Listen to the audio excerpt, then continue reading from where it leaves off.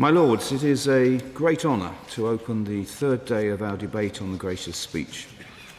His Majesty's speech recognised the challenges facing our country and set out a clear plan, not just to meet those challenges, but to build a more resilient Britain, which protects people for the long term and spreads opportunity for all. Now, today's debate will cover some of the issues at the heart of the government's plan, including energy security, education, technology and culture. And I will begin with energy and our response to the second fossil fuel shock in just 4 years. My Lords, almost 2 years ago, this government came into power with a mission to take back control of Britain's energy security. And as my predecessor, the Noble Lord Hunt of King's Heath, set out in our previous debate on the Gracious Speech, it was clear then that the only way to bring down bills, to drive growth across the country and to tackle the increasingly urgent climate crisis was to end our dependence on unstable fossil fuel markets we have no control over and instead harness our immense potential for clean, homegrown energy. As someone who's been campaigning, advocating and writing on clean power for just shy of half a century, it's a privilege to be part of a government that is now delivering on its promise. Since July 2024, we have secured enough clean homegrown power for 23 million homes through 2 record-breaking renewables auctions. And that clean power is already making a difference. New wind and solar save Britain around £7 million per day in gas purchases during the first month of the Middle East crisis. We've moved solar power from the margins to the mainstream, making rooftop panels standard for new builds and bringing plug-in solar to the UK for the first time. We've established Great British Energy, our publicly owned clean energy champion, which has already installed solar on hundreds of schools and hospitals, as well as investing in cutting-edge floating offshore wind projects. And we're delivering the biggest public investment in home upgrades in British history, with our 15 billion Warm Homes plan to get solar, batteries, heat pumps and insulation into more homes in order to save energy, cut bills and ultimately lift up to 1 million households out of fuel poverty. All of which is contributing to record growth in our domestic clean energy workforce, which is set to double to around 800,000 jobs, 860,000 jobs by the end of this decade. My Lords, whilst this government has made remarkable progress, the House needs no reminding that our mission has taken on renewed urgency and importance following the conflict in the Middle East and the closure of the Strait of Hormuz. Just as we saw 4 years ago when Vladimir Putin's invasion of Ukraine sent gas prices soaring, the impacts of 21st century conflicts are felt far beyond the battlefields. And once again, it is businesses and households here, including, as is so often the case, the most vulnerable in our society, who are bearing the brunt of wholesale price rises. In response, the government has taken direct action to bring down bills, as well as expanding the £150 warm home discount to 6 million people. Now, there are those who believe the long-term solution to this latest fossil fuel crisis lies in doubling down our dependence on oil and gas, the very problem which led us here. This government believes that would represent a failure to learn from multiple crises going back to the 1970s and an abdication of our responsibility to households and businesses across the country who would continue to suffer. Instead, as the Energy Secretary has set out in the other place, we are going further and faster for clean, secure, homegrown energy to ensure that we are never at the mercy of volatile fossil fuel markets again. That means bringing forward the next renewables auction to July, exploiting untapped public land for solar and batteries, and working across government to speed up the electrification of our economy. It also means taking direct action to break the link between gas prices and electricity prices, which is responsible for some of the extreme costs we have seen in recent years. Noble Lords will be aware that successive governments have failed to address the complex challenge of delinking. But from next year, we will seek to transfer existing low-carbon generators that have renewable obligations contracts and which supply about a third of our power onto fixed-price contracts that deliver value for money for consumers, and in doing so, safeguard households and businesses from spikes in the price of gas. The next great step forward on the road to energy security, as set out by His Majesty in the gracious speech, is our Energy Independence Bill. Now, this bill legislates for the powers government needs to deliver the full benefits of the clean energy transition to the British people. It will underpin action on three core objectives. First, it is about standing up for working people by tackling the cost of living crisis. The energy price cap fell by £117 in April because of the decision taken in last year's budget to move the cost of some levies from bills to the Exchequer. This bill will place that change on an enduring legal basis, removing around £90 a year of costs on average from household bills as part of the £150 reduction in costs announced in the autumn budget. It will also pave the way for the Warm Homes Agency, a dedicated public body that will deliver the Warm Homes Plan and tackle fuel poverty across the country. And it will bring in new rules to ensure landlords invest in home upgrades that cut bills for renters, as well as giving the energy regulator the powers it needs to be a strong consumer champion and stay ahead of a rapidly changing energy system. Now, second, this bill will speed up our drive for energy security as well as the electrification of our economy. And that means transforming market planning and regulatory frameworks to get projects, including offshore wind and hydrogen, built more quickly. And it means speeding up the build-out of vital grid infrastructure with a package of measures to reduce unnecessary delays, including reforms to land access rules and networks consenting. And third, the bill will deliver a fair, managed and prosperous transition with the North Sea at its heart. This government's view is that neither drilling every last drop nor turning off the taps completely is a realistic plan. Instead, we are being led by the science, the facts and the needs of workers and communities. So, we are managing existing oil and gas fields for their lifetime, including through new transitional energy certificates for areas adjacent or in close proximity to existing fields linked via a tieback. But we're also demonstrating the climate leadership people expect of us by meeting our manifesto commitment not to issue new licences to explore new fields, including delivering the commitment to ban fracking. At the same time, we will keep investing in the rapidly growing energy industries of the future and help workers and communities take up the opportunities they offer, and bearing in mind that the UK's green economy is expanding 3 times faster than the economy as a whole, we are locking in this growth for the future. The bill will also expand workers' rights and protections as we pave the way for a new generation of good jobs in clean energy.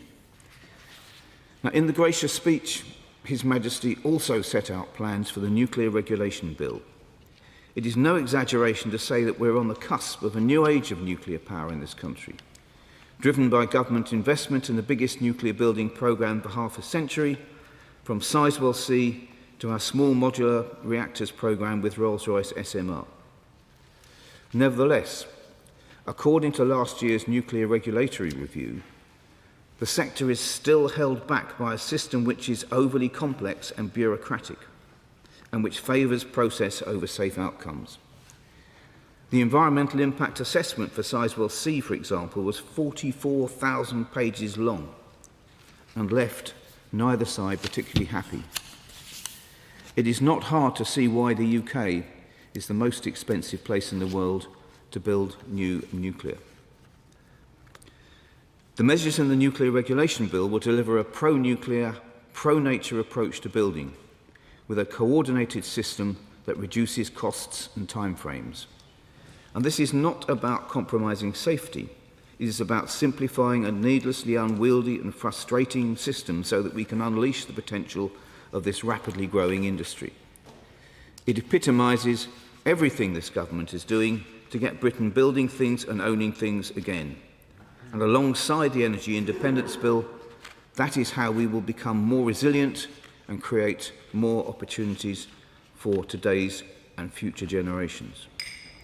Now, turning to technology, the gracious speech was clear that every path to stronger growth in this country has innovation front and centre, which is why this government has made a record £86 billion investment in research and development, as well as launching 5 AI growth zones across the country. In the Energy Department, we are exploring all the possible ways AI can improve our power system and cut out inefficiencies. But government's task is not only to fuel innovation, it is also to help people navigate and benefit from the changes that new technology inevitably brings. Free AI training is being rolled out to 10 million people, a third of the country's workforce, in the biggest national training effort since Harold Wilson's Open University.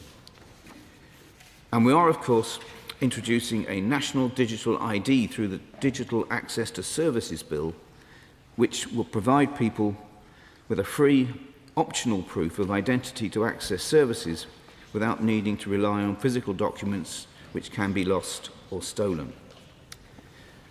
My Lords, it is clear that people also need to trust the technologies that they use every day, and particularly that their children are safe online. In the last 8 months, we have legislated to make online content that promotes self-harm and suicide a priority offence in the Online Safety Act, and we have stood up to X to stop the spread of intimate deepfakes on the platform.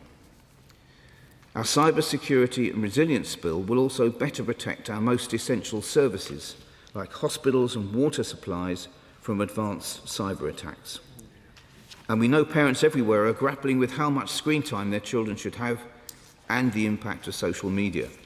And that is why we're running a national consultation on the best ways to protect children's well-being, including a possible social media ban, overnight curfews and other measures. The question is not if we act or if we will act, but how. Now, the gracious speech also set out plans for an Education for All bill, based on the principle that every child should be supported to achieve and thrive.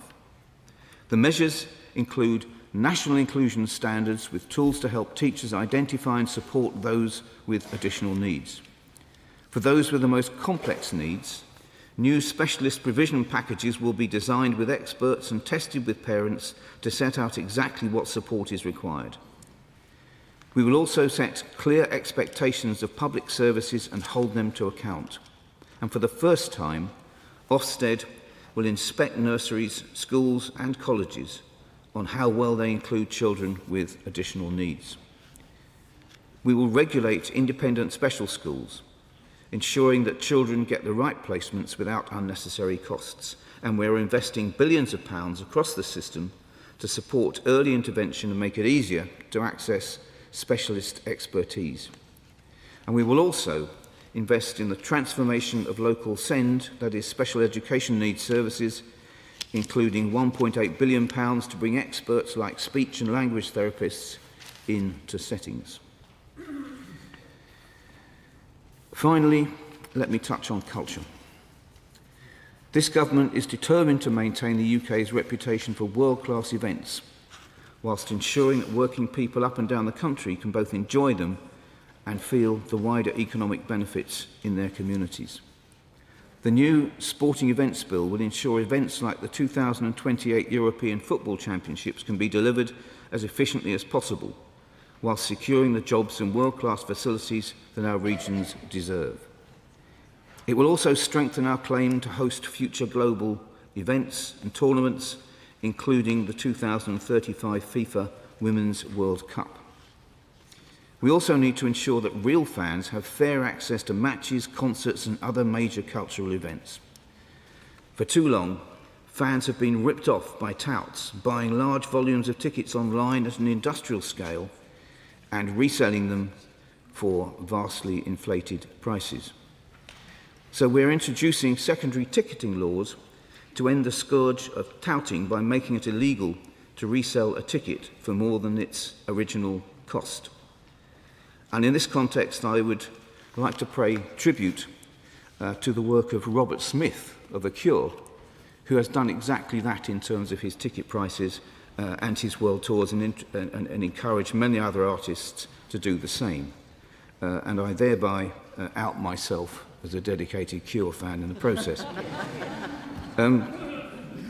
This will support our world-leading creative industries by diverting profits back into our live events sector and the pockets of hard-working people. This could save fans £112 million each year and result in a £37 reduction in the average ticket price on the resale market. And therefore, Robert Smith's efforts will just become the norm as far as tickets are concerned, with all the consequences that that involves. My Lords, I began by setting out some of the challenges we face as a country in a world which is more volatile and dangerous than many of us can remember.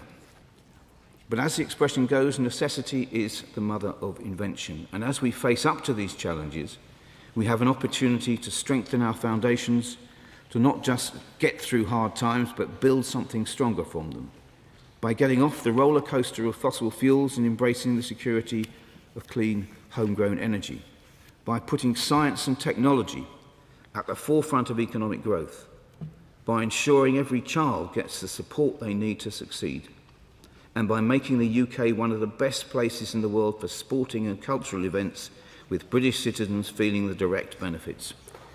That is how we will make our nation more resilient, whilst ensuring everyone has the platform they need to go forward and thrive. My Lords, it is a great pleasure to open this debate on behalf of His Majesty's loyal opposition. I am delighted that this debate will include maiden speeches of several noble lords. I am looking forward to hearing from my noble friend, Lord Blackwater, whose historical understanding and insight into Britain's constitutional make-up will be an asset to the whole House. The noble Lord, Lord Dixon of Jericho, with his experience at Citizens' Advice and advocating for society's most vulnerable, brings a public-facing experience to the House from which we shall all benefit. And the noble Lord, Lord Hobby, has had an extensive career within the education sector, and I know I shall speak for the whole House when I say that his expertise will be both welcomed and appreciated in this important forthcoming education legislation. Lastly, Baroness Lehman brings to the Liberal Democrat benches a wealth of experience, and I look forward to supporting her campaign to address the scourge of our society that is violence against women and girls. My Lords, I will first briefly touch upon education, beginning with the SEND system. This session will introduce legislation that recognises the crucial moment we find the system in. Costs are ballooning, councils are flailing, and it is the most vulnerable children who are the worse off for it. And yet, my Lords, the impression remains that there will be no additional departmental spending until 2029, when central government will absorb SEND provision. When this occurs, it will account for £4 of the £6 billion annual shortfall, and that is before we account for the projected council deficits of £14 billion. I hope that the government will in due course set out a timeline to deal with these costs. I would also like to reflect briefly on the impact of the government's policies in the past session. We began with a new tax on education, advertised as an equaliser, that has only served to funnel more children into a struggling state sector. The number of pupils leaving private schools is now almost 4 times more than the 3,000 originally estimated due to the government's policy. That tax was meant to be one half of a trade-off that helped recruit 6,500 new teachers. That plan has failed. There are in fact 400 fewer teachers now than when they took office. My Lords, under 25 apprenticeship starts are down. Gender questioning guidance has been watered down. Both parental and school freedoms have been reduced, and the government has yet to put forward a concrete policy regarding poor value degrees, which shackle graduates with decades of spiralling debt. My noble friend Lord Markham will speak to that latter point, but I can only hope that the government recognises the damage of these policies in the last session and will have learnt something from them. My Lords, turning to the focus of my contribution, energy. And I declare my interest as an independent consultant to Terrestrial Energy, a US nuclear technology company developing Generation 4 advanced nuclear technologies. In light of yet still mounting costs of energy, I would like to use this opportunity to give an overview of the policies that have brought us to this point and highlight the need to change course in order to prevent this session's legislation rendering us entirely energy dependent upon undependable power and unreliable imports. My Lords, the Secretary of State is doubling down on his headlong rush towards renewables without properly acknowledging the consequences of this approach. Britain continues to suffer some of the highest wholesale electricity prices in the world. Since the government was elected on the promise to reduce energy bills by £300, they have risen by £73. Meanwhile, constraint costs reached £1.7 billion in the last financial year, whilst balancing costs stood at £2.7 billion. By the Secretary of State's 2030 target, those combined costs are projected to rise to £15 billion. My Lords, the blind pursuit of renewables is costing the British economy and is costing the British people. The problem is not the renewable energy itself, but rests on the fact that there is currently an absence of perspective and balance in the government strategy. The Secretary of State is committing the country to intermittent power generation without ensuring that sufficient firm power exists to support it. Hoping that the wind will always blow and the sun will always shine cannot and will not deliver a competitive, affordable and secure energy sector. What it will do is to leave the British public increasingly dependent upon the whims of the weather whilst paying for the privilege. My Lords, the Secretary of State does at least quietly acknowledge the need for firm power. We welcome his acceptance of the Fingleton Regulatory Review and look forward to working constructively with the Government on its implementation in the forthcoming Nuclear Regulation Bill. Nuclear power should form the future foundation of our national energy system. It remains the only source of low-emissions, firm power capable of delivering genuine domestic energy security. However, my Lords, the Fingleton reforms will have to cut through layer upon layer of environmental and planning bureaucracy that has paralysed development. We will see whether the Government are really going to take on the many MPs in the Parliamentary Labour Party and the Green Party when it comes to accelerating the delivery of new-build nuclear. Recent nuclear projects have been characterised by soaring costs and ever-extending construction timelines. Environmental impact assessments and planning procedures have too often become more burdensome than the construction of the plants themselves, and that is before we even begin to discuss the procurement of the most cost-effective technology. We welcome the announcement of the Rolls-Royce SMR development at Wilver, but it is disappointing that building will not commence until 2030. Meanwhile, there is ample room on that site for a gigawatt-scale development as well, to commence development much earlier alongside Rolls-Royce. And all these projects need skills, and there is an acute shortage at all levels, from technical skills, welding, electricians and general engineers, to apprentices, both graduate and postgraduate. And I was pleased to hear the Minister comments on this skill shortage for renewables.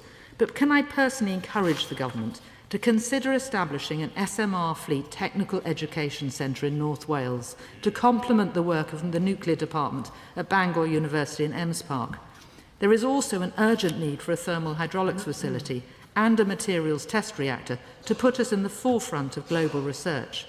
Because if we are to build global expertise in this field, we need to start developing this critical infrastructure now, not only to provide technical support and training facilities for the operating fleet here and overseas, but also to create high-value clusters around these technologies of the future. My Lords, I sincerely hope that the forthcoming legislation will address these shortfalls, but such reforms will inevitably take time to produce results. Given the projected timelines for Hinkley Point C and Sizewell C, nuclear power is unlikely to provide reliable, large-scale firm power before the mid-2030s. In the meantime, my Lords, we must still rely upon oil and gas as the foundation underpinning intermittent renewable power. The Secretary of State himself knows this.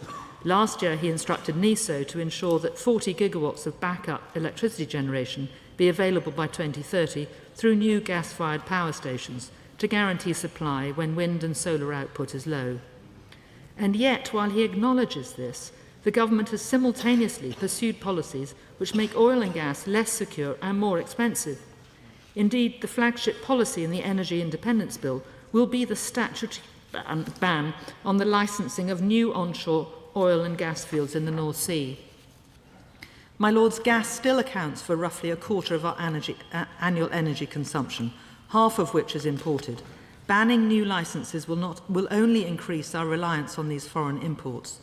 Increasing reliance on imports makes little environmental sense. In fact, it's positively damaging.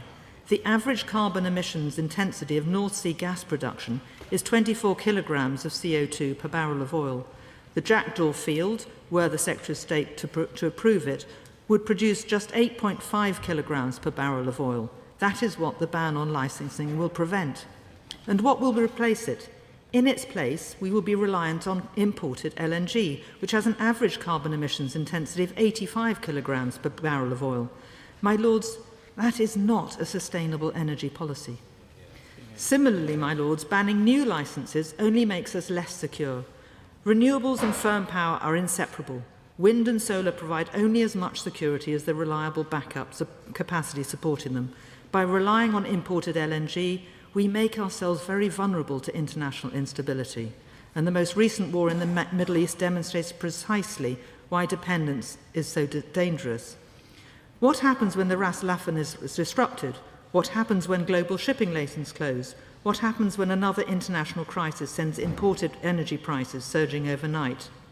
We have already seen, specifically across the Iberian Peninsula, the very real risks associated with instability in energy supply. Blackouts become a real risk and carry with them profound economic and human consequences. My Lords, we constantly hear that the North Sea is a declining basin, yet for 40 years annual projections have repeatedly underestimated the remaining reserves. Norway was supposedly written off in 2010, yet last year they produced 4.1 million barrels of oil a day, compared with the United Kingdom's 1 million. They drilled 49 exploration wells. Us, none. The only thing that separates many of these fields is an arbitrary line across the continental shelf. With constantly improving technology supplemented by AI, the potential to exploit undiscovered reserves remains substantial. The companies are ready to invest, the expertise exists. All that is lacking is a government willing to reconsider its own self-defeating policy. My Lords, beyond the environmental incoherence and the insecurity inherent in the government's policy lies the question of cost. The Noble Lord the Minister will no doubt continue to argue that oil and gas prices are set internationally and that increasing domestic production therefore brings little benefit. But this ignores the economic reality. The more Britain develops its own reserves, the less exposed we become to international supply shocks, whether in Middle East or elsewhere. Greater domestic supply does not insulate us entirely from global markets, but it does improve resilience and it reduces the current exposure to volatility.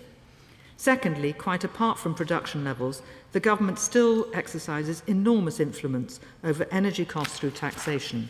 The reason energy bills now sit £73 higher than when the government took office is not merely international pricing. It's because the government is accelerating towards net zero while loading additional policy costs and levies onto consumers in order to fund that transition. Even if wholesale prices were to halve over the next 5 years, forecasts suggest that consumers would still face electricity bills 20% higher than they currently stand.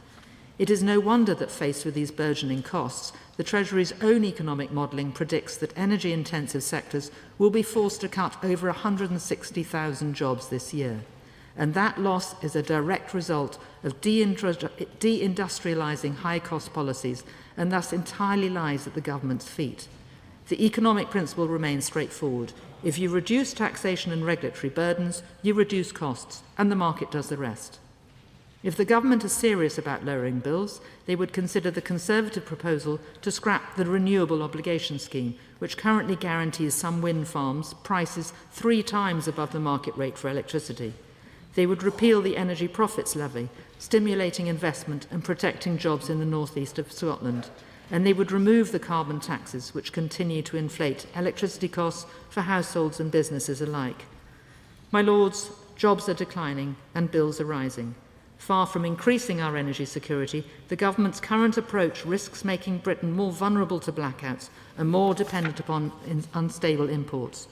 True energy independence requires reliable firm power upon which the wider system can safely operate. In the long term, I hope sincerely that nuclear energy will fulfil that role, but until the necessary reforms are enacted, a new nuclear capacity is operational, we face a straightforward choice: imported oil and gas or domestically produced oil and gas. The latter is environmentally preferable, supports British jobs, generates revenue for public services, reduces exposure to international instability, and helps moderate costs for consumers. The government remains trapped within a dogma that serves no one except the most rigid net zero ideologues. The forthcoming legislation gives ministers an opportunity to rethink that approach. They should seize that opportunity, reduce the tax burden, restore investment confidence, and allow domestic production to proceed.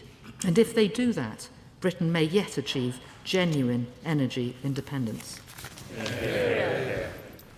My Lords, it is an honour to speak in this debate on energy securities. I begin by saying I look forward to the maiden speeches of all the new Lords and Baronesses, and I wish them well in their time here. If a week is a long time in politics, then the period since the last parliamentary session feels like an eternity. Our world continues to be ever more dangerous and unstable. Families and businesses are feeling the reality in their bills, in their shopping baskets, and have a sense that something is wrong with the way we are managing our affairs. If there is one lesson we need to draw from the turbulent events of recent months, it is this: what we need now is not internal party politics and leadership battles, but a change of policy backed by renewed ambition, upscaled delivery, and a clear national commitment to cut dependence on volatile and unreliable fossil fuels. I begin by thanking the Minister and his officials for the work that they have continued quietly and diligently to do throughout a period of considerable turbulence. My gratitude is genuine, but is not a substitute for greater urgency. There will be shocks ahead, and we must be ready for them and honest about their impacts. The International Energy Agency has been clear. This global energy crisis is among the most severe. Global energy stocks are being depleted at record pace. There is a quality to this moment, rather like watching an explosion at a distance. The flash has already occurred. The light has reached us, but the destructive pressure wave has yet to arrive. Our task is to prepare for what is coming and not to persuade ourselves that it will pass us by. This crisis is not simply a question of oil and gas prices, as uncomfortable as those are. It cascades through the whole economy into jet and heating oil, diesel, fertilizer, food production, and supply chains of every kind. It will increase government borrowing costs in many economies, triggering recessions. The United Kingdom, with some of the most expensive domestic energy bills in the G7, is particularly exposed. The longer we remain dependent on fossil fuels, the longer we remain price takers and not price makers, subject to decisions made in foreign capitals and boardrooms, over which we have little influence. The cost of dependency is tangible. The Energy and Climate Intelligence Unit has calculated that the UK's reliance on fossil fuels led to direct economic impacts of £183 billion in the 4 years following the invasion of Ukraine. To put that figure in perspective, it exceeds the entire annual budget of NHS England in 2024-25. These are not ideological arguments, these are arguments of economic necessity. America, once our closest ally, now pursues a national security strategy that speaks explicitly of global energy dominance, backed by a denial of climate change, a belief that is contrary to responsible energy policy. The consequences are only beginning to impact us now, and resolution to the Iran conflict is not imminent.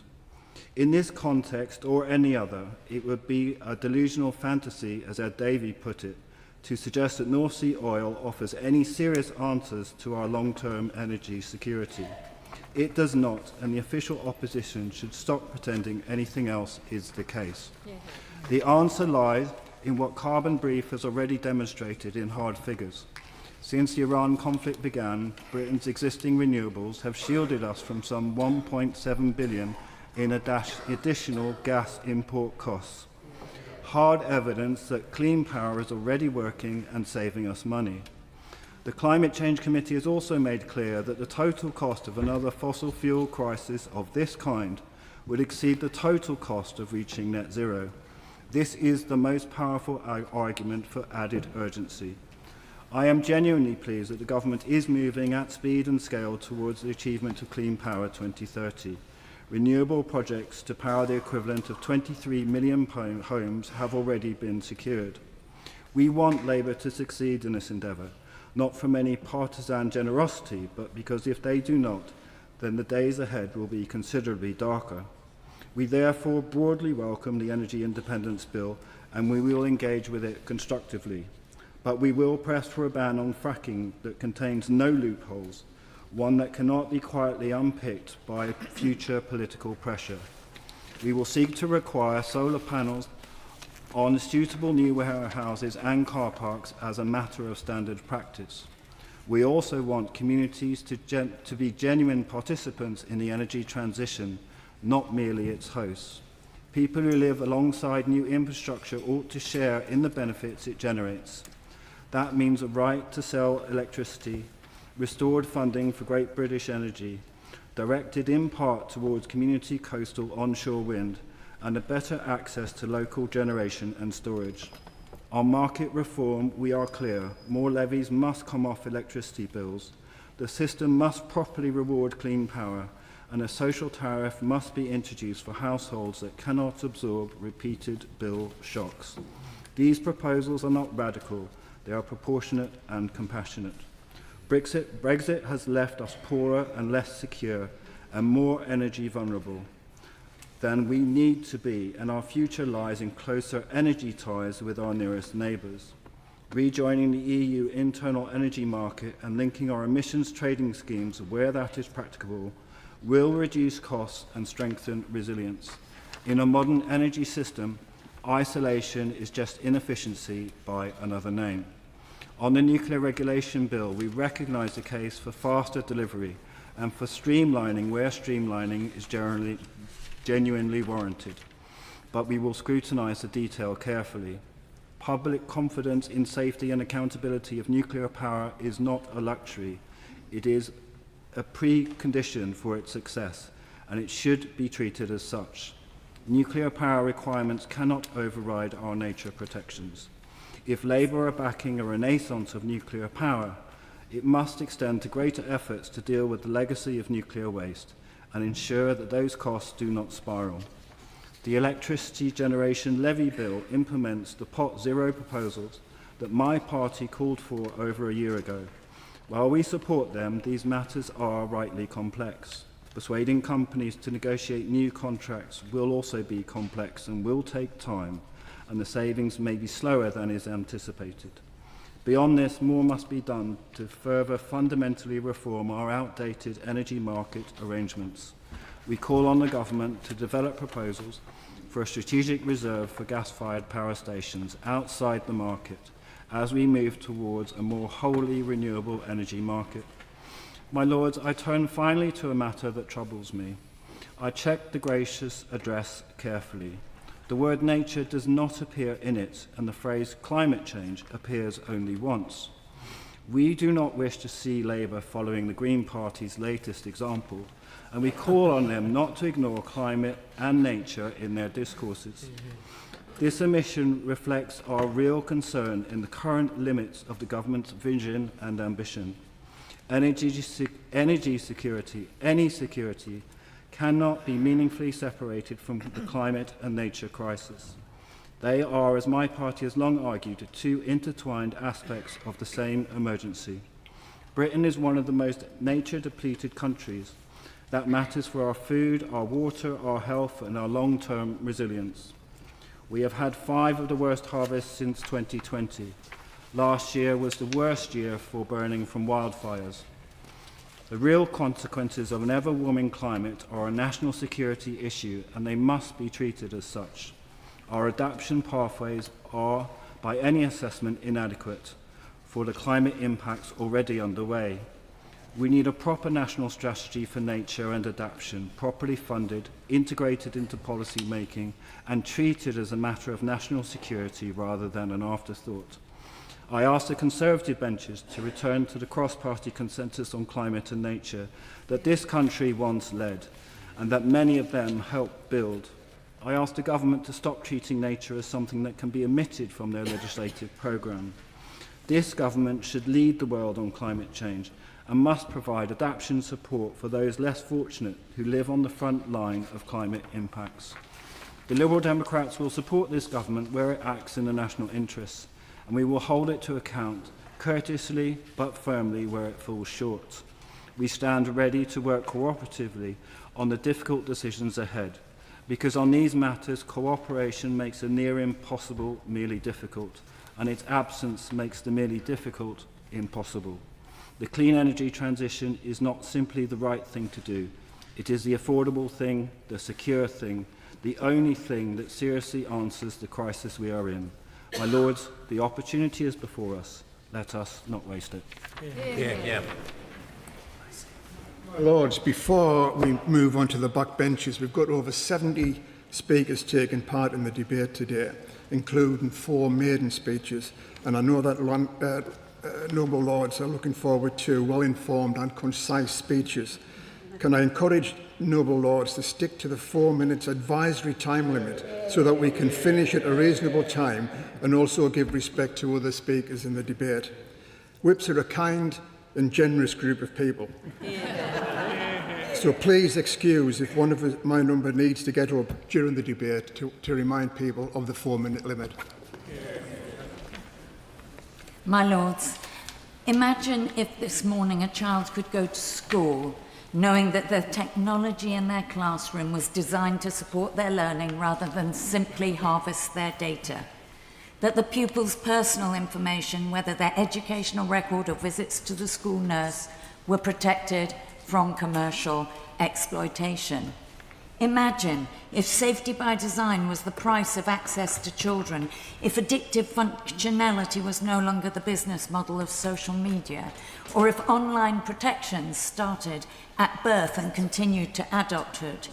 Imagine if social media and AI companies were required to fix all identified risks in their products, if generative AI systems had to check that they could not be prompted to create child sexual abuse material, if chatbots were not permitted to manipulate, exploit or provide unsafe advice, if tech companies had a duty of care. Imagine if Ofcom had enforcement powers that worked, and if tech executives were held responsible for risks that they chose to ignore. And imagine, my Lords, if when a parent watched helplessly as their child was groomed by a chatbot, they could turn to the police, a court, a regulator or hotline for an emergency halt to the service.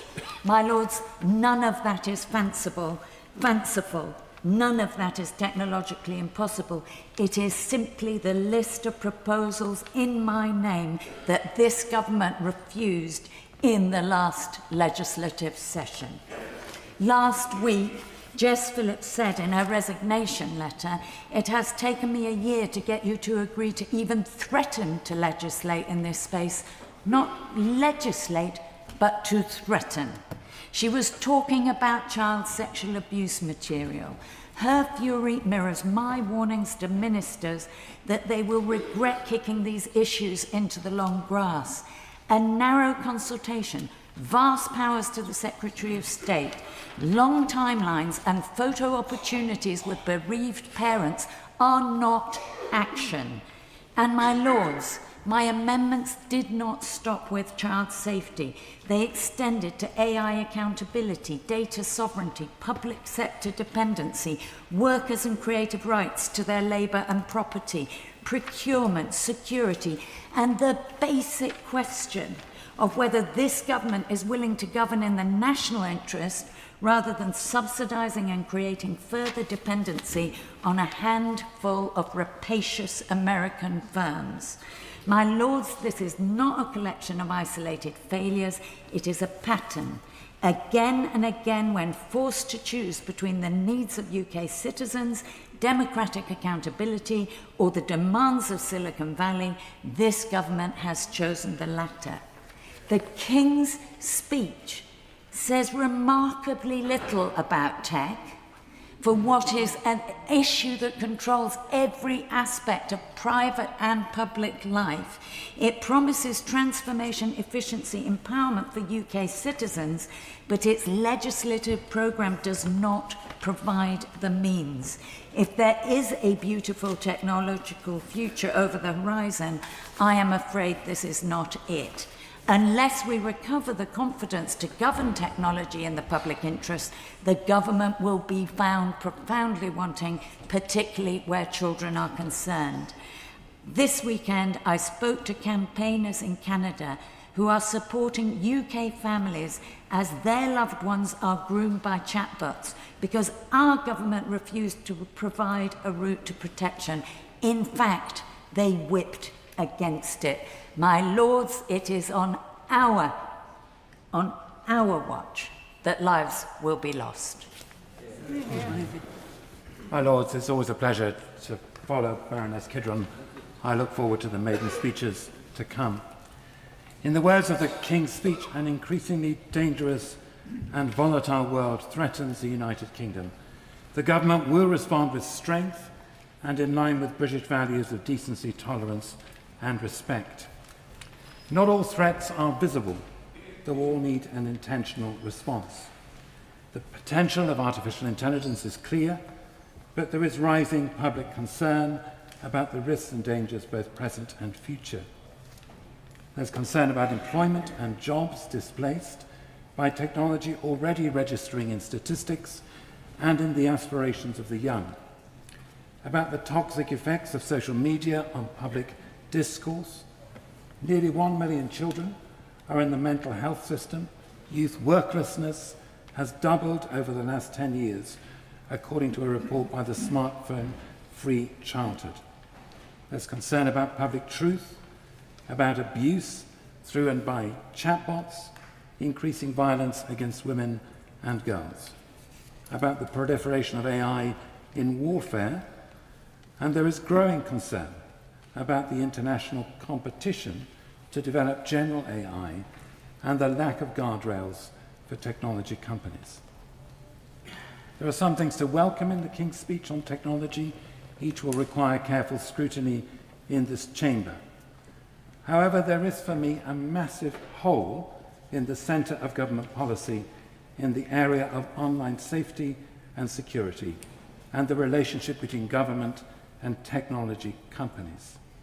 The best interests of our citizens are simply not being served by a small number of global companies pledged to generate revenue and to meet the demands of their shareholders. We are seeing and will see an increasing distortion of human dignity and value in the interests of profit. I look forward very much to Pope Leo's forthcoming encyclical Magnificat Humanitas on AI, to be published on Monday, and to your Lordship's House exploring these issues in more depth on the 5th of June in the debate on human-centred AI sponsored by the Archbishop of Canterbury. Where in the gracious speech is the legislative vehicle to deliver the urgent changes needed to the online safety regime? Where is the strategic approach to AI safety? Where is the careful balancing of ethics with innovation? Where are the law's binding development on super intelligent AI? Would the Minister please comment? Finally, as the Bishop of a diocese with over 280 schools, 2 of our own MATs, and a partner in 22 further MATs, and on behalf of the Church of England, I welcome the proposed reforms of the special education needs system. They align with the Church of England's vision for education, centred on human dignity, belonging, inclusion, and enabling every child to flourish, regardless of their needs or abilities. But we need to pay much more attention, my lords, to the ordering of the digital world our children will inhabit. My lords, I rise to speak about the vital importance of creativity and imagination, the twin engines of our world-leading creative industries, and of books in particular, and declare my interest as a former publishing CEO and Books Charities founder.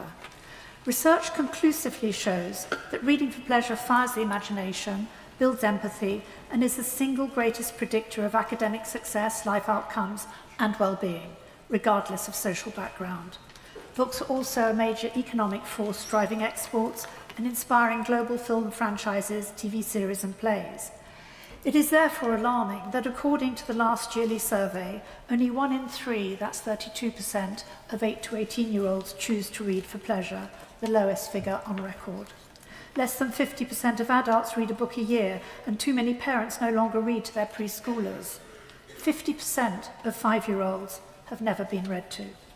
This is despite powerful evidence that when adults read to babies, their breathing, heartbeat, and brain rhythms synchronize in the most magical way. The problem runs deeper. The Financial Times reported that human beings may have reached peak cognitive powers in 2022, and it has been in decline ever since. University students, it's true, struggle to concentrate on classic texts. Just getting old. Might be in this house. And this year, the first UK reading census found that 30% of the population are too distracted to read, and a further 16% completely disengaged. As Guardian editor highlighted, we live in an attention span crisis with a tsunami of data where truth is downgraded and reality itself sometimes seems fake. This is such a troubling environment for our children, as Baroness Kidron so often and powerfully reminds us, captured by addictive algorithms and rising anxiety. Books, by contrast, offer quiet, immersive pleasure, real entertainment, and as the Children's Laureate argues, genuine happiness rather than digital sedation. Neuroscience from the Queen's Reading Room charity shows that just 5 minutes reading a day can reduce stress by 20%. Now, the Secretary of State for Education, Bridget Phillipson, announced a National Year of Reading this year in 2026, the first in the age of AI, and a true public-private collaboration delivered by the National Literacy Trust. Already the campaign has reached 2 million children, distributed 600,000 books, signed up 11,000 teachers, 7,000 schools, 3,000 libraries, 150 local authorities, and 800 partner organisations, ranging from the Premier League to parent-teacher associations to prisons. The campaign is also recruiting a growing army of community volunteers, already at 30,000, aiming for 100,000, linking schools, homes and libraries. Now, I welcome the Education Select Committee's investigation into reading for pleasure, the government's commitment to a library in every primary school, and additional funding for secondary school books. I also support calls for regular story time in primaries that distinguishes listening for pleasure from formal skills teaching. Now, King's College research also shows that, like reading, looking at a painting reduces cortisol levels by over 20%. Our splendid free museums are a brilliant policy legacy, and anything that adds friction and complexity, like charging for visitors, in my opinion, should be avoided. In the book industry, we must protect the creative pipeline with robust copyright and ensure writers are fairly and transparently remunerated. AI is trained on human creativity. Human imagination has never been more important or more under threat. Reading for pleasure should be nurtured throughout the school years, including a re-evaluation of cuts to arts and humanities in further education, which the Minister might want to comment on later. Interestingly, McKinsey have pivoted to hiring philosophy and literature graduates able to think creatively and better equipped for the AI world of work. My Lords, the government has a key role to play in reversing the decline in reading for pleasure, restoring its enrichment and joy for a generation, and thereby turbocharging the creative economy. The journey has only just begun. My Lords, the gracious speech spoke of a country in which every child is included in the nation's highest aspirations, and in which no child should be held back by poverty, special educational needs, or lack of respect for vocational education. Well, it's quite a challenge on the day an 11-year high in youth unemployment has been announced. 16 to 24-year-olds, the rate has surged to 16.2%. In London, a 24.6% spike, 1 in 4 of that age group unemployed. We're promised a bill to raise standards in schools and introduce generational reform of special educational needs. Let's hope that's ambition enough. But the test is whether it makes a real difference in classrooms, communities, in cultural institutions, where too many people fail to receive opportunities for a worthwhile education. But the gracious speech failed to refer to culture, the arts, or the creative industries. That's unless you count sport. There was much about growth, economic security, and public service reform, but education is more than just achieving standards and examination success. Culture isn't an optional extra to be afforded only when times are easy. The creative industries, if not our Eurovision songs, are part of Britain's national pride and strength. A country that nurtures talent, widens opportunity, and develops human potential will gain socially and economically. How serious is the government's growth agenda when so many of its actions impede growth? The increase in employer national insurance contributions, lowering employee pay thresholds where the employer has to pay, has harsh impact on labour-intensive sectors, including the arts. Theatres, orchestras, museums, galleries, festivals, production companies are all suffering as a result of the steps this government has taken. Higher employment costs mean less rehearsal time, less touring, fewer new commissions. A government praising creative industries as drivers of growth shouldn't make it harder for those organisations to flourish and survive. And of course, our cultural model is a mixed one. We don't have the high public subsidy of Europe, nor the scale of private philanthropy seen in the US. But what we are seeing is the pressure on private giving and philanthropy. Those who studied the Rich List report last weekend will see that 1 in 6 of those in the list 2 years ago didn't appear. A third have left the country. This is a really alarming result of a government that makes success, prosperity and wealth seem unworthy.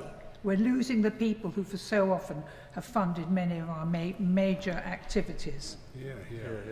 The governments have announced that they're accepting or exploring much of Baroness Hodges' review. I welcome that, and I hope it makes for a big difference. I've often referred to Hull as being a great centre of creative activity. The head of the National Theatre, the most important theatrical job in the country, James Graham, all were educated there. And what it did for a community with high unemployment, low pride, is quite remarkable. Let me quickly refer to those young people and older people of all ages who failed to get the recognition they deserve, and that is prison education. I call on the government, please, to end this ludicrous ban on prisoners taking university degrees. Too often, university education in prisons is shortchanged, understandable the employment problems and the funding problems. Victor Hugo said, "He who opens a school door closes a prison." Education is critically connected to the prison population. Well done. That culture is part of today's debate and Lord Whitehead's acknowledgements of its importance and Baroness Reback's, if I might say so, wonderful celebration. It and our consequent creative industries provide both social glue and are an engine of economic growth. My goodness, does our country need both. We, like Baroness Bottomley, welcome Baroness Hodges' review of Arts Council England, her endorsement of the arm's length principle, also the need to properly fund big national organisations. They support smaller regional ones, contributing to the talent pipeline and touring, as well as providing international reach. We also welcome strengthening regional decision-making through new regional boards. Skills again. For our creative sector to thrive, we need a skilled workforce, but creative education has been almost eroded from our state schools. This has serious implications for the creative sector. We are relieved that the government's new revised curriculum aims to address this, but can I ask the Noble Baroness, the Minister, to give us the timetable? Then there is the nurturing of skills. The recent Creative Industries Skills Audit paints a sobering picture. Necessary skills are changing at speed. Continuing development of the workforce is essential. The apprenticeship system needs to be more flexible to fit a freelance workforce, and the new growth and skills levy must be put to good use. Will the Noble Baroness, the Minister, listen to industry's needs and ask? And also, can she tell us when the freelance champion is going to be appointed, plus terms of reference? Then there is the calamitous consequence of Brexit. The ability to access the continent involves complicated paperwork, carnets, cabotage, visas, inflicts punishing costs and red tape across the creative sector. As well, our young people have been cut off from European culture. My Lords, we must pursue visa waivers, a youth mobility scheme, and apply to participate in Creative Europe. Finally, and crucially, the BBC. Recent Reuters Institute data shows the BBC remains the most trusted source of news, not just for the UK, but the world. In an era of disinformation and social media silos, the BBC stands as a beacon of accuracy and impartiality. But it is not just about news. It develops and invests in talent and R&D. It is radio stations, podcasts, orchestras, bite-sized, BBC Online, iPlayer, World Service, sounds. It is David Attenborough. It is the glue I referred to earlier. And it plays a pivotal role in promoting the UK around the world, both through the programmes it exports and the World Service, ever more important now President Trump has cut off funds to the Voice of America. It has also drawn American streamers to our shores. Audience viewing patterns are changing. The BBC has responded. Its new partnership with YouTube creates BBC content, including news for YouTube viewers, but we need to help PSB broadcasters navigate this new environment. Does the Noble Baroness, the Minister, agree that those provisions of the Media Act around prominence and discoverability must be properly enforced and strengthened? My Lords, we on these benches applaud the Secretary of State's support for the BBC, but we have some asks. All non-executives to the BBC board and the chair should be independently appointed, and the government should maintain long-term public funding for the BBC, crucially protecting the principle of universality. This, of course, is against the backdrop of that 10-year event, Charter Renewal. So another request. The need for renewal should go, and the BBC should have a forever charter. Without it, and in the wrong hands, Farage-like hands, the charter can simply be terminated on its last day. No negotiations, no BBC, gone. I end with the words of the embodiment of the BBC and PSB, Sir David Attenborough. Every section of society, for one reason or another, should be glad that the BBC is there.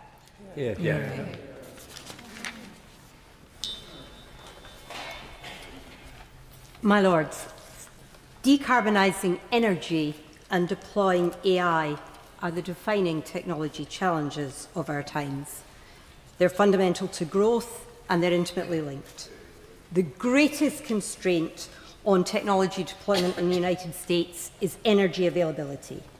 In the UK, Ofcom has 140 data centres on its books. And so the Energy Independence Bill will scale up renewables, accelerate the deployment of clean power and build out the grid. The Nuclear Regulation Bill, as we've heard, will speed up new nuclear and deal with the damaging delays. So let me turn to technology and to AI in particular. The UK is the world's third most important hub for AI startups.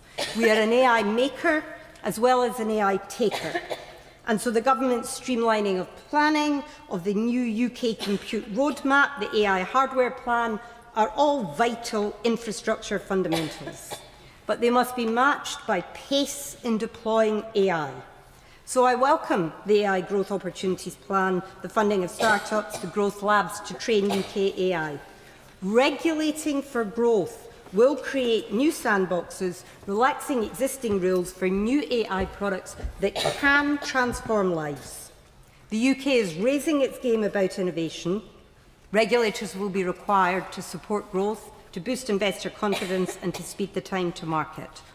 All of these actions signal a new and largely cross-party consensus that Britain should be prioritising outcomes over processes. My Lords, it's hard to overstate the long-term impact of AI, as we've heard already. 2/3 of jobs are exposed to some form of automation. Many entry-level jobs will be changed forever. So let me conclude on the security challenges that have already been touched on. The Cyber Security and Resilience Bill will strengthen our cyber defences.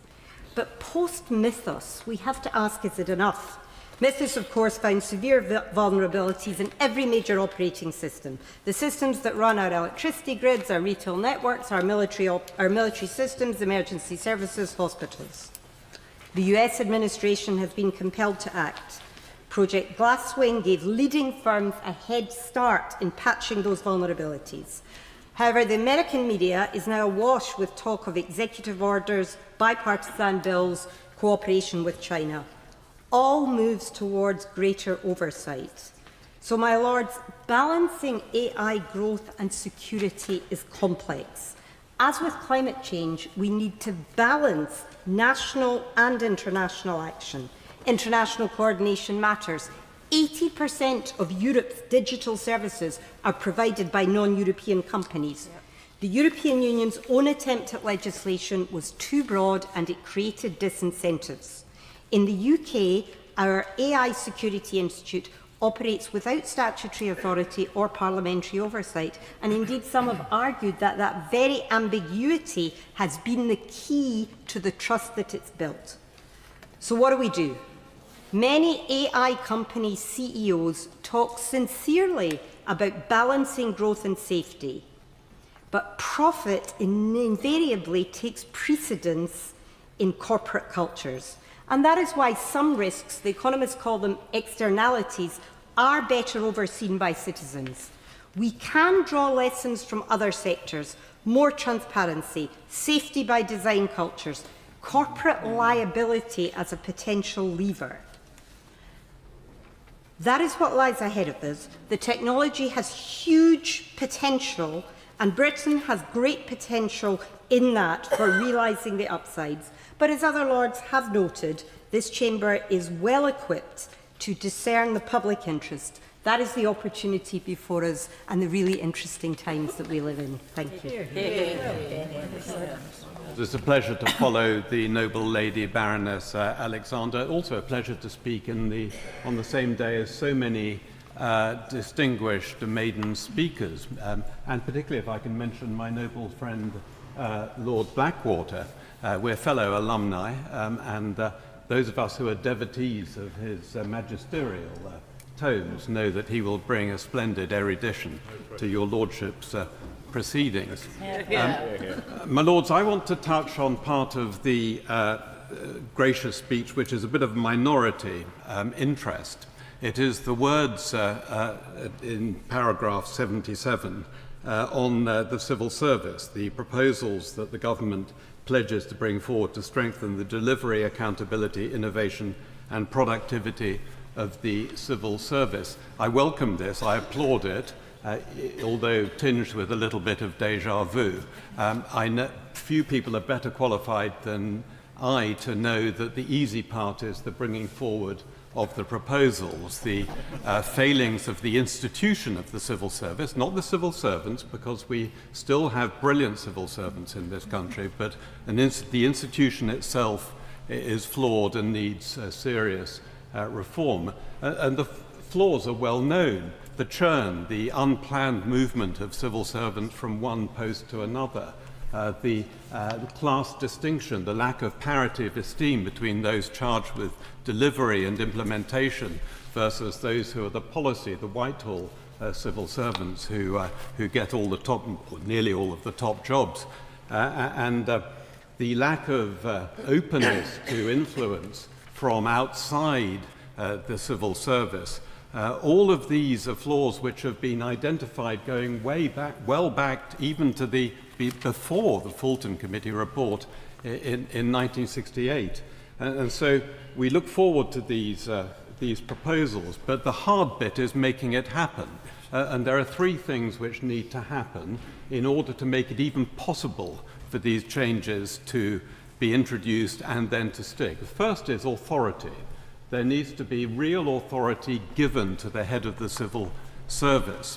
And that authority can only be given, it needs to be given explicitly by the Prime Minister, whose statutory powers can be delegated, so that the head of the civil service doesn't need to rely upon her admittedly splendid powers of charm and persuasion to ensure that these reforms can be implemented on a whole-of-government basis. And they do need to be implemented on a whole-of-government basis, although that may give offence to those in the Treasury who worship at the altar of the hermetically sealed departmental silos. So authority is essential. The second is transparency. It is time to lift the veil which conceals behind a curtain the sensitive area of the management of the civil service. This is deemed too precious and rare and sacred to be exposed to in view, particularly to the view of politicians, of the people who, after all, have to take responsibility and are required, rightly, to take responsibility and to be accountable for everything that is done by civil servants. And the third element, which needs to be strengthened, is mentioned, but that is accountability. It is time for there to be genuine external accountability for what is actually being delivered in terms of the civil service's capability. For too long, it has been the civil service itself which has been scrutinising itself, and it's time to beef up the role of the Civil Service Commission to make it a genuine external regulator of the civil service, so that this tendency now for the civil service itself to be marking its own homework. So authority, transparency, accountability, if these are introduced genuinely, there is at least a chance that these, no doubt, splendid proposals will actually be put into action. Yeah. My Lords, it is a great pleasure to rise to give my first speech in this House. I would like to declare an interest as the Chief Executive of the Kemnol Academies Trust, and I want to begin by expressing my sincere gratitude for all the support I have received. I have been genuinely bowled over by the warmth and the kindness that I've found on every bench and in every part of your Lordship's house. I want to say a special thank you for my introduction by my noble friends, Baroness Bousted and the Lord Kestenborn. The guidance of Black Rod, the Clerk of the Parliaments and her team, the doorkeepers, all the staff, and especially my noble friends, Lord Kennedy, Baroness Wheeler, and Baroness Smith, and the team behind them. A final thank you to my family, Vic, Keir, Cameron, and Fred, for literally everything. Now, waiting for this moment has given me the chance to make my contribution in a debate on education, which has been at the centre of my career for the last 30 years, despite, dare I admit, never having taught in a classroom. Luckily, I've not mentioned that anywhere with a permanent record of what has been said. I didn't know it at the time, but this journey began at the age of 8. I was at a family funeral, and as I stood outside at the end, I saw a familiar figure walking away. It was Mr. Peacock, the head teacher of my primary school. What sticks with me is not just that he took the time to come, but that he sought no attention or credit for doing so. And there is no standard, no professional qualification, no inspection judgment that I think properly captures these daily acts of care that characterise everybody who works in our schools and our colleges. I work in education to back those people, and because the answer to almost every challenge our country faces leads back to the classroom. And above all, if we want greater unity and cohesion, we must ensure that everybody has a stake in the future. I admire all who work in our education system to make this happen, but you can see why I have a particular fascination for the role of the head teacher. And it was a famous member of the other place who once said, "God has not seen fit to grant to prime ministers the power he has granted to head teachers," which is a line that's a little poignant right now. So it was a great honour for me to represent 29,000 head teachers and their deputies when I became General Secretary of the National Association of Head Teachers in 2010. After the NAHT, I became Chief Executive of Teach First, that amazing charity founded to encourage talented graduates to spend part of their career teaching. Because the evidence is clear. The most important in-school factor driving educational outcomes is a good teacher. Today, I lead the Kemnal Academies Trust, a group of 45 schools in the south and east of England. And this is a fantastic opportunity to say thank you here to my 56 head teachers, 3,200 staff, and the 22,000 students, many of them whom are in the middle of their GCSEs and their A-levels, who do a stunning job in demanding circumstances. Indeed, we have Ofsted in as I speak in one of our schools, so best wishes to Rainham School for Girls. I'm being grilled by the inspectors tomorrow, and I'm not sure which of those two events, this speech or my inspection grilling, that I am most nervous about. My lords, we have a good education system, but it doesn't yet do well by every young person. Those who grow up in poverty and those with special educational needs and disabilities don't achieve all they deserve. I think it was right to remove the two-child benefit cap. I saw the damage that caused every single day. And whatever you may think of the motives and incentives and choices of adults, surely we do not penalise children for those choices. And the reform of special educational needs will be difficult, but it is essential if these most vulnerable of young people are to thrive as they deserve. Our current approach is broken. An adversarial system that encourages conflict, delays diagnosis and forces separation. As a practitioner, I am nervous about the reforms, like many, but these proposals were well received in the sector. And I have come to realise that it's the expertise and scrutiny that is characteristic of this chamber that will be a crucial part of navigating the development of these reforms. So as we debate education matters, I hope we will remember that having gone to school doesn't make us experts on pedagogy, any more than having been to hospital makes us experts on surgery. What teachers and heads want from us are the resources to do their job, clarity on direction, and support for the difficult decisions they often have to make. And we can give that to them, and we as a country can reap the benefits from that. And so as families regain their stake in the future, the unity and the optimism that we all crave will grow again. Thank you. Well done. My lords, it is with the greatest pleasure that I follow that excellent and very moving speech from my noble friend Lord Hobby. My noble friend is renowned as a person of strong values and deep conviction, two attributes that will serve him well in this chamber.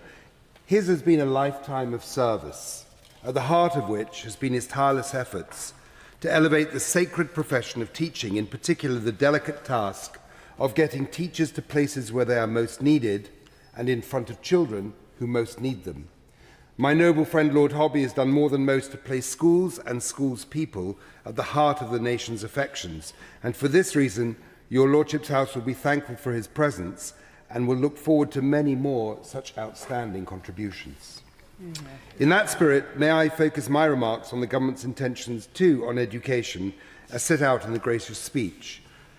My lords, this government is rightly focusing attention on the grave dangers of nearly 1 million young people not in education, employment or training, the so-called NEETs. This NEET title masks the toxic cumulative effect of chronic disadvantage, often over many years, often since early childhood.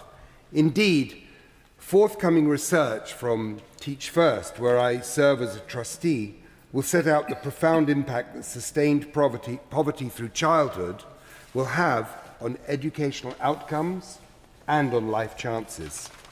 And this correlation between child poverty and low GCSE attainment in particular is sobering. These challenges are especially acute where disadvantages are geographically concentrated, some coastal areas, some rural towns, and of course former industrial centres. And yet, my lords, we also know that these outcomes, this hopelessness, does not have to be inevitable. It is the blessed combination of great teaching and strong school leadership which consistently demonstrates that life chances, and in particular post-16-year-old destinations, can be profoundly altered, and for the better. The best available evidence, notably from the Education Endowment Foundation, is incontrovertible. Put simply, great teaching and strong school leadership are indeed the most important levers that schools have to improve outcomes for their children. And so, my lords, there is another correlation, but this one an inspiring one. Wherever you find children from disadvantaged communities consistently achieving excellent outcomes, you will always find inspiring teachers and remarkable school leaders, heroes who know that what is at stake are not just qualifications, but the opportunity to build strong aspiration, personal confidence, and stability. My lords, we are often told that there is no silver bullet. That may be so, but we do know one undeniable truth. As government policy seeks to attract school leaders into communities facing the greatest disadvantage, it will, in so doing, change the face of this country. It is a former member of this House, the late and revered Lord Sachs, who said in his own maiden speech, quote, "To defend a country you need an army, but to defend a society you need teachers." My lords, it is no exaggeration to say that there is an urgency to this challenge as set down by the late Lord Sachs, equivalent to the very defence of this realm. My lords, I congratulate the noble lord on his maiden speech, and I look forward to those that are about to come. If there was precious little in the grace of speech about the arts per se, social cohesion was mentioned, but they are inextricably linked. As we've heard, a society bereft of culture cannot question itself, cannot rejoice in itself. But whenever the economy comes under pressure, the arts are one of our first casualties. We seem gifted also at scoring own goals. Whatever your feelings about Brexit, few would deny that it has been catastrophic for the creative industries. Indeed, the noble Lord, Lord Frost, graciously conceded that his government got wrong the negotiations on artists and musicians performing in Europe.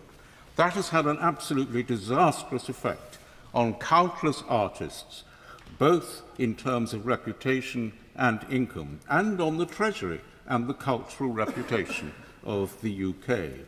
When I put this to the Prime Minister in an interview on Radio 3, he too agreed. But here we are, my lords, with agreement across the political spectrum, reform possibly aside, but no advance, though hopefully Erasmus might be a chink of light as the door gradually opens. So can the Minister perhaps make me feel better by reporting on progress on European access for artists and musicians?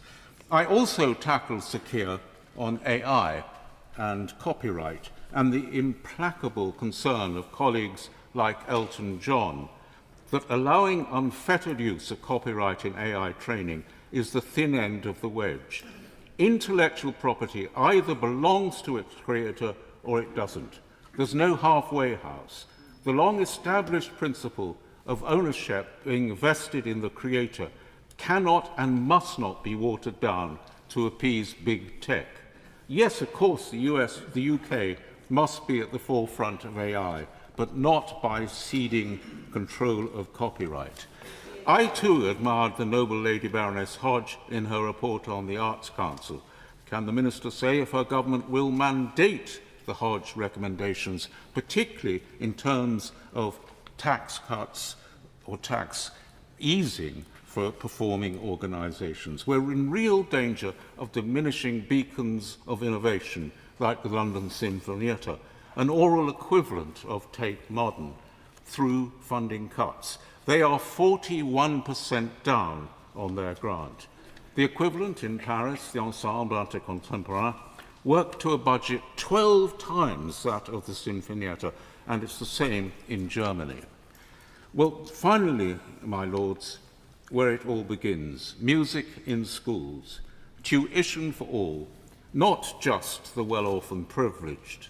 I felt real shame when the mother of that wonderfully gifted tribe, the Carnet Masons, told me that in today's educational setup, her children would not have emerged. Now, I know the government is very committed to work in this stage, and I welcome that. But, my lords, there's so much more to do so that every child is exposed to music. If only at assembly, for example. Now, some schools do a very good job here. They play a piece of music at every assembly. Maybe the noble Lord Hobby will confirm this.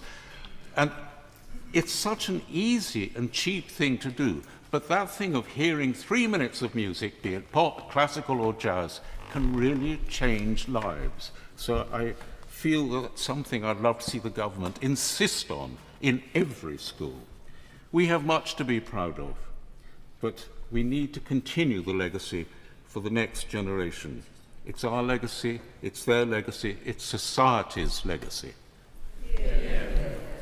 My lords, I congratulate all noble lords making their maiden speeches today. My lords, I wish to highlight the emotional needs of children and our duty to ensure that their happiness and well-being are at the very heart of government's policy, because childhood lasts a lifetime. So it's our responsibility to ensure this happens, and that includes what content they consume in the media, especially on online platforms. The content children watch in their formative years will have an enormous impact on this outcome. We need to consider how they're being influenced and who is shaping their lives, because many are suffering from mental problems and anxieties. My lords, I declare an interest because this year is 50 years since I first appeared on children's television. Back then, it was a thriving industry, contributing millions to the Treasury, but today it's no longer a viable business. Children's television is in crisis. It has collapsed. It's on its knees. My lords, I took millions of my play school babies, the nation's children, through the round, square and arched window, exposing them to their world, full of fun, education and creativity, with unconditional love, continuity and age-appropriate content, helping them to live through adversity and face the future. At present, we are failing our children as the content they watch online in droves on platforms like YouTube and TikTok are adding to their mental vulnerability. My lords, the BBC has announced plans to get rid of 10% of its staff, but I make a plea that they tightly ring-fence their children's programming output, because apart from a trickle of preschool programming from Channel 5, the BBC is the only public service broadcaster who is commissioning children's TV content. If not, they will join Sky and ITV, who have completely abandoned children's commissioning. So any cuts could be the hammer blow that kills off the industry completely. I wholeheartedly agree that we need to cut down kids' screen time, especially as the endless algorithms on YouTube and TikTok are engineered to make our children dedicated to watching content that is not culturally relevant, highly imbalanced, and does not represent their lives, voices, or communities. Teachers are noticing how many children now speak with an American accent and have very little concentration span because of the way content is delivered. My lords, there is no use funding content because the way the system is set up by online platforms means UK content is not easily found, which is the biggest problem. So we need prominence and regulation on these platforms to ensure the cleverly and carefully crafted, trusted content children's BBC provide is not buried under content from around the world which doesn't reflect our children's lives. Streamers should give prominence to content that passes a culturally relevant test, not just made by the BBC, but from independent UK producers who at present are suffocating. With this policy, the problem of finding will then be solved. Funding can be supported by having a culturally relevant tax rebate for producers equal to that given to independent UK films. My lords, the combination of prominence and tax rebates can help increase the creation of content here in the UK. It's not where children watch, it's what they are watching that matters. So I ask the Minister, how is the government going to rescue our decimated children's media industry? My lords, I believe the answer is to require online platforms, including social media companies operating in this country, to obtain a license from Ofcom with binding conditions, the same way television broadcasters are required to do. Also, as the future of the BBC is being debated, I urge government not to consider commercialising this great, unique institution, especially its trusted children's output, but celebrate it and support it in every way possible. It's our legacy for the future. My Lords, can I first of all congratulate the noble Lord Hobby on his maiden speech. It seemed not 5 minutes, but in fact it was 10 years ago since he was visiting the Department of Education to gently point out where we were going wrong with government policy. More gently perhaps than some of his other colleagues on the benches, but we'll return to that later in debates on education. I declare my interest as chair of the Careers and Enterprise Company. I want to focus in this time on the issues of tech and on education. Firstly, I welcome references in the gracious speech to cyber resilience measures and also to the Digital Identity Bill, and look forward to debating those. But as we have already heard, and I won't reiterate given timing, there will have to be much focus in this session on online safety and the implications of new technology. I entirely support the remarks of the Right Reverend Plenant, the Lord Bishop of Oxford, in relation to there is an Online Safety Act version 2 shaped whole in the gracious speech. And I also support the remarks of the noble lady Baroness Benjamin on the need for tech companies to have a licence, not just in relation to broadcasting to children, but also in relation to the impossibility otherwise of Ofcom enforcing successfully many of the obligations under the Online Safety Act. One thing we will be looking forward to in this session fairly shortly is the the report due under the last-minute government amendment in relation to the under-16 social media ban. I think the first report from the Secretary of State is due by the end of July on how that consultation is to be implemented, and it is of deep relevance to many, many families, as well as many members of this House. The House will also have to consider the impact, as I say, of new technology, particularly AI chatbots, which the noble Lady Baroness Kidron has spoken about so powerfully, not just today, but in other debates. I'm reminded of the damage that the AI-generated, for example, child sexual abuse material can do. The Internet Watch Foundation says that in 2025, they saw over 260 times more AI-generated child sexual abuse videos, over 3,400 of them, than in 2024 when they saw 13. This is a growing problem. One other element of harmful content is, sadly, the rising tide of anti-Semitism online.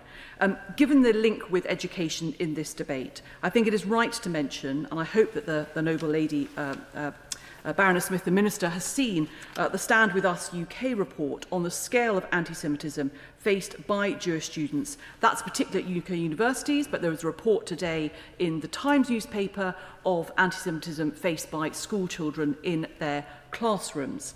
But I have been told that the report includes a recent bomb threat made to the Jewish Society at Royal Holloway University, made via Instagram. The Community Safety Trust has told us of over 1,500 online anti-Semitic incidents in 2025. Again, this is an issue that this House is going to have to return to in this session. Finally, in relation to schools, I do support the direction of travel and have been public in saying so of the government's reforms on the education of those with special educational needs. Like the noble Lord Hobby, I think there are questions to be asked, particularly about the preparedness of teachers and schools for more inclusion. How schools or how families who have children with the highest needs, particularly the highest medical needs, will be catered for, and what is the timing of transition for families who currently have education healthcare plans, many of whom are rightly concerned about having some of their entitlements taken away. I just remind the noble lady, the Minister, that she has promised that we're going to return this session to dealing with the extension of relationship and sex education to the over-16s in our colleges. And finally, I would just support the moves in the white paper on more enrichment in schools. But I think it's not just about activity, it's also about the development of character, values and traits, and I look forward to debating that. This is undoubtedly going to be a heavy session, and this House will have to do much of the heavy lifting in relation to its legislation. My Lords, I'm delighted to follow the noble Baroness, but also to congratulate the noble Lord Hobby on an excellent and very moving speech. I intend to focus my remarks on education, and before I do so, I should declare a number of interests as the Provost of Worcester College in Oxford, the Chair of Governors of the University of the Arts, London, and it'll become obvious in a second, the former Chair of the Equality and Human Rights Commission. If this country is to remain globally competitive, economically successful, and socially cohesive, a strong education system is indispensable. Investment in education should never be regarded merely as a cost nor a luxury. It is an investment in the future prosperity, resilience, and fairness of our country. A good education equips young people not only for employment, but for citizenship. It enables them to think critically, engage confidently, and to participate fully in our democracy. At present, we're facing a troubling combination of declining levels of reading, as we've heard, and analytical thought, alongside increasing dependence on social media and fragmented sources of information. The consequence, I fear, is that it becomes even more difficult for people to distinguish fact from falsehood, which creates fertile ground for simplistic populism and division. During my time as chair of the Equality and Human Rights Commission, I was deeply concerned by the extent to which children and young people with SEND were too often treated as second-class citizens.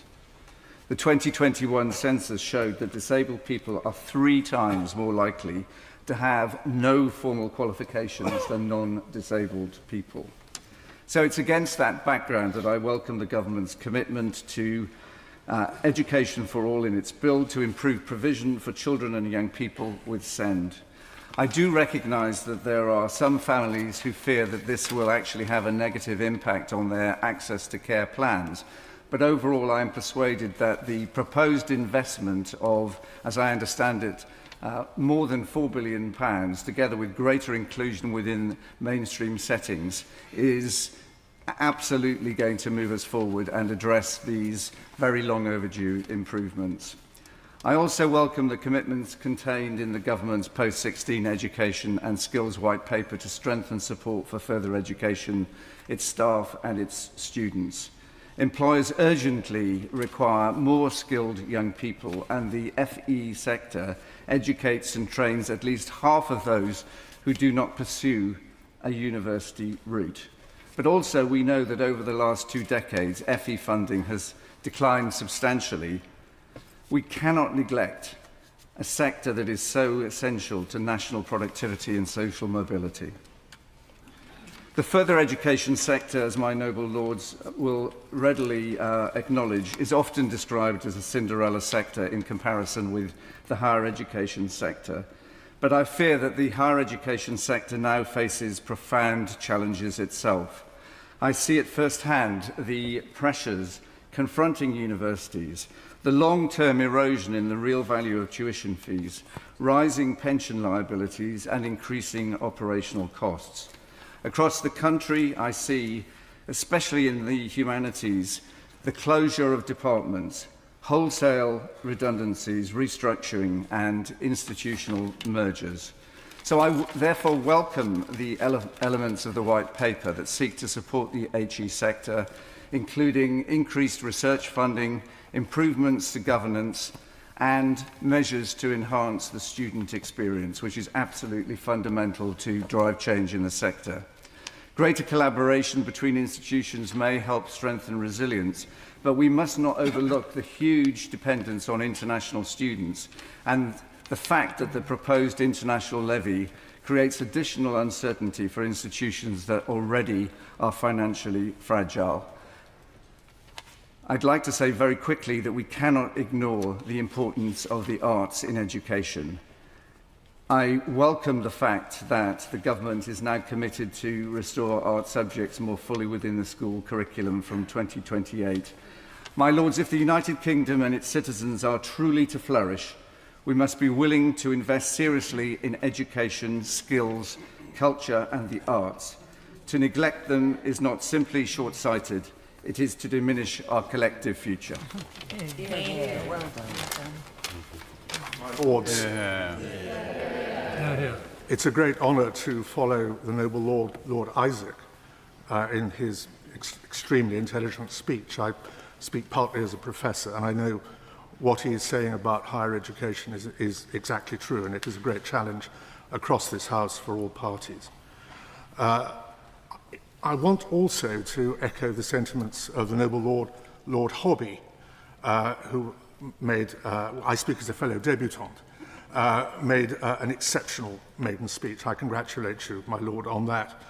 And I echo what you said about the welcome that we get when we come to this House. In the short time I've had the privilege to sit here, I've been deeply gratified by the warmth of the welcome extended, not just by my noble friends, who perhaps may feel they have a duty to do so, but by noble lords from all parts of this House. And for that great generosity of spirit, I am sincerely grateful. With equal sincerity, I readily salute the kindness and professionalism of the clerks, our magnificent doorkeepers, and all other staff who make this important part of our Constitution actually work. They did an exceptionally superb job during the induction process and in preparing me for my introduction. As those of us who write books say in our acknowledgements, all mistakes are entirely the responsibility of the author. I'm particularly grateful to my sponsors, my noble and learned friend Lord Garnier and my noble friend Lord Swire. I've had the honour of knowing both for, I realise, more than half my life. Such is their distinction that I always knew that they would one day adorn these benches.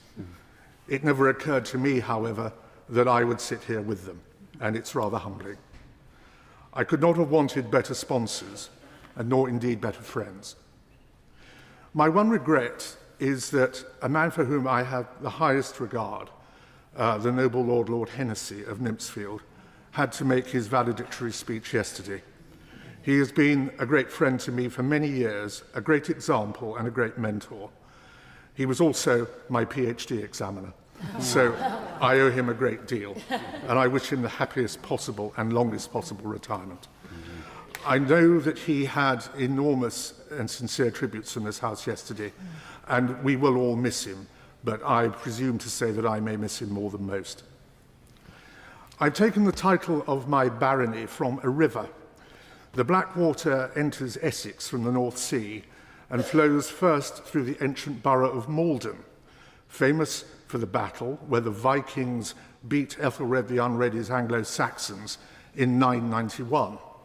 This established a tradition of Euroscepticism in Essex that lasts to this day.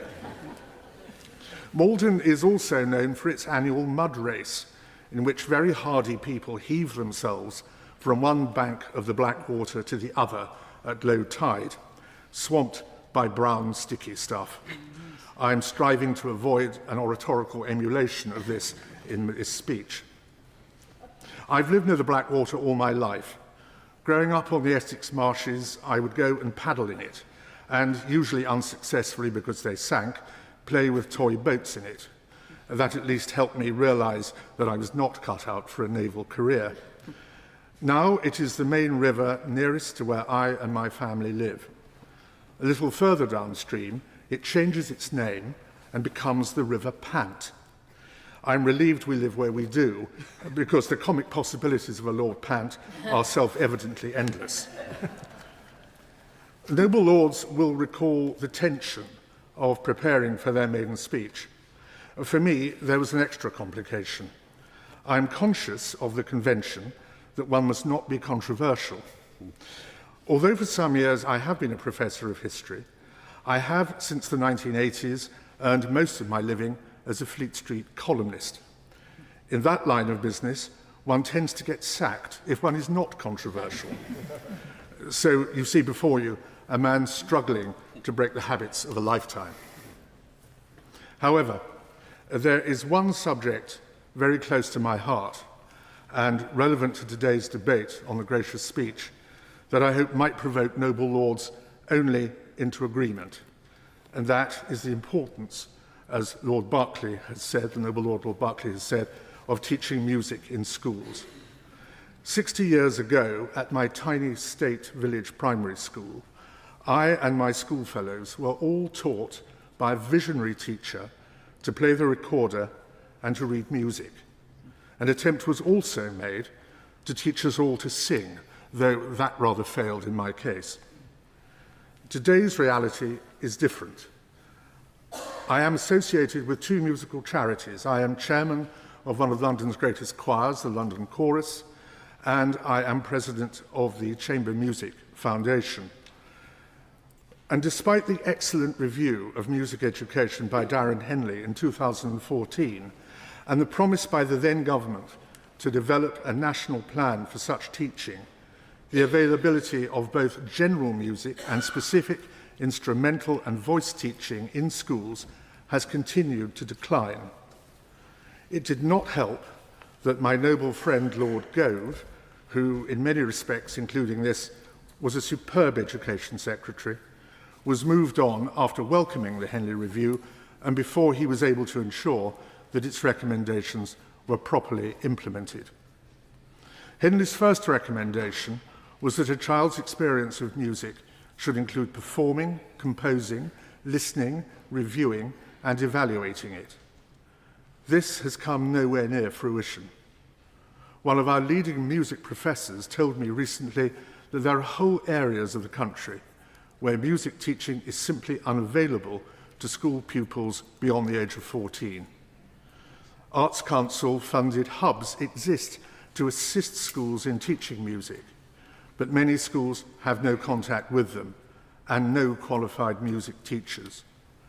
To fulfill the demands of the national curriculum, primary schools need offer only 1 hour of music a week, and that leaves usually no room for instrumental teaching at all. In the time available today, I can barely begin to describe the deficiencies of music education. I hope to return to it at length another time. But I should like to leave you with one statistic to contemplate, that the numbers taking A-level music in England have fallen by over 44% since 2010 to fewer than 5,000 students in 2025.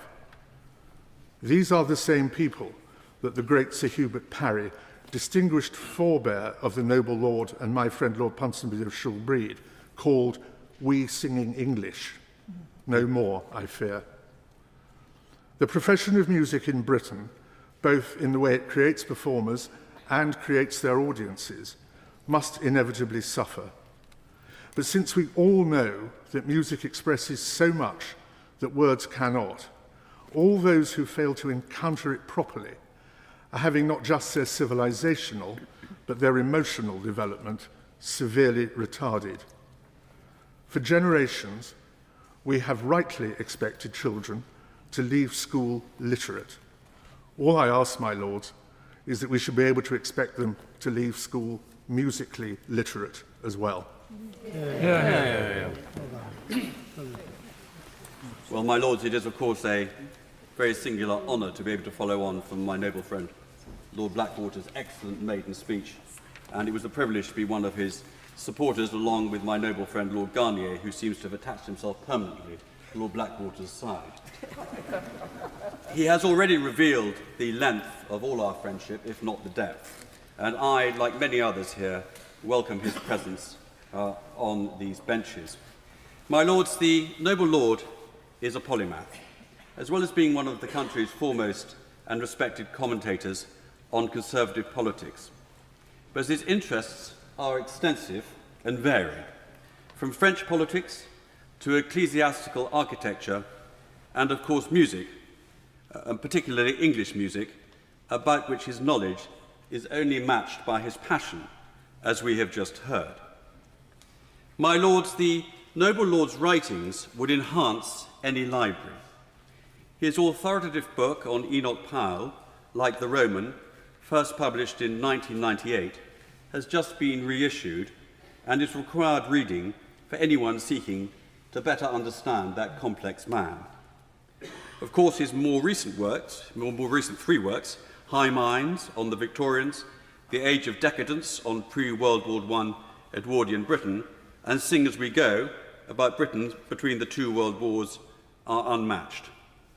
I am currently halfway through, and that says something, as the noble lord does not write short and small books, the last book, Sing As We Go, and the arguments about conscription and rearmament then are the same arguments as we are having today, and were indeed similar to the arguments we were having in the 1930s.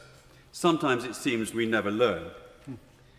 More recently, the noble lord's editing of the 3 volumes of the life of Sir Henry Channon, or Chips as he was better known, was masterful, as well as being hugely informative and entertaining, as we know political diaries can often be, don't we? My lords, it was also a privilege to hear firsthand the maiden speech of the noble Lord, Lord Case, and the valedictory speech of his former pupil master, and indeed the noble Lord, Lord Blackwater's pupil master, as we've just heard, the noble Lord, Lord Hennessy of Nymphsfield, yesterday in the chamber. They showed this house at its best, and I have every expectation that we can expect contributions of a similar quality from the noble Lord, and that is needed now more than ever. The noble Lord, Lord Blackwater, spoke briefly about the London Chorus, formerly the London Choral Society, of which he is chairman. He and I have discussed the problem of raising funds for them. This is unfortunately not uncommon. As the noble Baroness Bottomley said earlier in her contribution, funding for the arts has become a very real problem, if not a crisis, of late. Not least as so many high net worth individuals have been driven out of the country or are uncertain about the way the economy is heading. These are precisely the people who fund our museums, galleries, and other cultural institutions. So I asked the noble Lord, the Minister, what assessment has he made of this flight of capital and its impact on the cultural sector, and what measures is he contemplating to make up for the loss? I can see precious little about this in the gracious speech. My lords, the noble lady, Baroness Hodge, has produced an excellent report on the Arts Council England. It is full of good ideas, but one area it seems to shy away from is the issue of free admission to our national museums. My lords, I do not have the time this afternoon to rehearse all the arguments for or against free admission, which I do understand as well as anyone. I bear the scars of this as someone who, as Shadow Culture Minister, argued in our 2005 Arts Manifesto that we will support museums that provide free access and we will not impose entry charges. Neither will we penalise those institutions that feel it is in their best interest to charge. My lords, I would argue that that approach was balanced and fair then and remains so today. But since 2005, there's been one fundamental change, and that is we have now left the EU. Our membership was always given as a reason why museums couldn't charge non-nationals. But museums are currently suffering a financial crisis. Some are closing galleries, others are limiting opening. The current funding regime is unsustainable, forcing museums to dramatically ramp up the prices they are charging for temporary exhibitions. There was a letter in the Daily Telegraph from an unexpected source, perhaps, on this subject, the 1st of December 2018, from Sir Roy Strong. National museums and galleries should charge an entrance fee and subsidise discounts for millennials because high special exhibition ticket prices are excluding young people. Sir Roy objected to his trustees when he was director at the V&A, forcing him to introduce voluntary charges, which were later swept away, but he now believes that national collections have little choice because they are so strapped for cash. My Lords, only today we read that the British Museum is preparing to charge up to £33 to see the Mayo tapestry for a 40-minute slot, although there will be the usual concessionary tickets. Our major museums are being forced into these sensational blockbusters to make the money they so desperately need simply to keep the lights on. And meanwhile in Europe, the Louvre now discriminates against non-EU members, charging €32, the Prado €15, the Uffizi up to €29, and the Rijksmuseum €25. Why cannot we do the same? There has unfortunately been this obsession about the numbers of people who visit our museum, but there is a fundamental difference between visitors and visits. As Nicholas Penny wrote, once the director of the National Gallery, where I was the first sponsorship secretary and then the first development director, he wrote, "Attendance figures make no deductions for the protesters and celebrators in Trafalgar Square who enter the National Gallery to use its facilities, for teenagers attending rock concerts in the garden court of the V&A, and for the coachloads of tourists decanted into the British Museum while their hotel rooms in Bloomsbury are being prepared." My Lords, of course... I'm sorry, could the Noble Lord wind up, please? He's well over his time. Thank you. Numbers of ways of slicing the cake.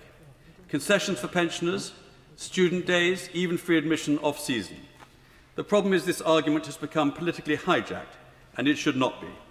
So let's build on Lady Hodges' report and re-examine all aspects of art funding, including allowing our national institutions to raise much-needed funds by introducing charges, if that is what the trustees and directors choose to do. My Lords, I'd like to begin by congratulating Lord Hobby and Lord Blackwater, two fine debuts, and I think we can all look forward to many important contributions in the many years ahead. I very much agree with the comments made by Baroness Kidron, and I do urge the Government to engage positively and constructively with the creative industries to strike the right balance with AI, and I declare my interest as a board member of the BPI, which represents recorded music. Look, we all want growth, but there is a feeling sometimes that we are compelled to worship at the altar of AI, no matter at what cost to other industries. And there are other very powerful engines of growth, and that includes the creative industries and culture. We are blessed across these shores with such creative riches. Our creative talent is a precious national resource. We export our music, film, fashion all over the world. Our museums, galleries, opera, orchestras and theatre bring people to our great cities, and they support and nourish hospitality and tourism. And if anyone is looking for something to watch, I can highly recommend 1536, about 3 young Tudor women in a small village in Essex in Tudor, England, and the satirist Rosie Holt's play called Churchill's Urinal, all about a rather stressed out, frazzled female chancellor. It is entirely fictitious, by the way. It's also very, very funny. Look, we get that AI is very important, but so too are our creators. And intellectual property and strong copyright laws are the bedrock of a successful knowledge-based economy. This debate also draws together education, tech and culture. And I welcome the government's ambition to regulate young people's access to social media. But we cannot delay and we cannot be timid. We are seeing young men and women scarred and I think permanently damaged because of their access to hardcore, violent pornography in the palm of their hands. And of course, there are many other threats from social media, and not just for our young people. One of the most frightening things we are witnessing as a result of unfettered and unregulated social media is the rise of extremism and polarisation. Unhinged hate, anti-Semitism, racism, anti-Muslim vitriol, misogyny, the list goes on. We are living in deeply anxious times where algorithms run by billionaires who have an agenda are exploiting very human emotions of fear and insecurity and manipulating them into something far darker. And we are seeing this. You know, we used to hear it's just words, it's not. We're seeing this play out with terrifying consequences on our streets, in our schools, campuses and colleges, in our synagogues and in our mosques. People are getting threatened, maimed and even killed. And we know that bad faith foreign actors are using social media to unleash fear and loathing and terror and division and violence in this country. We have to ask ourselves in this House, why are we just letting this happen? This is the time to fight back. We need action, we need courage, and we need a sense of urgency for the sake of our country, for the sake of our children and our grandchildren. If we do not try and take on the algorithm of hate now, we will regret it for generations to come. My Lords, I congratulate Lord Hobby and Lord Blackwater on their excellent maiden speeches. Lord Blackwater has a deep knowledge of English culture and English history, and we had that on display as he rooted his Euroscepticism in a battle in Essex in 991. Now I understand it, and I very much look forward to his interventions in the future. I should declare my interest as Chair of the Regulatory Innovation Office and a visiting professor at King's College, London, because I want to touch on the technology and education themes in the King's speech. The speed of technological advance mean regulations can't just assume the old ways. And of course, there are deep concerns about AI and online safety, which have been expressed already in this debate. But those 44,000 pages of environmental assessment before a nuclear power station can be built are a scandalous waste of public resource. We need to get the balance right when we set regulation, and I very much support and hope that the Nuclear Regulation Bill and the Regulation for Growth Bill will be opportunities to do just that. Universities are key drivers of new technologies and innovation. They're also a key route for young people, especially from disadvantaged backgrounds, to transform their lives. So it was very frustrating to read this week that Alan Milburn, leading the NEETs review for the government, said that he wanted to steer young people away from higher education because of graduate unemployment. The Minister is responsible for NEETs and policy, and can I ask her to confirm that if you look at young adults aged 22 to 24, you will find that 10% of graduates will at some point during that period not be in work, which is a problem. But will she confirm that it is the case that 30% of non-graduates will have that experience whilst they're aged 22 to 24? Getting into higher education is a great way of boosting job prospects and reducing welfare dependency. And can I also ask the Minister, therefore, why the legislation to index university fees proposed in the government's own white paper with the promise of legislation does not appear in the King's speech? We do have a problem of needs. We do have a problem of youth unemployment.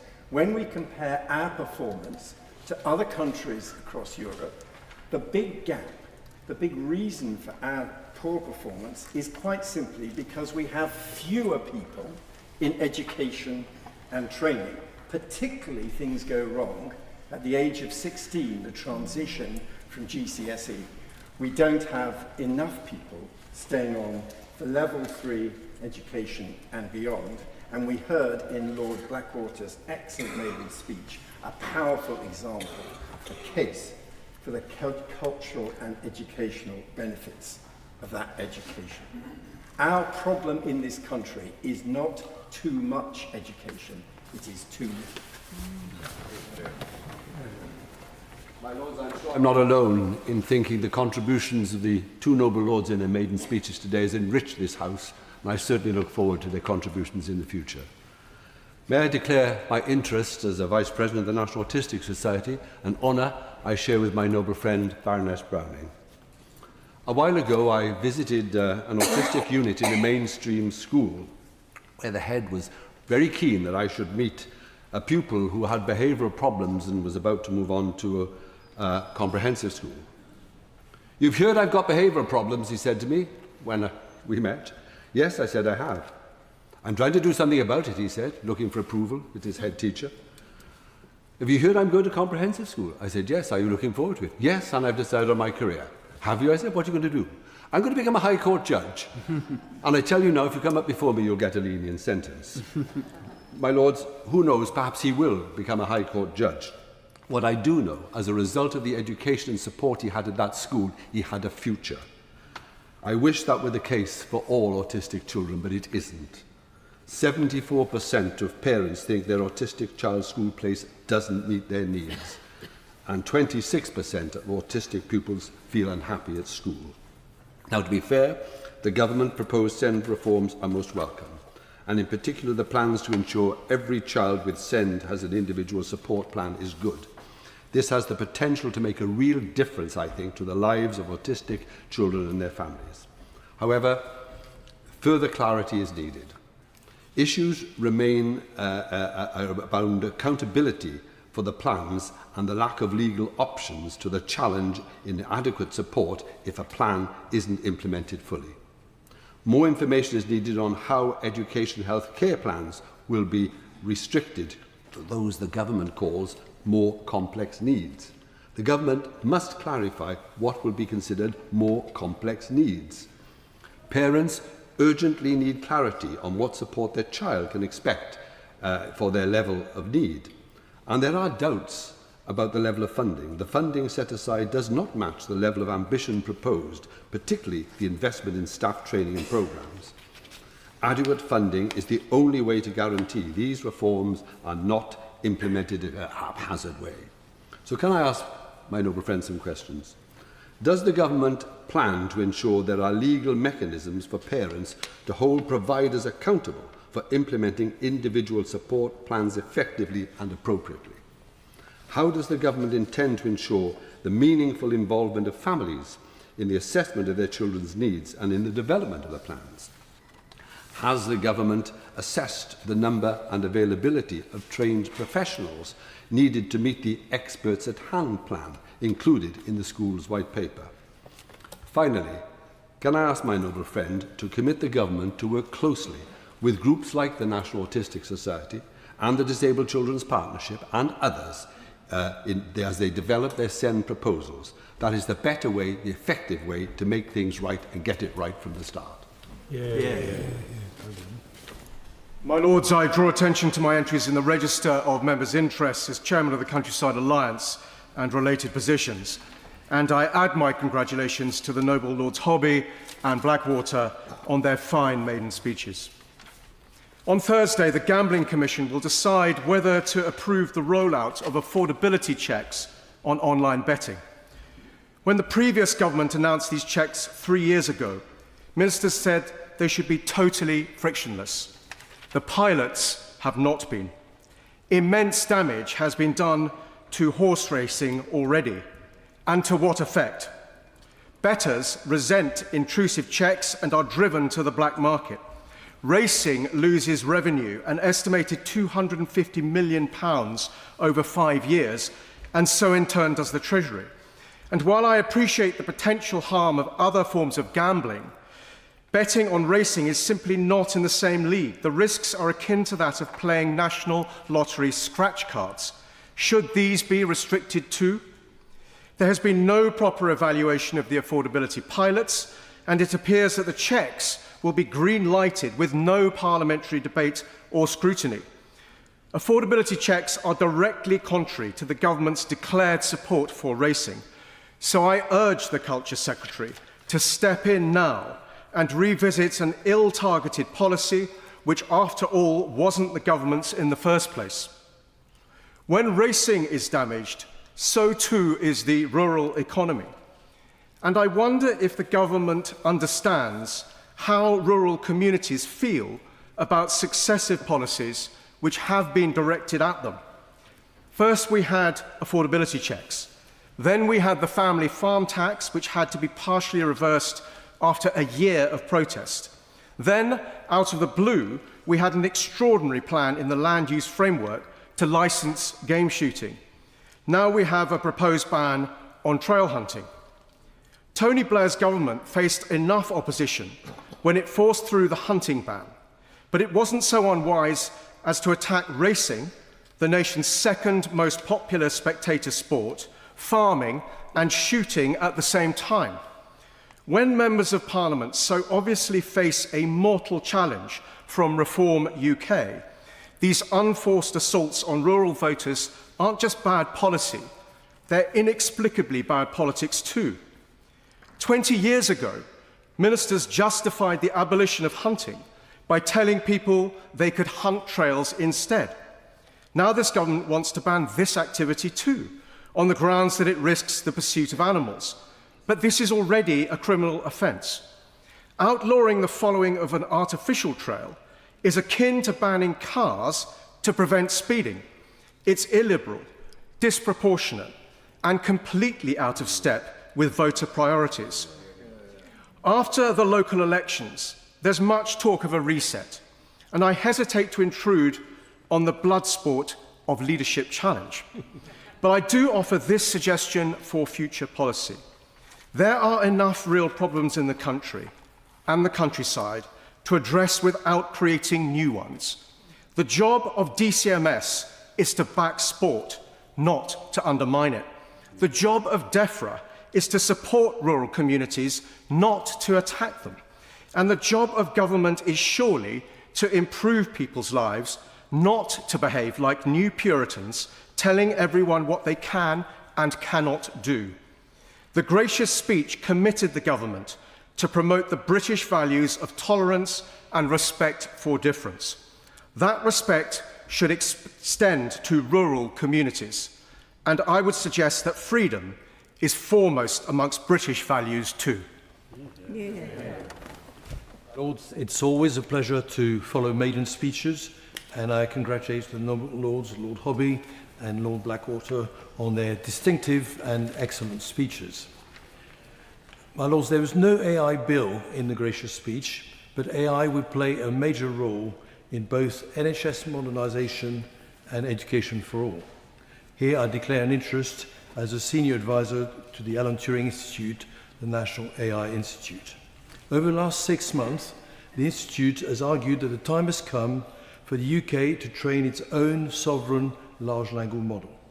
At present, the choice is between closed source models like ChatGPT or Gemini from US big tech companies, or open weight models mostly from China. Neither type of model can be fully trusted, as they may be poisoned with sleeper agents or may harbour backdoors. For uses of national importance, and I would argue that this includes education and healthcare, as well as defence and national security, the only way to have 100% security when using an LLM is to have complete knowledge of both the training data and the model's weights.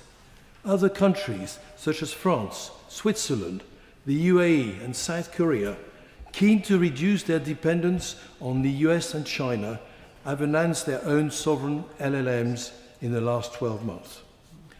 There are further advantages for the UK in going down this route.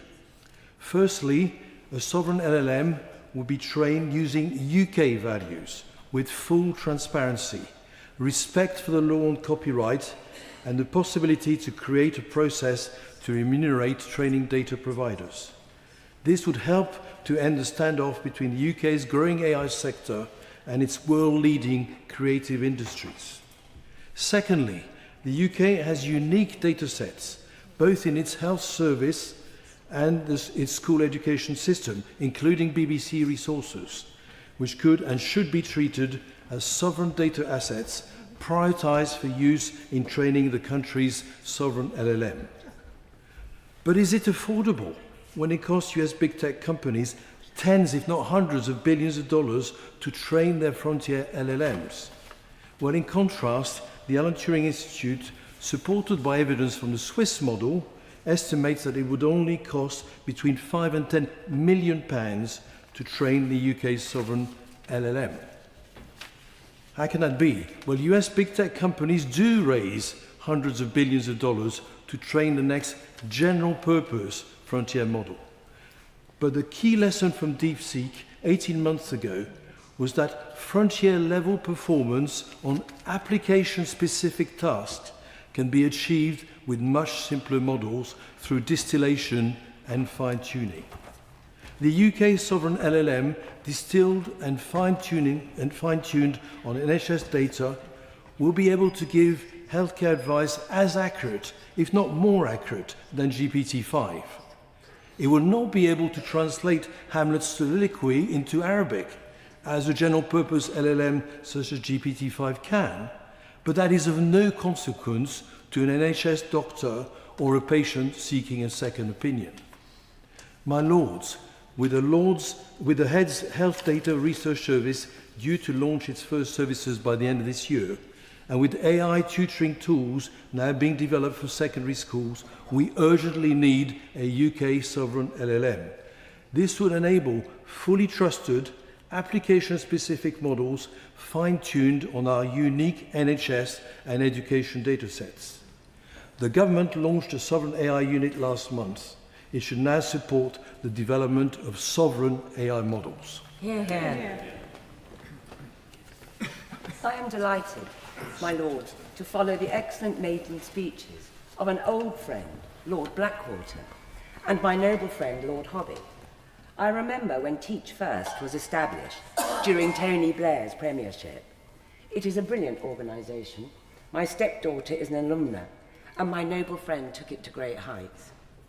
I look forward to the government's response to the Timms and Milburn reviews and the aim to support both young and disabled people to flourish in work as the basis of their long-term economic security.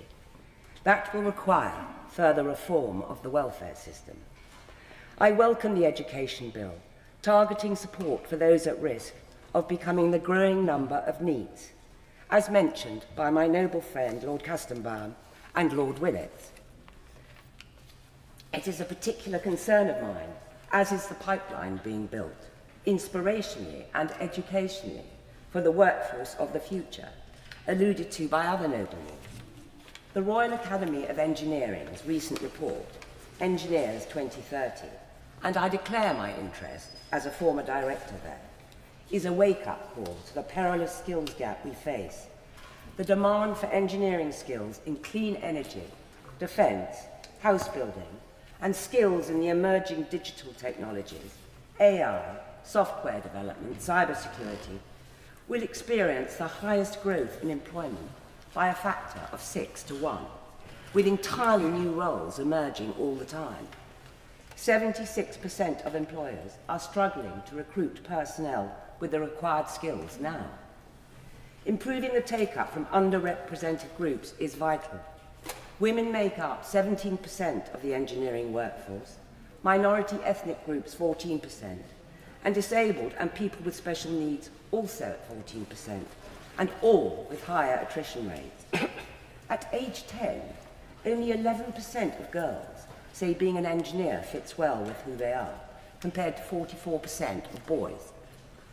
The Royal Academy for Engineering's recent submission to the Women in Tech Task Force praises the government for upskilling 10 million people in AI and the new AI apprenticeships, but recommends urgent systemic reform of the entry barriers, starting with an updated and dynamic curriculum and advice for young people. Present arrangements are uneven, not tailored to underrepresented groups, and not prioritised. I know the government is working hard to meet our future employment challenges, but I urge a greater emphasis on career advice in the early years, that captivates and inspires. I end by welcoming the prescient bills to strengthen our energy security and national security. I urge the Minister to read the report published today, again by the Royal Academy of Engineering, regarding the digitalisation of the grid, which will enable the government to go further and faster to deliver clean energy. I sit on the National Resilience Committee, which has been a tremendous education, both reassuring and alarming, in the nation's preparedness for the myriad threats we face. The committee has heard repeated warnings of the interconnected nature of these risks. Energy security is a resilience issue, not just about supply, but about the systems that depend on it: transport, communications, finance, health, food, water, local emergency response. We have also heard evidence relating to the rapidly increasing number and AI-engendered sophistication of cyber threats. 43% of UK businesses have suffered some form of cyber attack, most notably JLR last year. Imagine a concerted assault on our energy installations. I hope the Minister will take into account our recommendations in due course. My Lords, can I add my congratulations to the Noble Lord Hobby for his maiden speech, and to my noble friend Lord Blackwater, who it is great to have you both in the House with differing views, and I'm sure you'll add much value between you. My Lords, it won't take you many moments to realise that there are nearly 1 million young people who are NEET in the country. And the Minister will no doubt stand up and say that these problems worsened after COVID under the previous government, that we are to blame, and that we should look at ourselves before criticising this government. So to save her trouble, I will say it for her. Are you listening? Yes, part of this problem is structural. Yes, part of it reflects the long shadow and economic scarring of the pandemic. But what we cannot ignore, excuse or allow to slip by are the deliberate political choices this government has taken, which are actively making the situation worse. If the objective is genuinely to support youth employment, improve labour market participation and reduce barriers to work for younger people entering the labour market, and surely that should be the objective, then you do not tax employment more heavily. You do not increase the marginal cost of taking on an extra member of staff, and you certainly do not increase employer national insurance at precisely the moment businesses are already becoming more hesitant about hiring those at the edges of the labour market, nor create uncertainty onto business through the Employment Rights Bill and make employers even more cautious about taking someone on. The unemployment figures are only going one way, and I would desperately ask the government to rethink the policies on this. If we are serious about getting young people into work, we need to focus on two things at the same time: young persons' readiness for work through skills, education and support, but also the cost and risk of employing somebody in the first place. The government has at least recognised there is a problem, and I welcome that, but the Youth Guarantee Scheme, whilst it has many good parts, does leave a great deal to be desired. With the number of young people not in education, employment or training continuing to rise, we have to be honest, this is not simply a temporary labour market fluctuation, nor a problem to be solved by a single programme at the end of the process. Something more systemic is going wrong further up the line. Let me suggest on what should happen long before a young person ever reaches the point of becoming NEET. The school curriculum should have fundamentally running through it, preparing young people for the world of work. I've told this story before, I'll tell it again. When I was at Tomorrow's People, we had a young girl who'd never ever worked. We got her a job in the Unipart factory in Oxford, booking the executive director's travel.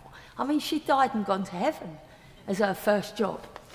And Monday, Tuesday, Wednesday, and Thursday she turned up, and Friday, no show. So we got in the car, drove around her house.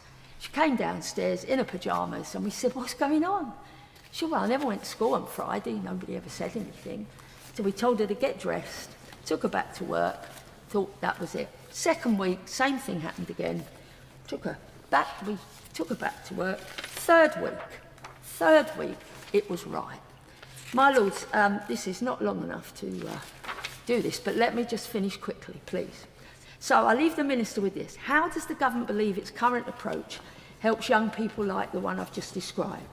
How does increasing the cost and risk of employment make employers more likely to take a chance on younger workers?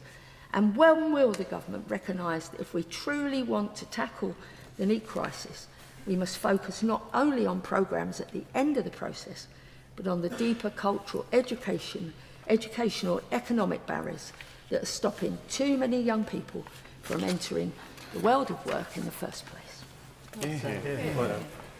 My Lords, it is an honour to speak in the debate which saw such wonderful maiden speeches from Lord Hobby and from Lord Blackwater. There is much in the gracious speech that I welcome.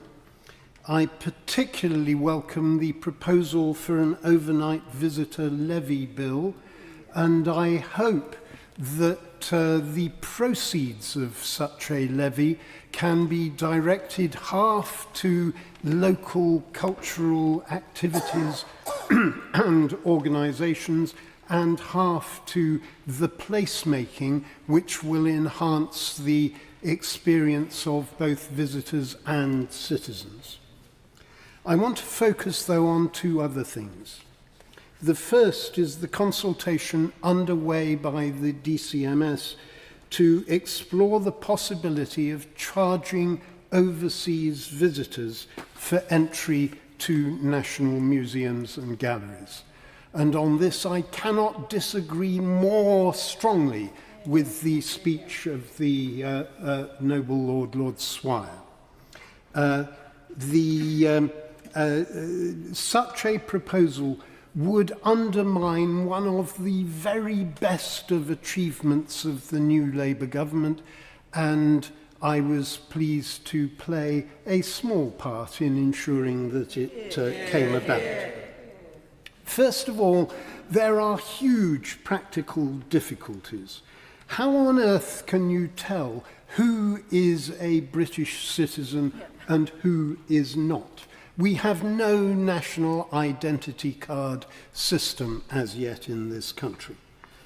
There are also the need to install turnstiles, barriers, ticket desks, and to employ supervisory staff. This will undermine any savings that come from charging visitors. Second, fewer visitors mean less spend in the cafe, the shop, the restaurant. Third, having barriers in place effectively puts up a sign saying you're not welcome here.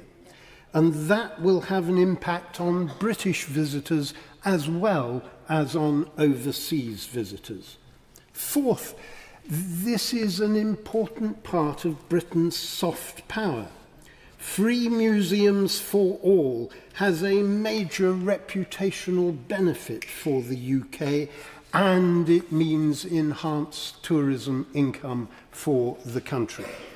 And fifth, imagine the opprobrium if we're charging visitors from Greece to see the Parthenon marbles and visitors from Nigeria to see the Benin bronzes. And sixth, the overnight visitor levy is a far better way of ensuring that foreign tourists contribute to the life of this country.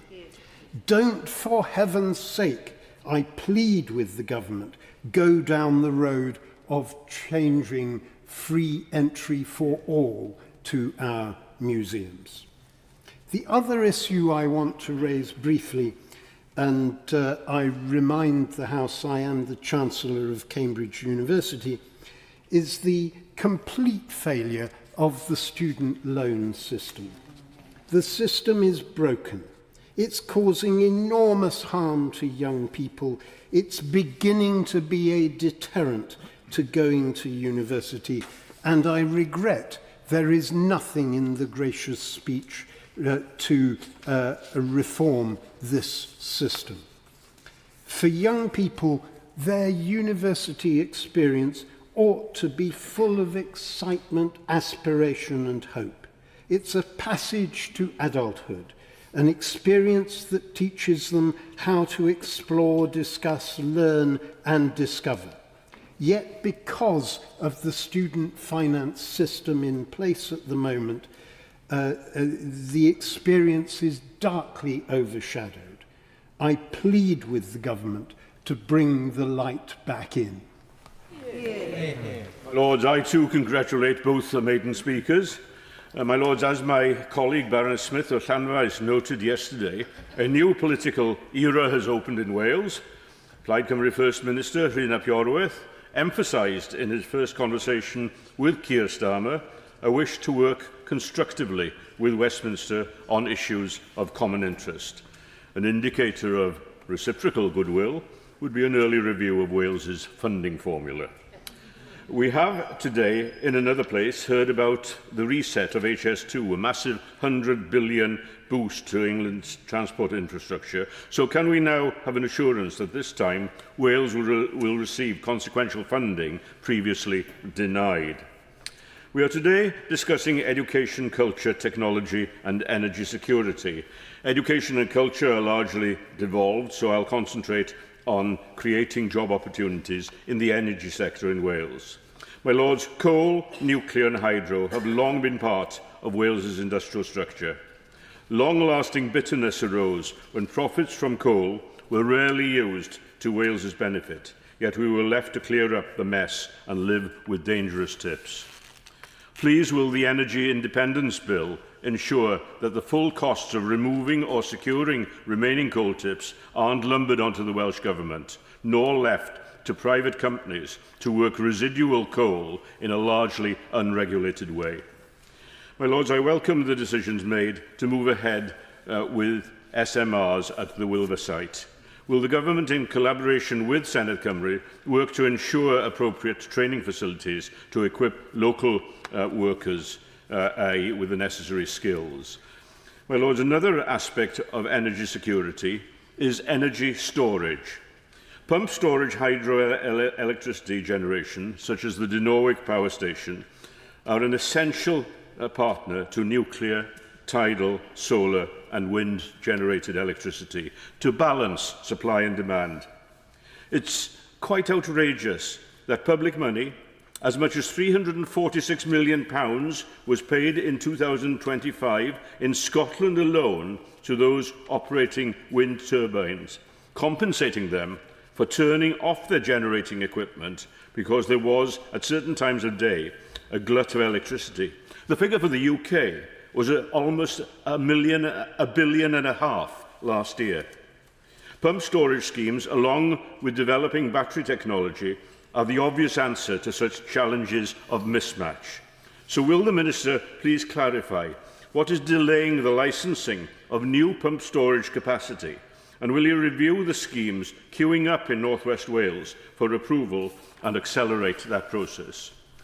Finally, my Lords, will the Government take steps to defuse the tensions in some rural areas in Wales where local communities are in conflict with large-scale wind generation projects with their networks of highly intrusive transmission lines?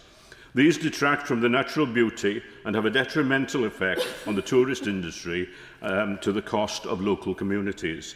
Surely there should be an agreed protocol that either such lines are placed underground or those suffering such impositions should be financially compensated. And in the absence of any such offsetting benefit, they should have a veto over schemes which undermine their quality of life. My Lords, Plaid Cymru looks forward to playing a constructive role in scrutinising the Government's programme as we move forward. My Lord, It really is a pleasure not only to speak in a debate after two such excellent maiden speeches, during which time I realised all the things I'd done wrong in mine. So apologies, for instance, to my sponsors, who I never thanked. Thank you, Lord Alley. Thank you, Lord Baroness Winton, the doorkeepers, etc., etc. And in the spirit of that, can I just say, because I'm halfway down the list, it means I can simply, referring to the speakers list, say everything Lord Smith said, everything Baroness Bonham Carter said, everything Lord Berkeley said, quite a lot of things, but not everything on Brexit that Lord Blackwater said, but thank you, and very little that Lord Swire said, other than his tribute to Lord Blackwater. Obviously, I pay tribute to my new honourable friend, Lord Hobby, and his expertise in education is clearly going to be very welcome. And I must declare up front, my register and the interests include being very part-time Chief Executive of UK Opera Association and currently Chair of the Women's Prize for Non-Fiction, that is for 2026. And also it means that I can dispense with anything that's already been said, which is really handy. So I'm just going to spend a few minutes, only a couple of minutes, talking about the political economy of arts, culture and heritage. Because if, and I believe it is, if arts, culture and heritage are the important features of our national life that they truly are, then we need a really well-articulated political economy which deals with both demand and supply side, as well as the most important bit of all, the joy. And the joy is, I think, self-evident. There are so many august members in your Lordship's House that have spoken of it eloquently, far more eloquently than I can. I've experienced it myself as a cellist and musician for 56 years, I think now, and so many of your Lordship's House have likewise. But I just want to say that in order for that to work, we need a political economy with political arguments made for economic questions. Those economic questions being about how do we make sure that from early childhood every child is given that education, but also, picking out bits that haven't yet been mentioned, the specialist education, which Lord Berkeley did mention, which includes conservatoires, but also specialist music schools, as well as music hubs, which serve slightly different needs for slightly different groups of people, young people. They are both important if we're going to have world-class musicians, as are art schools, as are the arts and humanities departments in universities. Now, if we attend to the careers, we also need to attend to the employment conditions. The Employment Rights Act, which of course I was very proud to support, doesn't really deal with the freelance conditions experienced by most creators in the arts and culture and heritage sector. And so I welcome the Small Business Late Payments Bill. I do hope that by the time it becomes law, we also have a freelancers champion named, which is well trailed, and we need that freelancers champion, if only to make sure that freelancers actually know about what their rights are. I confess that I'm slightly confused about the ticket touts legislation. First of all, I saw the word draft and I was irked, because quite a few of us in my former Commons team, as well as my dear friend Sharon Hodgson, had campaigned on this long and hard, and it was in the manifesto. Then I saw that in the Sporting Events Bill, there is a mention of ticket touting. So I'd like to gently ask my colleagues on the front bench, can we just, as an amendment to the Sporting Events Bill, insert the entire ticket touts bill? I'd really like to know. We've actually done loads of work on this already. We know how much it's going to save. The only people who benefit from a delay to the ticket touts legislation are ticket touts. And the corollary to that is we give more joy if we bring it forward. So what else is needed? My honourable friend Baroness Rebuck mentioned so much, and I meant to say, and everything Gail said. So my honourable friends have said so much about the importance of reading, of music, of the BBC, of sorting out the AI legislation. I just want to finish on this. If we want a thriving creative sector, we need a political economy that articulates how we train, sustain and develop and grow the body of work that makes our country so great, that identifies the UK by so many people at home and abroad, and helps bring us together in a series of national stories which matter now perhaps more than ever. Thank you, my lords. My lords, I'm grateful to be contributing to this debate in response to His Majesty's most humble address, most gracious speech, and it's an honour to be following such excellent maiden speeches. And I declare my interest as the Director of the Free Speech Union. I want to speak to your lordships about the removal of peerages bill, which, as my noble friend Lord True said, will need to be looked at very carefully, lest it ever become a licence for the social media lynch mob. He referred to it as Peter's Law, since it's clearly inspired by the government's desire to punish Lord Mandelson, and therein lies the problem. The threshold for removal will have to be low enough to bring Lord Mandelson's behaviour within scope, which means removal will almost certainly not be limited to peers who've been convicted of a criminal offence. It will also, of necessity, be retrospective, since the sins the government wants to punish Lord Mandelson for are those he's already committed. I fear the threshold will be something along the lines of bringing the House into disrepute. And I know from numerous cases the Free Speech Union has fought that this is a nebulous standard that's easily weaponised by political activists seeking to punish their opponents. I'll give just one example, my lords. That is the case of Anil Banot, a Hindu community leader who was awarded an OBE in 2010 for fostering community cohesion. In January 2024, he received a letter from the Honours Forfeiture Committee, which sits in the Cabinet Office, informing him it was minded to recommend he be stripped of his OBE because, and I quote, he had brought the honours system into disrepute. What had he done, my lords? Following a campaign by Muslim activists, the committee had received a number of complaints about replies Mr. Banot made to social media posts some 3 years earlier regarding the murder of Hindus by mobs of Islamists in Bangladesh. Those replies, according to the committee, were Islamophobic, and it singled out one in which Mr. Banot said that the accusations of Islamophobia were sometimes used as a weapon to chill free speech. That in itself, that argument in itself, said the Cabinet Office, was an example of Islamophobia. Now, the same complaints that were made to the Forfeiture Committee about Mr. Banot were also made to the Police, the Charity Commission, and the Institute of Chartered Accountants in England and Wales. All three cleared Mr. Banot, but not the Forfeiture Committee. It went ahead and stripped him of his OBE. My lords, would members of this House be at risk of being stripped of their peerages for saying something similar? Even for making the same point in this House.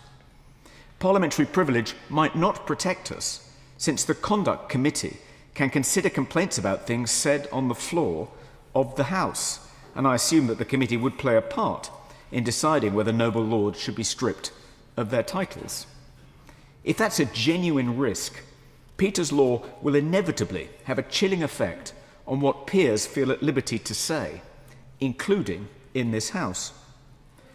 When arguing for Peter's Law earlier this year, the noble Baroness, the leader of the House, said the reason the government is bringing it forward is to restore the public's confidence in the integrity of Parliament. But if it ends up preventing peers speaking out about matters of national importance for fear of being accused of bringing the House into disrepute, it will further erode the reputation of Parliament and not restore it. My Lords, may I too echo the congratulations to the two maiden speeches we've heard so far this evening from Lord Hobby, who I worked very closely with when I was a Shadow Schools Minister, and also Lord Blackwater. And I particularly enjoyed his devastating critique of the previous Conservative government's policy on music in education, and I hope to hear much more of it from him during his time here in this House. Culture's part of our debate here today, and this is Ivors Week, everybody, because the Ivor Novello Awards take place on Thursday, which is the world's greatest, actually, award ceremony for songwriters and composers. And I'd like to pay tribute. I'm a member of the Ivors Academy, I should declare that, to Tom Gray, the chair of the Ivors Academy, and Roberto Nero, the chief executive, who do so much to try and enhance and protect creator remuneration in this country, and also because Ivor Novello came from Cardiff, which is where I come from. Can I praise the government, first of all, for introducing and laying an SI at the moment, which many honourable members may not be aware of, which will put the Creative Industries Independent Standards Authority on a statutory footing as an external whistleblowing authority for the creative industries, and congratulate both Jen Smith, the CEO of CISA, and also Baroness Kennedy of the Shores on their work in getting this body, very important body, to this stage. And I hope the government will also take reserve powers to ensure it gets properly funded. Now, in the King's speech, we've already heard about the draft bill regarding ticketing, and I want to welcome this, so I wish it was more than a a draft bill. It is one of the recommendations in my own report, which was recently published, commissioned by the Culture Committee in the Commons on live and electronic music, which contained what I call the 7 essentials of live music. And they are celebration, embracing live music, not just for money making, but as a public good. Grassroots, nurturing grassroots and community live music for its own sake, and as an incubator of future success. Safety, prioritizing fans from harm of injury, crime, violence, harassment, and discrimination at live events. Accessibility, thinking and acting accordingly at all times. Transport, making live music a central part of transport policy. Voice for fans, to promote and support the voice of music fans, but also ticketing. Treating fans with respect, providing transparency, and ending rip-off practices. And I do hope that the government comes forward sooner rather than later with the actual bill and introduces it into Parliament. And when it does so, that it also puts into the bill another recommendation in my report, which is to put the current live trust levy, which is currently on a voluntary basis, to at least take the powers to make it a statutory basis to ensure that it too is properly funded. And I just wanted to say that last week I attended the Great Escape music event in Brighton, which promotes new music, where I met a young man called Isaac Nielsen. Now, Isaac's a working class artist from the Derbyshire town of Buxton, and he's been trying to build his career as an artist and songwriter since 2022, and he's performing a gig every day in 2026 to try and build his career. He's currently on day 139 of that challenge. So if any noble lords have any venues in their areas that they think he might be able to perform at, or anyone else listening to this debate, I hope they'll offer him that opportunity. I want to mention one other thing to the government in relation to music, and that is around recorded music. Battery Studios, which is one of our iconic studios, is in danger of closure and redevelopment. We really ought to, by now, have measures to create assets of cultural value as a designation, to be able to protect these sorts of places where everyone, from Paul McCartney to Kylie Minogue, have recorded. My Lords, for the past 7 years, I've served as Chief of Staff to my Right Honourable friend, Sir Ed Davey. And while I declare this interest, I must say it's not all been wetsuits and splash parks. And I'm not sure my new leader, my noble friend Lord Purvis, is up for bungee jumping between votes on College Green either. Together with an extraordinary team of colleagues, including my noble friend Lord Dixon, whose own maiden speech I'm very excited to hear later in this debate, Ed and I had the task of rebuilding our party. At the last election, the Liberal Democrats returned our largest number of MPs in a century. And I say this because it matters. With populism on the rise across the world, it matters that we have a thriving Liberal force in this country. One committed to holding governments to account when they fall short, but crucially, one prepared to stand firmly against those who would drag our politics and our communities to the extremes of left or right. Division and demagoguery are not inevitable, but they must be resisted, and I intend to play my part in that resistance from these benches.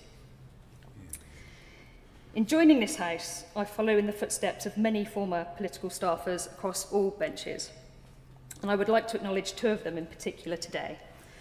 My sponsors and friends, the Noble Baronesses Lady Grenda and Lady Sutty.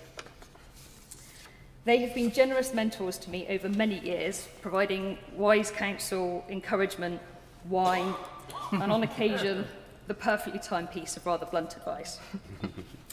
While I thank them, I also thank Black Rod, our doorkeepers and attendants, and staff across this House for their support and good humour in helping me to find my way at this end of the palace, as well as our wonderful team in the Liberal Democrat Whip's office.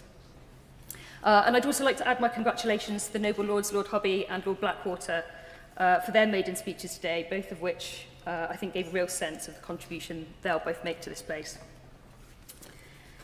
My Lords, it is a huge privilege to speak in this debate on His Majesty's gracious speech, and it certainly feels a very long way from Chipping Sodbury, where, along with my brother and sister, I was raised by my lovely mum. Mum spent more than 40 years as a nurse in the NHS, promoting the health and protection of children and those who look after them. So I was fortunate to be able to draw on the values Mum instilled in me to support Ed Davey to tell his story of care and to place the millions of unpaid carers across our country at the front and centre of our general election campaign.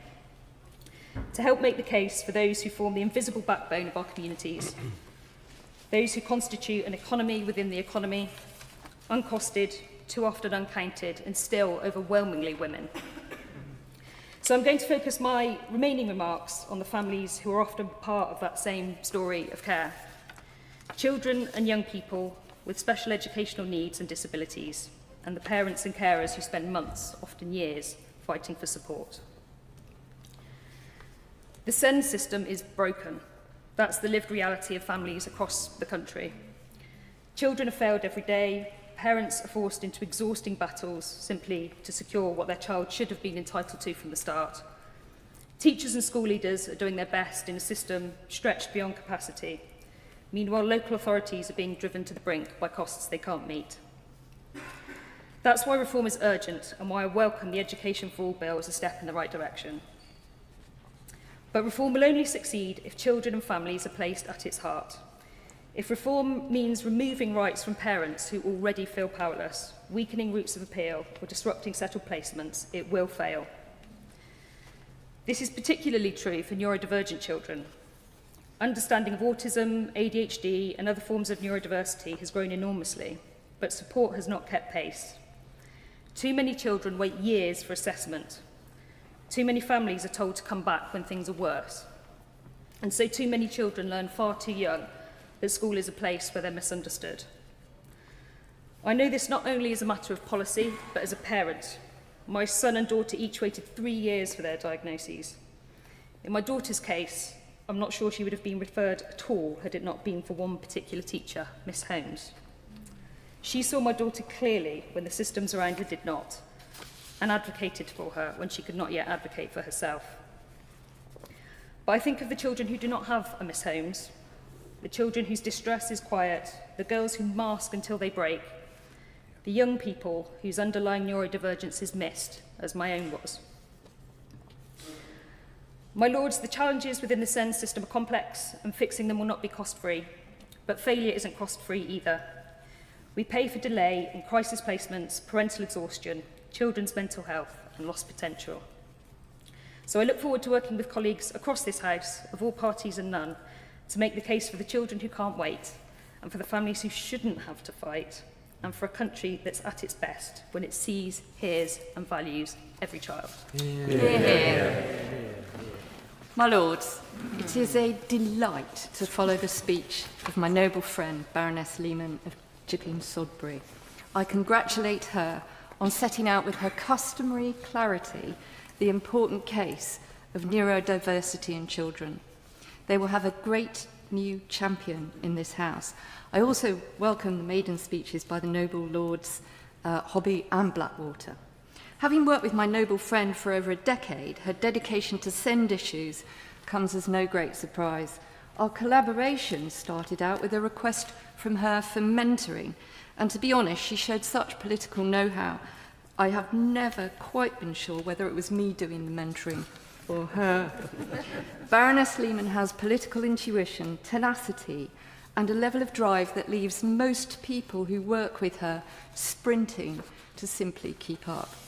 Being a chief of staff to a party leader, as many on these benches and many other benches know, is one of the toughest leadership roles in any political party.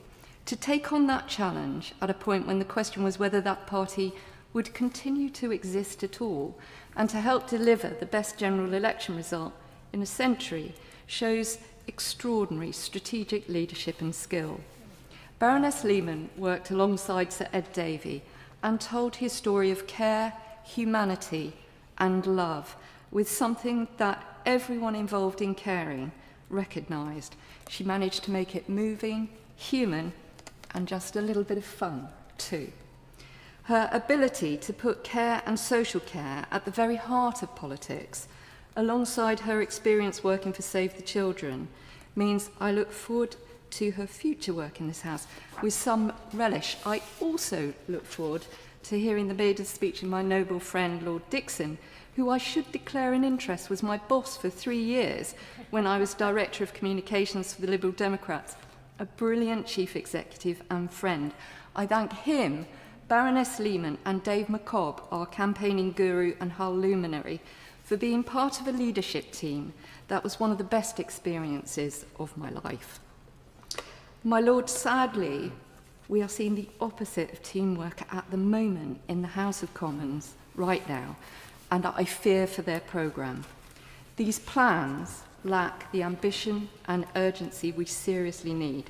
For too long, communities have suffered whilst water companies profited, polluted our rivers and seas, and let their customers down. The water bill is therefore welcome, but the government already holds many of the powers they need to act, and stronger enforcement of existing rules should accompany any new legislation. We continue to believe the government should go much further on transparency, stronger regulation, and ending the broken financial model that has failed customers and the environment and simply rewarded the shareholders. The government's own environmental improvement plan points to important work on water, farming, land use and food. But, my Lords, the gracious address has a lack of information and debates this week about the all-important issue of DEFRA. And it does not as yet show the urgency or ambition needed to deliver. It is also striking for what it leaves out on food security at a time when affordable food and domestic production matter more than ever. There is still no clear plan to back British farmers or strengthen our resilience. That matters because food security is national security. Urgent measures are needed on sustainable food production, food affordability and farming resilience. For years, unfortunately, the Conservative government neglected British farmers. Subsidies fell in real terms by 20% since 2015, and now Labour is cutting further. Our over-reliance on imports, alongside continuing energy price pressures, leaves food inflation as a real danger. And who's exposed? It's the poorest families that are exposed. These risks were raised in a joint letter of 100 food companies who in February of this year called for white paper and legislation to confront these problems. The government promised to legislate to end peat sales, but without a timetable. Still, that's not good enough. We need to meet environmental commitments and restore business confidence to UK horticulture.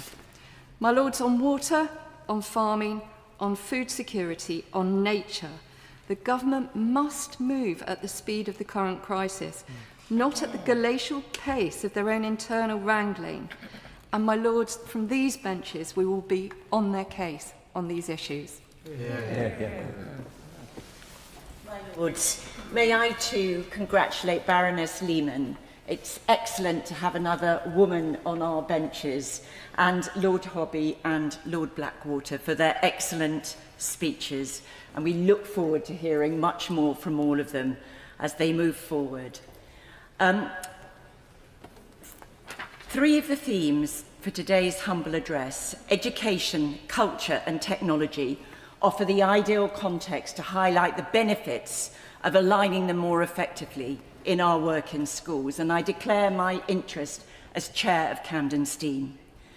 Central to the Children's Wellbeing in Schools Bill and the forthcoming SEN Bill, which together will do so much to improve opportunities for all, is the introduction of the new national curriculum. Its ambition to be cutting edge and fit for purpose is essential if we are to equip children and young people for their future lives and work. Digital and creative entitlements have emerged as priorities, and so has the critical area within that of media literacy. Officials are currently working on what that will mean in practice at a time when the intersection between creative digital skills, and online safety continue to ever intertwine. Ofcom has a statutory regulatory duty for it. In practice, developmental and advisory, and it does not extend to curriculum design. However, its research, guidance and regulatory expectations for platforms have significant implications for what children need to learn, to participate safely and creatively.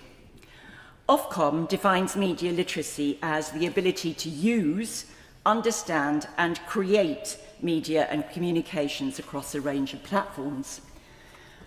The Department for Education, whilst not using a specific definition, currently emphasises thinking critically, understanding and evaluating digital technologies, and participating safely in civic life.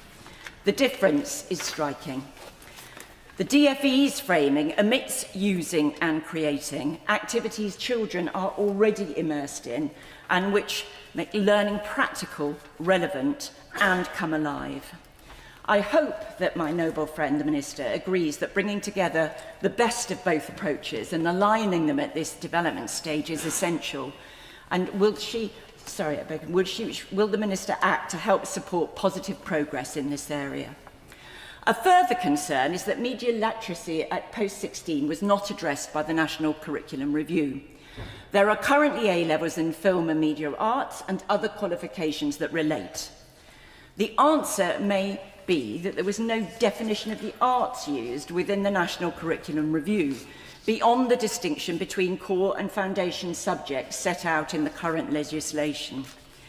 And as that did not include the GCSEs and A-levels in film and media, they were not considered. Why were they not included? Officials report those decisions were taken as part of earlier curriculum reforms with no detailed record as to why, although we may all have our thoughts on that. Mickey Mouse is wandering across my eyes. The latest review was asked to refresh the curriculum and address growth, innovation and the future of work. It has done that in many areas. Yet on this issue, it chose to look backwards rather than forward. At a time when these subjects are fundamental to creative and digital knowledge and foundational skills, needed both for media literacy and for roles right across the economy, both now and in the future, they remain the only expressive arts sitting outside the curriculum and the remit of the National Centre for the Arts and Music. That stands in stark contrast to much international practice. I look forward to the urgent establishment of the advisory committee recommended in Margaret Hodges' Art Council review to establish something that aligns the work between DFE, DCMS and anchor stakeholders. If it had been in place, we perhaps wouldn't be in this position. And I would ask my noble friend the Minister to see if a deep dive exercise into film and media arts can now be commissioned to address this omission and find a positive way forward. I look forward to her reply. You're welcome. My Lords, I should like to begin by marking the sad and sudden loss of the noble Lord Skidelsky, as did the noble Lord Horan last Thursday. Professor Lord Skidelsky's distinction as an economist and historian was a shining advertisement for the excellence of UK higher education, as well as being a stimulating colleague and friend for many of us in this House. I congratulate all the noble maiden speakers, singling out my noble friend Lord Hobby, if only because he is my very welcome roommate. I wish to speak today about education and about culture. Both are central to the sort of society I believe all noble lords wish to promote and live in, but they are also vital drivers of economic growth, directly and indirectly, short-term and long-term. In the context of education, I declare my interest as a trustee for a few more months of LAMDA, and in relation to the creative industries as a director of Digwithlock Film Studios and the Theseus Agency. The gracious speech did not contain a lot in relation to education in general or in terms of higher education in particular, although I welcome the Education for All bill, even if the devil is likely to be in the detail. Nearly 3 years ago, the Industry and Regulators Committee of Your Lordship's House, in its report on the OFS and higher education, flagged the looming financial crisis for the sector. The OFS, backseat driven by the last government, insisted that all was well. Since when, unfortunately, the the accuracy of these predictions has become ever clearer. Mergers, such as those recently announced between the Universities of Greenwich and Kent and King's College London and Cranfield University, may bring some improved resilience to the sector. But these will not solve the chronic underfunding described by my noble friend Lord Isaac and my noble friend Lord Smith. The OFS funding for smaller specialist institutions is an essential support for world-leading conservatoires and other institutions. Can my noble friend the Minister say when the process for awarding the next round of these grants will begin? The OFS requires universities to provide rolling 5-year financial forecasts, yet too often decisions on grants essential to an institution's viability have been left until the last minute. The funding crisis in the cultural and arts sector is, if anything, even greater than that in higher education. The Hodge Review, which I hope we will get the opportunity to debate in this House before the summer recess, set out a number of modest recommendations for increasing funding. And though the government has accepted these and all the review's recommendations, they will only scratch the surface of the funding gap. From where will the rest of this gap be plugged? It should have been, as I've previously agreed, from the lottery, where the new operator awarded the licence under the last government without any enforceable sanctions for failing to deliver on its ambitious financial promises, is struggling to maintain even previous levels of support for good causes. Can my noble friend the Minister say what she intends to do to ensure that the lottery operator delivers on its promises? Yeah.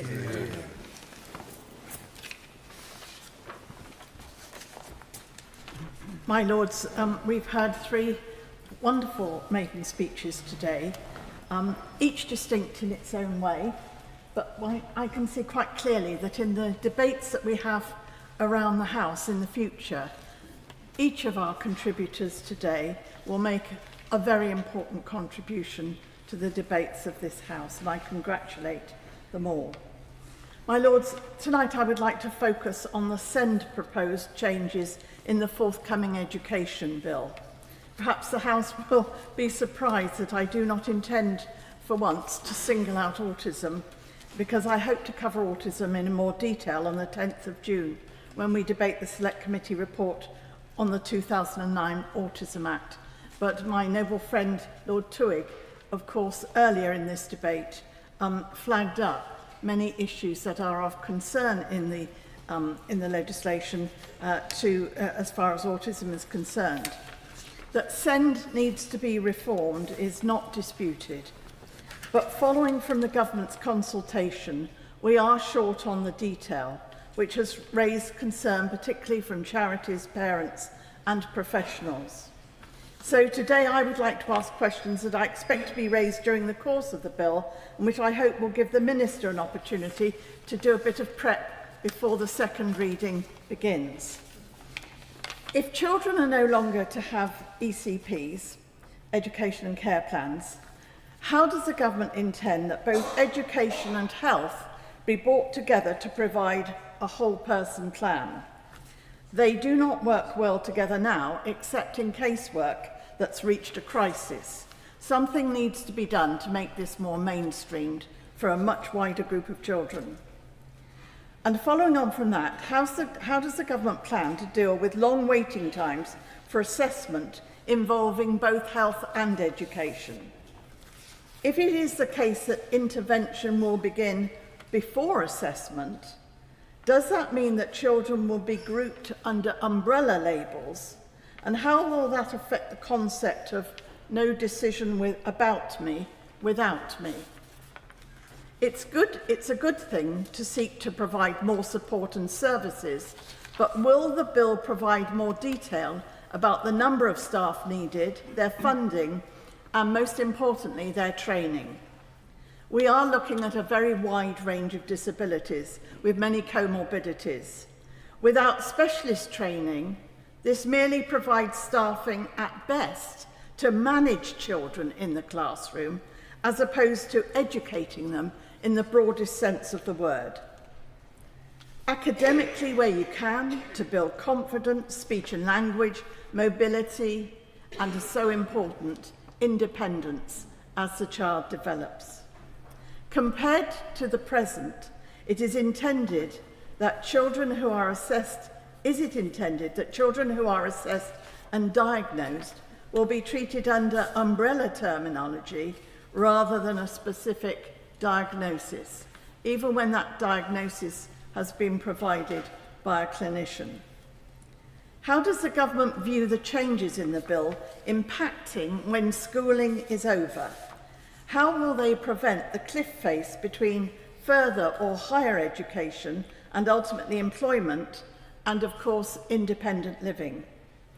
And will those specialist schools currently providing for disabled children all of these post-16 facilities be affected? And if so, what analysis has the government made of how they will be affected? Where does the government see parents' role in the SEND programme? Will parental rights be diminished? And how easy will it be for parents to challenge decision-making? My lords, disabled children live longer than they did previously, and they have higher expectations when they leave schools. I hope this bill will ensure that this improves. My lords, to govern is to choose. And in this debate, I want to commend the government on the choices it's made in the areas covered today. In education, its choice to start change with early years. In culture, its choice to put arts back on the curriculum. In technology, its choice to harness the power of digital age to change and improve access to public services. And in energy, its choice to invest in the transition to green power. So I welcome the Education for All Bill, the Digital Access to Services Bill, and the Energy Independence Bill. However, I want to focus my contribution today on culture. In a world where truth is made to look like lies and lies to look like truth, both social media and the BBC become vital. I wait with huge interest for the government's response to the consultation on social media, and I support the government's steadfast commitment to the BBC. Why are these two issues so important to me? Because, my lords, I know, like many of you, that the most important thing is truth, and truth is the cornerstone of any strong democracy. And I believe it has to be safeguarded, protected, and fought for. I know that the BBC is one of our country's greatest assets in that fight, and I welcome my right honourable friend, the Secretary of State's commitment to ending the cycle of charter renewal. But I also believe that the BBC needs the resources to invest in local, national, and international journalism, because that is the front line of the fight for truth. I also believe that tech and social media companies should be under the same obligations of truth. That means less talk and more doing when it comes to the protection of children and harmful content. When the government brings forward its recommendations after the consultation closes, it should put itself on the side of parents as they struggle with this new media age. It should introduce a ban on mobile phones in schools. It should strengthen the enforcement of age restriction. It should remove anonymity from social media users. And it should work with other countries to turn tech and social media platforms into publishers responsible for the content that they produce. And my lords, I also believe that the government should bring in the long overdue independent press regulator. That's what a fight for truth looks like. This King's Speech is a choice. It's a choice to govern from the centre ground. It's a choice not to govern from the extreme left or the extreme right. It's a choice to spend more on public services because we've seen the chaos and harm of not doing so. This is a King's Speech that I believe makes the right choices to further strengthen our economic security, our energy independence, and our national security. But there are also cultural choices too, and we will see those unfold over this session. I remain hopeful that they will be the choices rooted in the values of my party, my country, but also the battle for truth. And my lords, just before I sit down, may I also congratulate the noble lords Hobby, Blackwater and the Baroness Lehman on their maiden speeches, and I look forward to the noble Lord Dixon of Jericho's maiden speech in a few moments. My lords, we've been lucky to hear 3 absolutely first-class maiden speeches today. I look forward to a 4th in just a few moments. No pressure. In the last King's Speech debate in July 2024, I praised the government's ambition to achieve 80% employment rate by helping 2 million people from welfare into work. 22 months on, the figure required is now 2.2 million, meaning the target is 10% more difficult to reach. In the same time frame, we've seen unemployment increase from 1.4 million to the 1.8 million announced this morning, with those signed off with no requirement to seek work up from 2.7 million to 4.2 million. I'd like to focus on one cohort within these figures, the 960,000 young people who aren't in education, employment or training, another figure which has increased since 2024. The Prime Minister called the gracious address, and I quote, a King's Speech for the young people whose gifts lie in their hands and who work hard.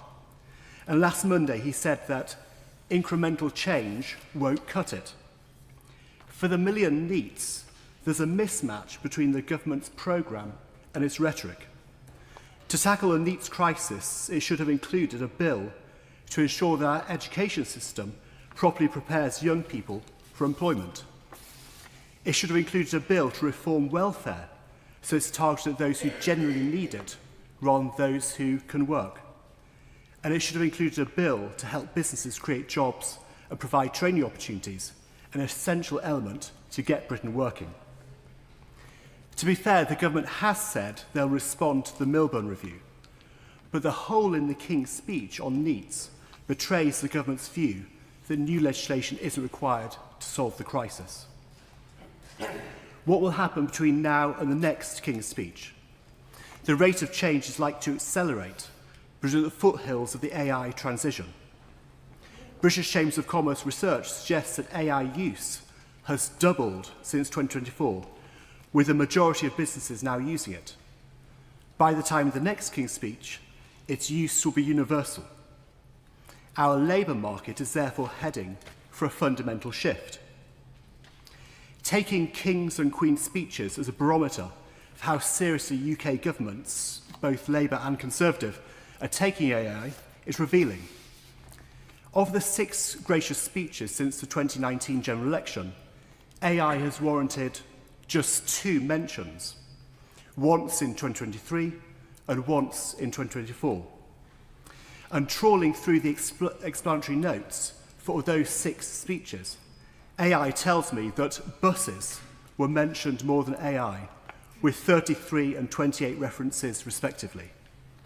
My lords, I suspect Claude doesn't realise how interested voters are in public transport, but when historians look back at this period, it's safe to say the AI revolution will feature more prominently.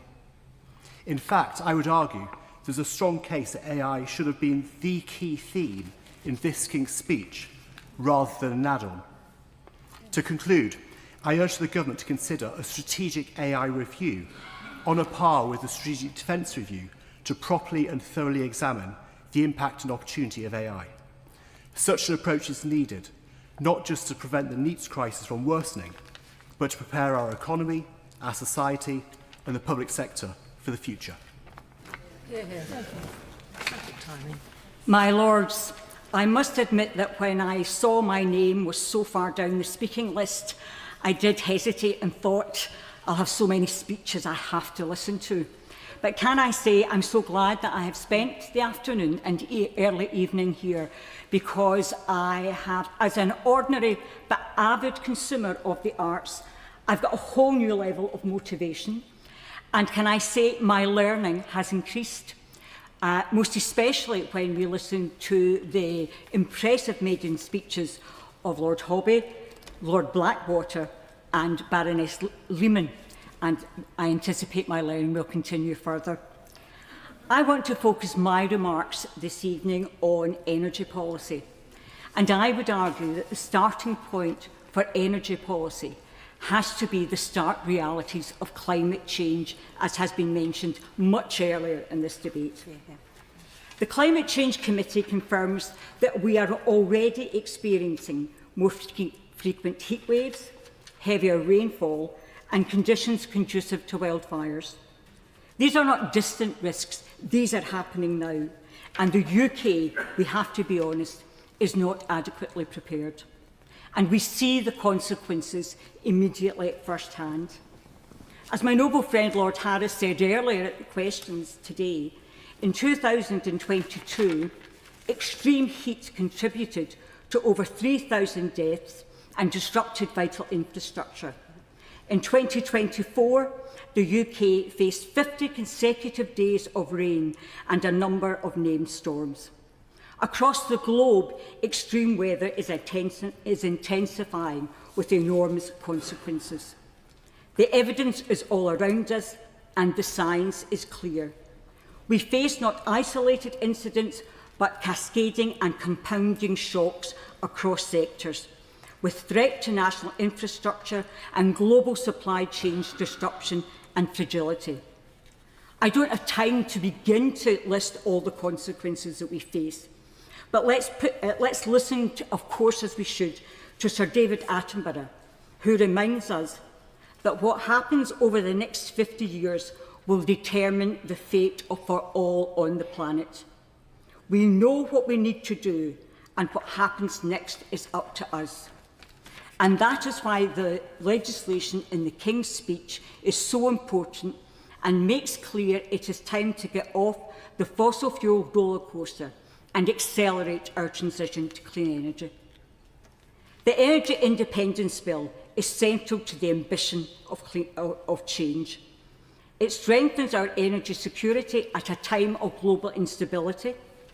We've experienced 2 major energy shocks in just 5 years, and in fact we've been experiencing energy shocks since the 1970s, with increasing costs to families and businesses. This helps build national resilience, and I too sit in the National Resilience Committees, and we need to reform markets, we need to improve planning, and we need to produce better regulatory frameworks. Can I also welcome the Nuclear Regulation Bill? Because it plays a vital role in delivering reliable, low-carbon power. We must acknowledge the challenges in delivering nuclear power. Delivery is too slow and costs remain too high. But all in all, what we need to do is absolutely accept the need for urgent action. Energy policy has rightly been a central focus of government action, and it must remain so. We stand at a defining moment. The government must keep its nerve and focus with these measures in the King's Speech. We must act to protect lives, livelihoods and the foundations of our economy. Inaction is the costliest choice. Now is the time for leadership, ambition and enduring commitment. We must not back off.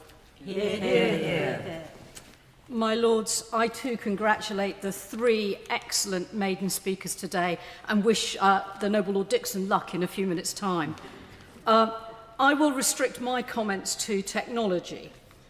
Much of the gracious speech involves and impacts tech, but I was sad to see nothing that holistically addresses the positive and negative impacts of technology, especially AI, on society. There was no resolution on protecting copyright, no updated online safety bill for the AI age, no approach to societal guardrails for superintelligence, indeed no AI bill at all. Instead, there are various references to growth being equated with inward investment, and specifics such as the NHS single patient record and digital ID. You may say, my lords, that it's right that tech is embedded in everything now, so it should just be part of each piece of legislation. But I think that that misses the point. We're living in an era of huge technology change. It's reminiscent of the late 19th century. Tech companies are more powerful than countries. They're making huge fortunes and delivering much positive innovation, but also great societal harm. We need to build the moral and legal frameworks for this new AI age. And in this regard, my lords, the gracious speech is sorely lacking. I think there are two bills particularly that are important in establishing this moral and legal framework, but unfortunately not for the right reasons. The Competition Reform Bill will change how the Competition and Markets Authority makes competition decisions. It risks reducing the CMA's independence. This matters because AI investment is like catnip for all politicians. We risk being bedazzled by short-term investment from these tech titans. My lords, in this House, many of us fought hard for the Digital Markets, Competition and Consumers Act. I worry that the Competition Reform Bill risks weakening this regime as it only just gets started. And I would ask the Noble Lord the Minister how this bill will not reduce the CMA's independence and how it will ensure we have fair and competitive digital markets rather than even stronger tech monopolies with faster CMA decision-making. The second bill that I'm concerned about, my lords, is regulating for growth. The critical question is, what kind of growth does the government want? Short-term investment in data centres or sustainable growth that comes from competitive and fair markets? Will this bill place beyond doubt copyright owners' rights and prevent tech companies stealing their content? The robber barons of the 19th century needed regulation, my lords. Antitrust regulation, health and safety regulation, for society to get the sustainable and fair benefits that growth from their technologies promised. The same is exactly true for the digital AI era, and it's only if we regulate sensibly that we will get that sustainable growth. And finally, my lords, what's missing?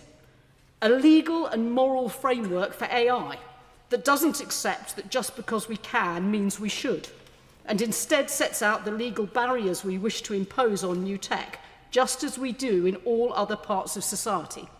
A proper AI bill that addresses child safety in an AI age, that puts to rest any doubts about copyright protection and starts the process of building genuine citizen trust so that we can benefit from the undoubted upsides that technology could bring. Without that, my lords, I fear all these other bills will not actually bring society with us. And like my noble friend just in front of me, I fear that this is a big hole in the gracious speech. My lords, we've already had 3 excellent maiden speeches from my noble friend Lord Hobby, from Lord Blackwater and from Baroness Lehman, and I'm looking forward to our 4th from Lord Dixon, and I'm sure he's going to make it a great quartet, and I congratulate everybody. My lords, the King's speech proposed a number of really positive legislative changes to improve productivity and stimulate growth, offering much needed hope. I think particularly of the social housing bill, on which I'll speak at second reading, reform of water companies, tackling bureaucracy in the National Health Service, a defence housing service, and calling out the awful anti-Semitism threatening our communities. We only have one opportunity to speak at this stage, and I welcome the government's recognition in the King's speech of the central role education plays in driving economic growth, social mobility and national resilience. and its continued emphasis on skills, innovation, and improving opportunity across the education system, including SEND reform.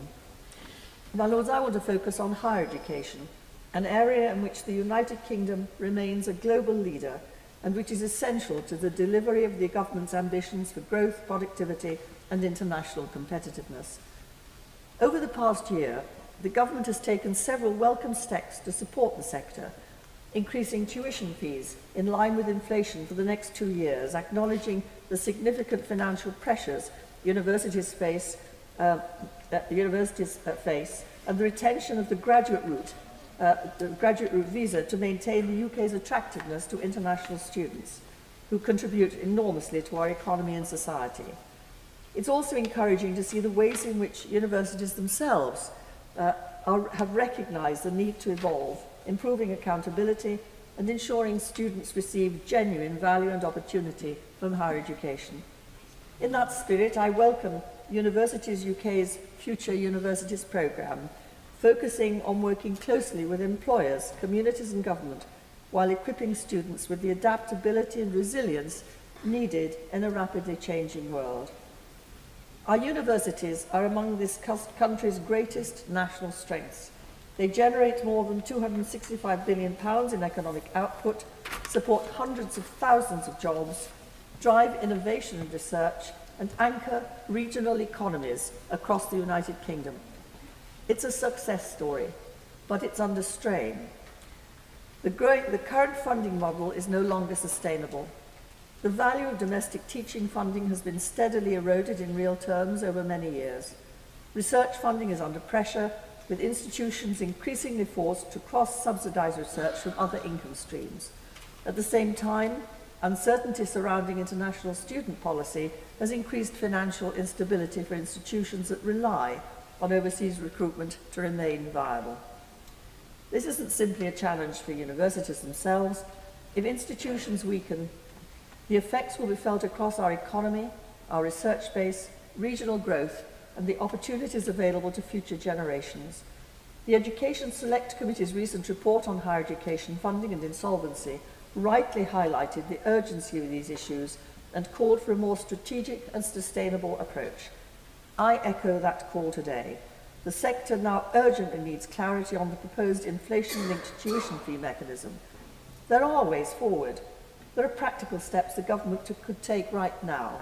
They could protect the strategic priorities grant in real terms, supporting institutions with rising teacher pension scheme costs, and maintain the balance of dual support for research funding. Ultimately, what is needed is a coherent funding settlement that recognises the full economic and social value of higher education. So can I ask my noble friend the Minister, will she urge the government to now provide clarity on inflation-linked tuition fee uplifts and set out a credible plan to secure the financial sustainability of our universities? My Lords, I'm grateful for the opportunity to make my maiden speech during this debate. It's an honour to follow the Noble Lord Hobby and the Noble Lord Blackwater. I'm not sure whether protocol also requires me to congratulate Noble Baroness Debonair on the delayed moments of her speech from earlier when she did part of her speech today. My Lords, making sure that people have a fair chance in life has been the core of my work. At victim support, in government, at Citizens Advice, and at the drug, alcohol and mental health charity that I was privileged to lead with the support of my noble friend Lord Carlisle as Chair of Trustees. I want to start what I say today by congratulating another noble friend, Lady Lehman, on her maiden speech. There are fewer people with deeper and truer instincts about what is right and what is wrong, and the courage to say so. And it's good to see you step into the light. I want to thank all noble lords for their welcome here. This is a daunting place, and the warmth that I've experienced from right across the house has been quite something. So for all of you who have smiled, who've inquired, who've pulled me onto the bench when I was sitting in the wrong place, thank you. This is a culture that is fragile, and it's a hard and rare and precious thing, and I will do my very best to sustain it and foster it. I want to add my thanks to the staff team here, the doorkeepers, the attendants, the clerks, and the wider teams right across the estate. They are always reasonable, they're always kind, and there is often a twinkle in the eye. I want to thank my supporters, Lady Grenda, who has been both impish and wise counsel to me, as only a true friend can be for 6 years, and Lord Purvis of Tweed in front of me here, who has been a kind and astute interpreter of this place, its customs, its history, and particularly its architecture. If anyone ever wants a question on that, I recommend his advice highly. And of course, the staff in our Whip's office, who have guided me through the strangest of experiences with care, with expertise, and real attention. But most of all, my mum, who brought me up by herself in Jericho in Oxford, not the other Jericho, to believe that you should be kind and that you should try. So before I move to the matter of the gracious speech, I need to declare an interest as the current Chief Executive of the Liberal Democrats. I've always believed that the best policy and the best legislation and the best decisions come from truly understanding what matters to people and what people actually do. And that sounds obvious, but in my experience in lots of organisations, it's all too rare. It's so easy to make assumptions from our own lives about how people will respond, and it's so easy to miss the nuances in what people say.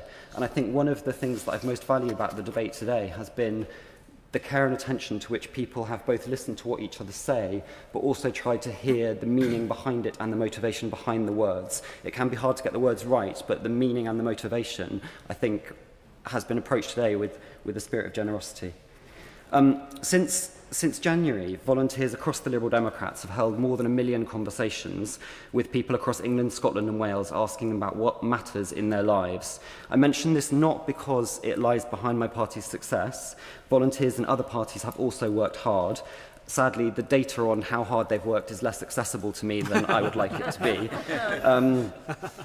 But I mention it because I truly believe it's how politics should work, by starting with and listening to and serving people as you find them. So a decade ago, I was at Citizens Advice, and the website there was written in very precise, very technical language that got the law absolutely right and was completely impossible for most people to understand. And with a brilliant team, including many people who worked on the prototype of gov.uk with Lord Maud, we took it from being used by 4 million people a year to 38 million people a year. And that one change has probably helped more people than anything else I've done in my entire life. We did that by listening to the language people used, understanding the way people approach problems in their own lives, and designing our tools and giving our advice in a way that was simple and clear. And if government needed to bend to how people thought about a problem, we made sure that it did so. I've also spent countless hours in drug and alcohol services, where one simple change we made had a huge impact. So the regulations used to require charities like mine to ask an astonishing and frankly pretty impertinent number of questions to people who've just walked through the door of a drug and alcohol service, which is one of the things that is the hardest things to do in a life. And too many people would never come back. And our country has lost too many people as a result of the way it was regulated. So our frontline workers didn't feel they had permission to do what they knew was right, but we backed them, and they proved the obvious, which is that if you make people welcome, if you show them they're safe and that you care, they will come back and you can ask the questions later. So I'm pleased that some years ago the regulator followed our lead, changed its requirements, and more people now get help and more people are alive because of that regulatory change. My Lords, we will debate in this session bills on modernising how citizens interact with public services and how we use technology to do so. I hope the examples that I've given today give a sense of what I want to bring to this House in those discussions with you all. So a curiosity and a focus on what actually matters in people's lives. The importance, as Baroness Lehman said in her speech, the importance of emotion and dignity in our decision-making. The opportunities technology provides if we start with people and put them before machines, and the need for public services to serve people as they are, not as we may assume them to be. So as I start my work in this House, I look forward to many conversations on these issues and to working with and particularly learning from as many people across this chamber as I can. Thank you. Well, my Lords, what a pleasure, what a privilege to speak after 4 brilliant maiden speeches. and it's a special personal honour for me to follow the noble Lord, Lord Dixon, my friend, Lord Dixon. In 2016, I became the chair of a large voluntary organisation, a drug and addiction charity. The day after I accepted that demanding and unremunerated role, I was told that the chief executive was leaving and was going to be the chief executive of Children in Need, which he did. So I held on to the railings, as it were, and realised that I had to find a new chief executive. We had a formidable shortlist that included 2 internal candidates and a young fella called Mike Dixon, a rising star in the voluntary world in social enterprise and benefit. And he was irresistible, and we appointed Mike Dixon, and here he is today. He proved to be clever, strategic, eloquent, and wise. He knew how to tell truth to what he perceived, possibly falsely, to be power in the organisation. And he led essential changes. Shortly after he joined us, I was at a meeting with Hilary Benn MP. Mike Dixon had been in the past one of Hilary Benn's special advisors when Mr. Benn was in one of his many roles over the years as a cabinet minister. I told Mr. Benn at the end of the meeting that I'd just appointed Mike Dixon as our chief executive. Without blinking, he replied, "In that case, Alex, you are a very lucky man." Indeed, I was, and I say to you, lordships, that we are now in this house, a very lucky house, to have Lord Dixon here. I look forward, with your lordships, to his many contributions in the future, perhaps over the next 30 or 40 years or more, along with Baroness Lehman, who made such a magnificent speech.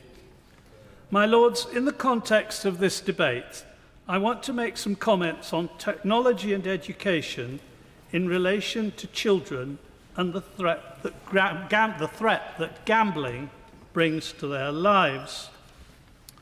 My lords, I'm not a spoilsport about gambling, by the way. Last weekend, I actually won £2.90 on the National Lottery. However, as a parent, grandparent, lawyer, and citizen, and a member of this House, I am very concerned about the potentially addictive exposure of children in their everyday digital environments to online temptation that could ruin their lives. I'm going to speak briefly, specifically, about loot boxes. My lords, if you don't know what loot boxes are, do as I did, ask your grandparents, or possibly Lord Dixon and Baroness Lehman, who may already know. But loot boxes are items within computer games which are accessed either through gameplay or are purchased within a game and offer virtual currencies, but sometimes ask for real money. And it's the temptation to pay that real money that they do not possess that is the real danger and may lead them to a life of addiction and a life that is shortened as a result. Actually, as your lordships know, under 18s are not permitted to gamble, yet they remain exposed to temptation and all too often circumvent prohibitions. In short, I would urge His Majesty's Government to classify and regulate all loot boxes as gambling. This would bring them under Gambling Commission oversight, ensuring a ban on access and targeted promotion, which is quite specifically aimed at the under 18s as a vulnerable group. Some loot boxes, my lords, are completely unregulated and represent a threat to children and young people. There's an excellent organisation now called Peers for Gambling Reform, to which I belong. And it has shown, through evidence it has collected, a consistent link between loot box spending and later problem gambling and potential lifelong addiction. This risk was acknowledged by the government in 2022, the previous government, in a consultation which fully recognised that link. And this has been addressed in part only by the Pan-European Game Information Body and applies to new games for next month, from next month. But, my lords, it's not retrospective, and young people for a very long time will remain subject to this egregious temptation which could ruin their lives. I would ask His Majesty's Government to apply the new rule to the huge number of pre-June 26 games for the protection of future generations. As I said earlier, I'm not against gambling, but I am against uncontrolled gambling and the effect it has on future generations. Compliments and thanks to all those who've given their maiden speeches today. I look forward to hearing much more from them. I put on record that's in my register of interest that I'm the director of the Global Warming Policy Foundation. I wanted to discuss electricity. Electricity accounts for 20% of the overall energy use in this country. The other 80% is oil, it's gas, it's kerosene, it's coal, it's a bit of home wood burning. And thank heavens we do. Because there are countless times when winter storms regularly bring down power lines for extended periods. One can lend a neighbour a bucket of logs, but you can't lend a neighbour a bucket of electricity. On a particularly good day, the renewable system that we have and what is planned will actually produce, when it's perfect wind and perfect sunshine, it will overproduce the 40 to 45 gigawatts that the country uses.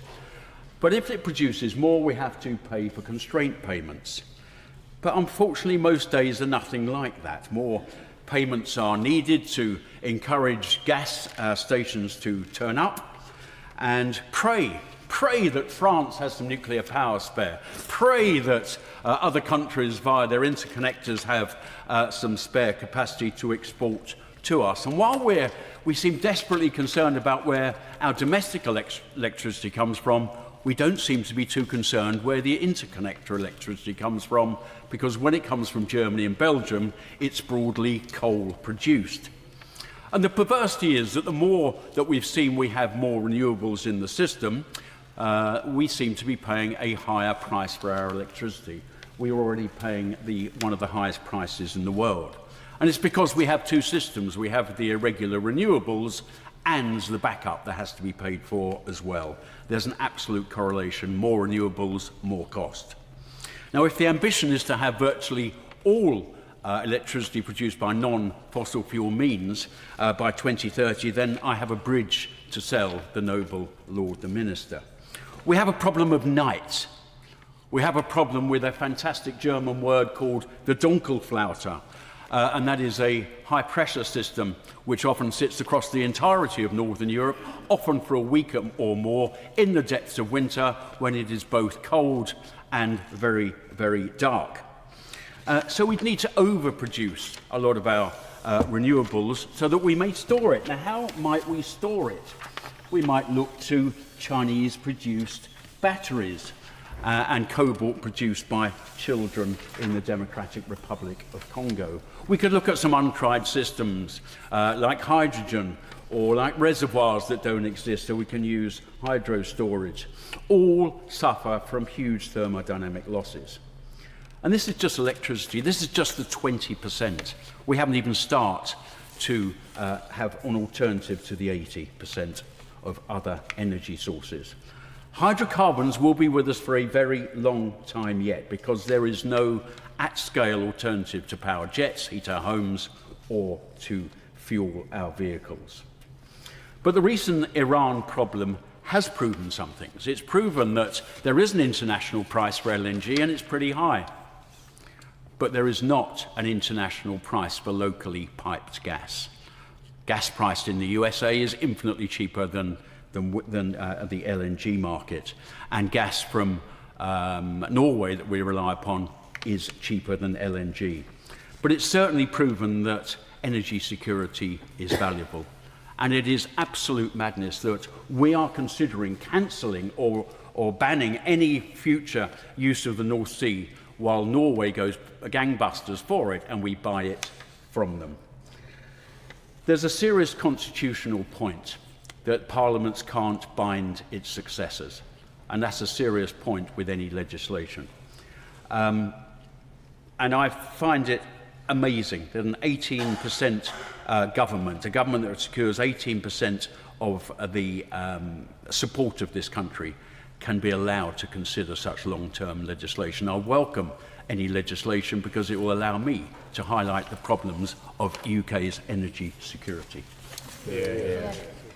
My Lords, I would like to congratulate all the noble lords on their maiden speeches. They are, and noble baronesses, they have been really excellent. In particular, I'd like to congratulate my friend, Lord Hobby, who, when I was General Secretary of the Association of Teachers and Lecturers, he was General Secretary of the National Association of Head Teachers. And I think when Baroness Morgan said, he said things very gently, which other noble lords and ladies on benches were more robust. I think she was looking at me and perhaps at Baroness Blower as well.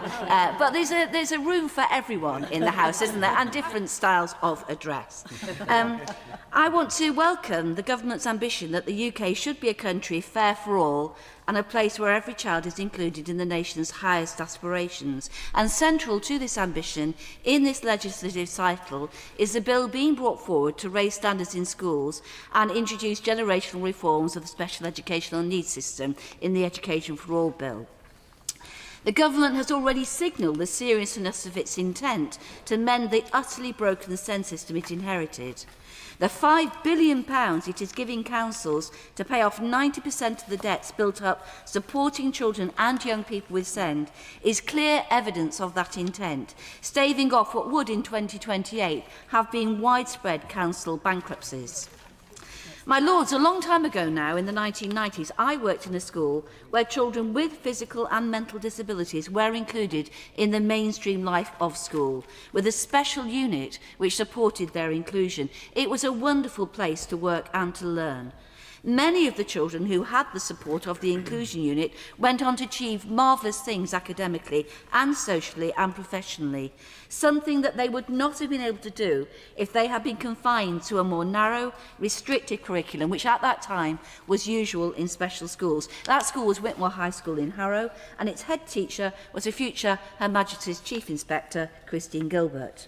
So I applaud the Secretary of State, Bridget Phillipson, for whom SEND inclusion is clearly a passion, for grappling with the Treasury to release £1.6 billion over the next few years to support SEND inclusion and to equip staff with the knowledge and skills needed to deliver excellence.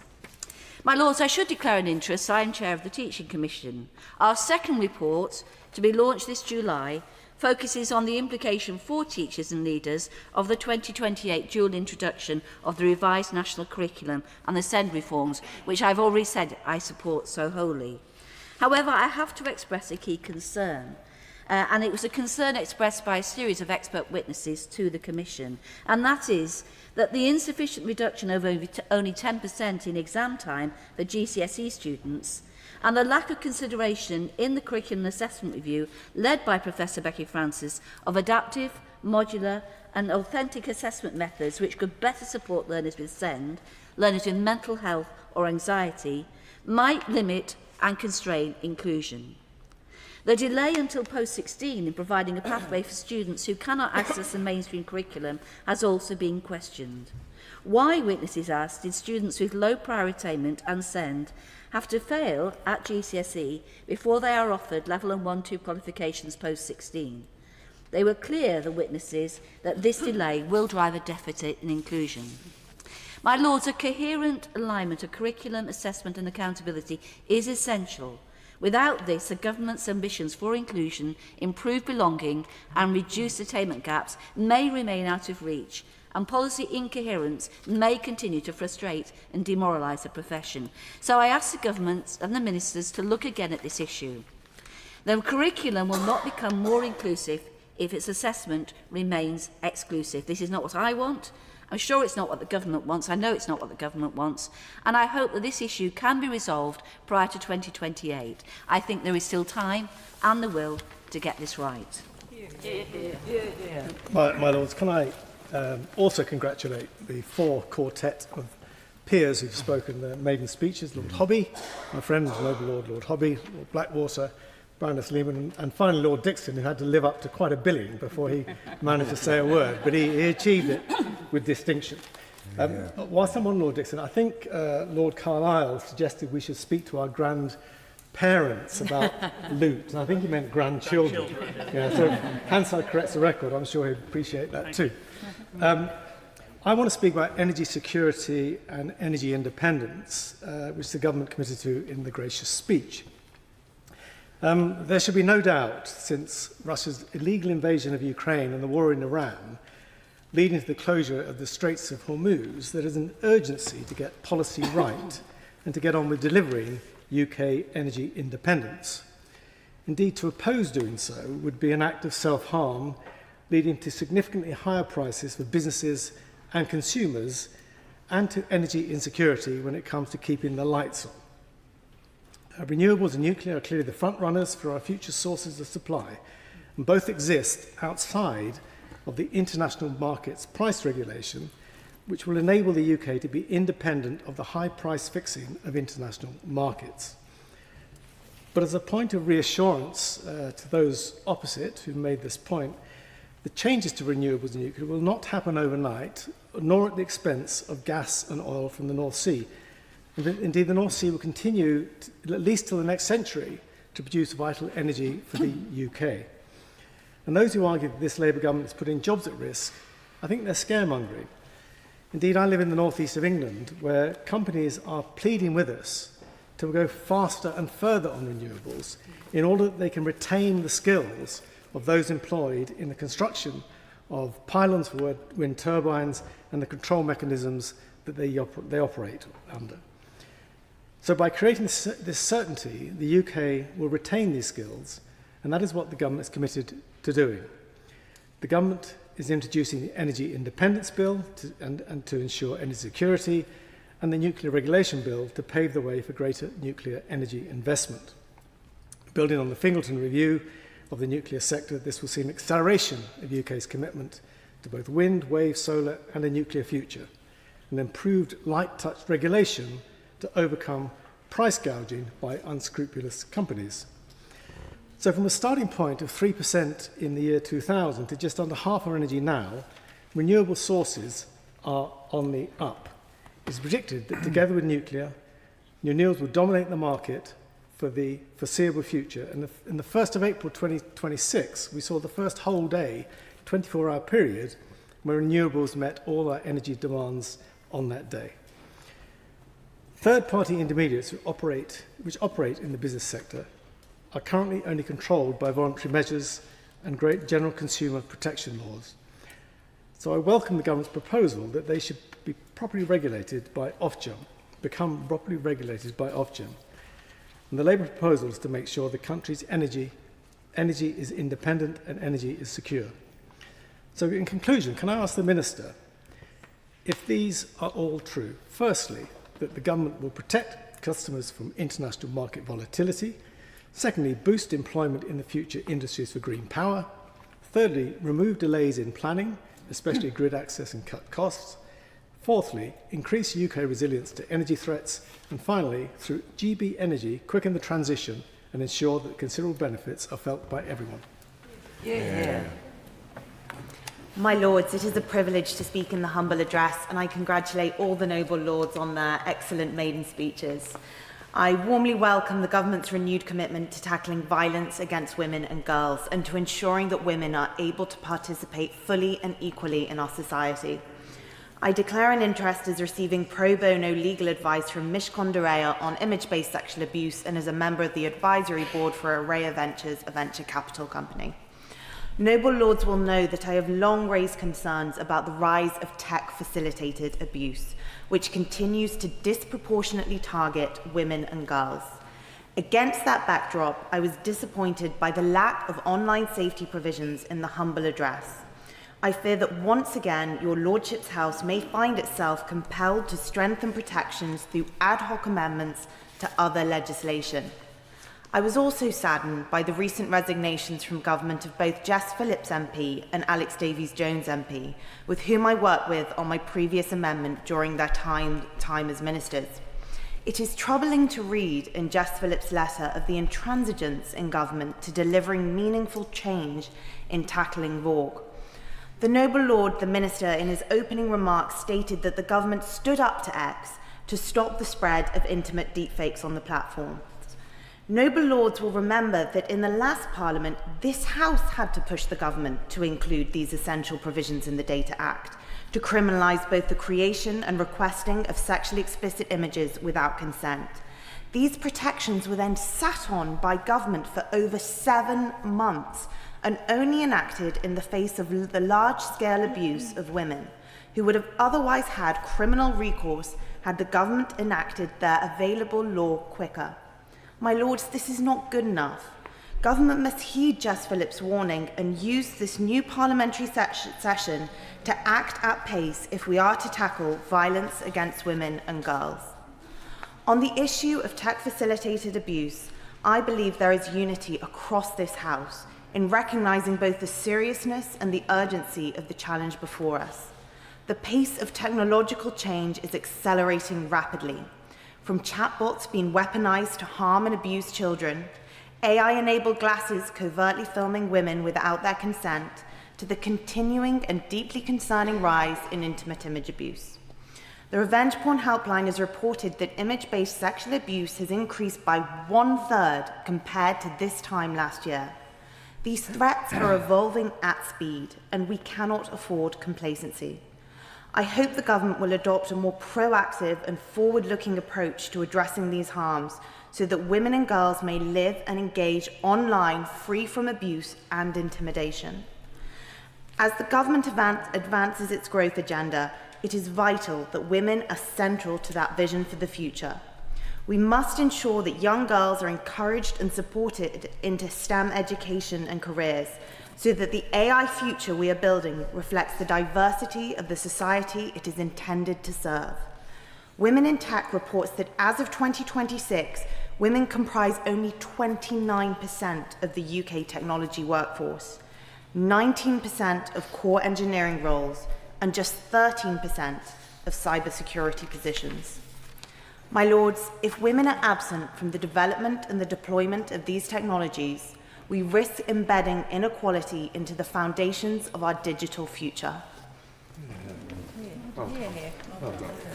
My Lords, I also congratulate all of the peers who've given their maiden speeches this evening, and I would also like to endorse the speech of my noble friend Baroness Bastard in all its particulars. My Lords, there is a widespread agreement that the current SEND system is, as the NEU describes it, adversarial, fragmented and under-resourced.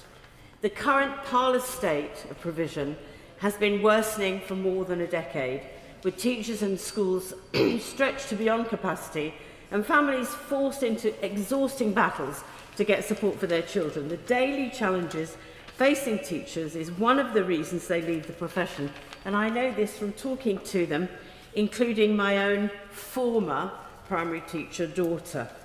Against that background, the ambition of this government to change the system to meet the needs of all children is indeed laudable. The cap on independent special school fees to address the flow of public money to private providers is exactly the right thing to do. Experts at hand is also very welcome. And as for targeted and targeted plus, many of us who were teaching when we had School Action and School Action Plus will be delighted to see the return of this. The NEU has campaigned for it and I've campaigned for it myself.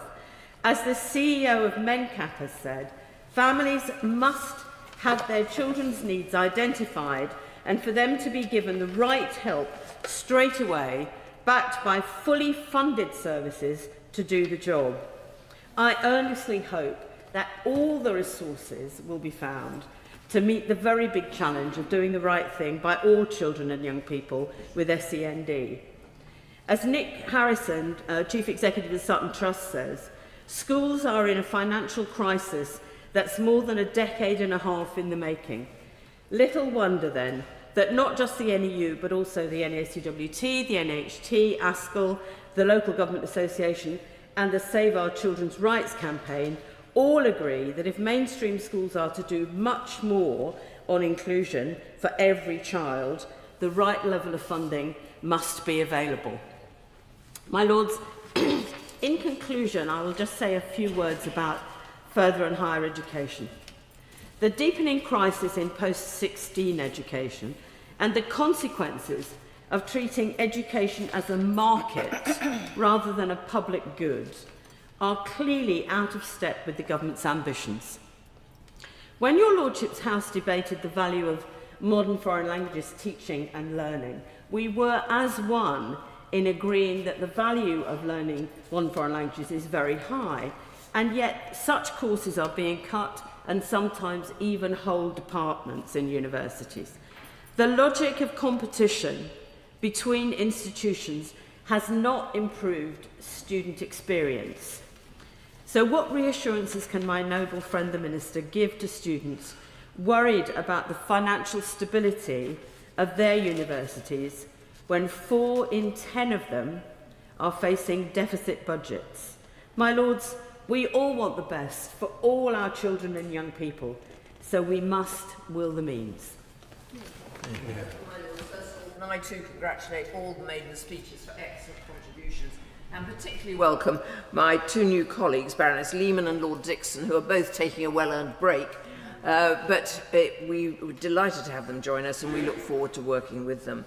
I know the convention is not to repeat a point made earlier in the debate, but as number 48, it's quite difficult to find totally new things to say. But I will concentrate on education within many subjects of today's debate. And I thought I was going to be new because I'm going to talk about modern languages, and blow me, Baroness Blowers just talked about modern languages. I was a one-time modern linguist, and I'm pleased I am to see that we seem to be rejoining Erasmus, a brilliant programme for encouraging young people to learn languages and experience life in other countries. Leaving it was one of the very many losses from Brexit.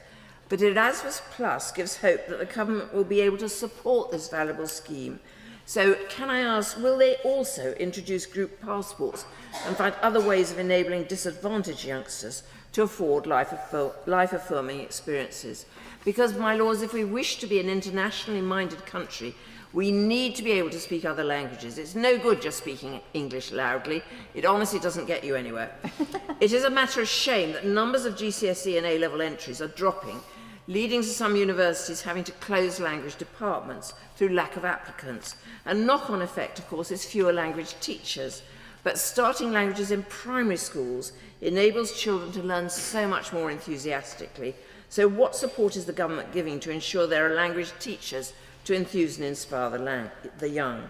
But just as languages need a boost in our education system, so do life skills, practical skills. We should be ashamed that 1 million young people are not in education, employment or training. Many of them will have been turned off learning by the largely academic curriculum so beloved by the previous government. Yet the country is short of skilled people in engineering, construction, hospitality and craft. Schools need to offer music, as we've heard already, art, drama, sport, dance, if we are to maintain this country's reputation for creativity. And the creative industries are major assets to the country, both in their earning power and their power to make people feel good about themselves. We need to encourage the next generation to follow Tom Stoppard, Andrew Lloyd Webber, Lucian Freud, well, perhaps not Lucian Freud, perhaps Tracy Emin instead.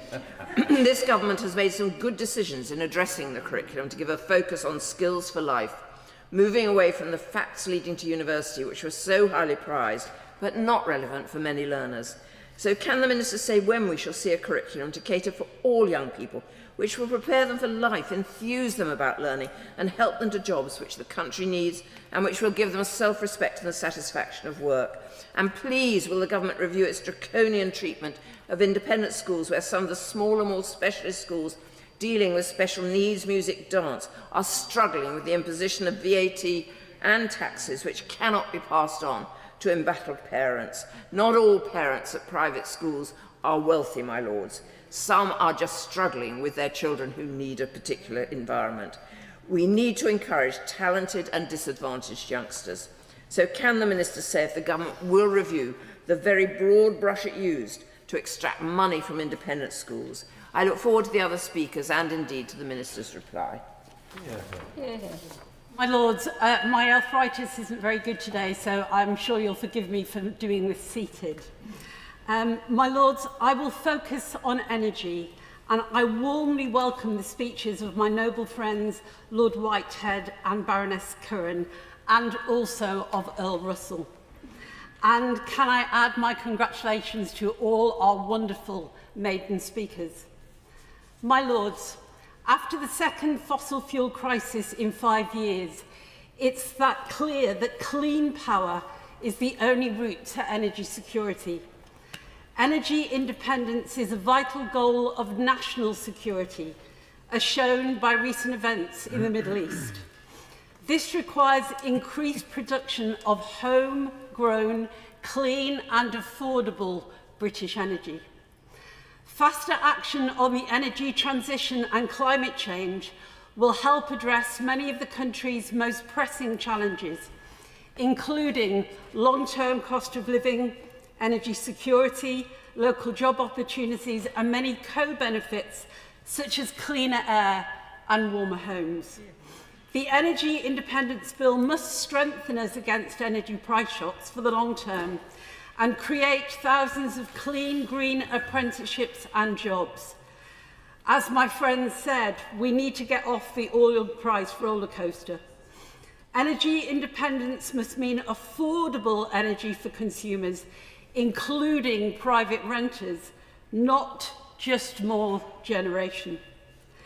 We must secure a just transition for workers from old industries to new, and place tackling energy poverty at the heart of all relevant legislation. My Lords, I wrote the Energy Poverty Manifesto adopted by the European Parliament and the European Commission. Now, as then, no one should have to choose between eating or heating or cooling their homes. Touching on culture very briefly, can I congratulate Coventry City FC on their promotion? And can I say, play up Sky Blues? My Lords, I too want to congratulate the 4 noble lords who made excellent maiden speeches today. Can I also congratulate Aston Villa, who are playing in the Europa Cup final tomorrow?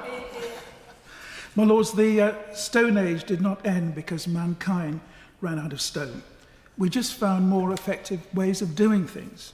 Science, innovation, and technology have historically brought solutions to everyday problems.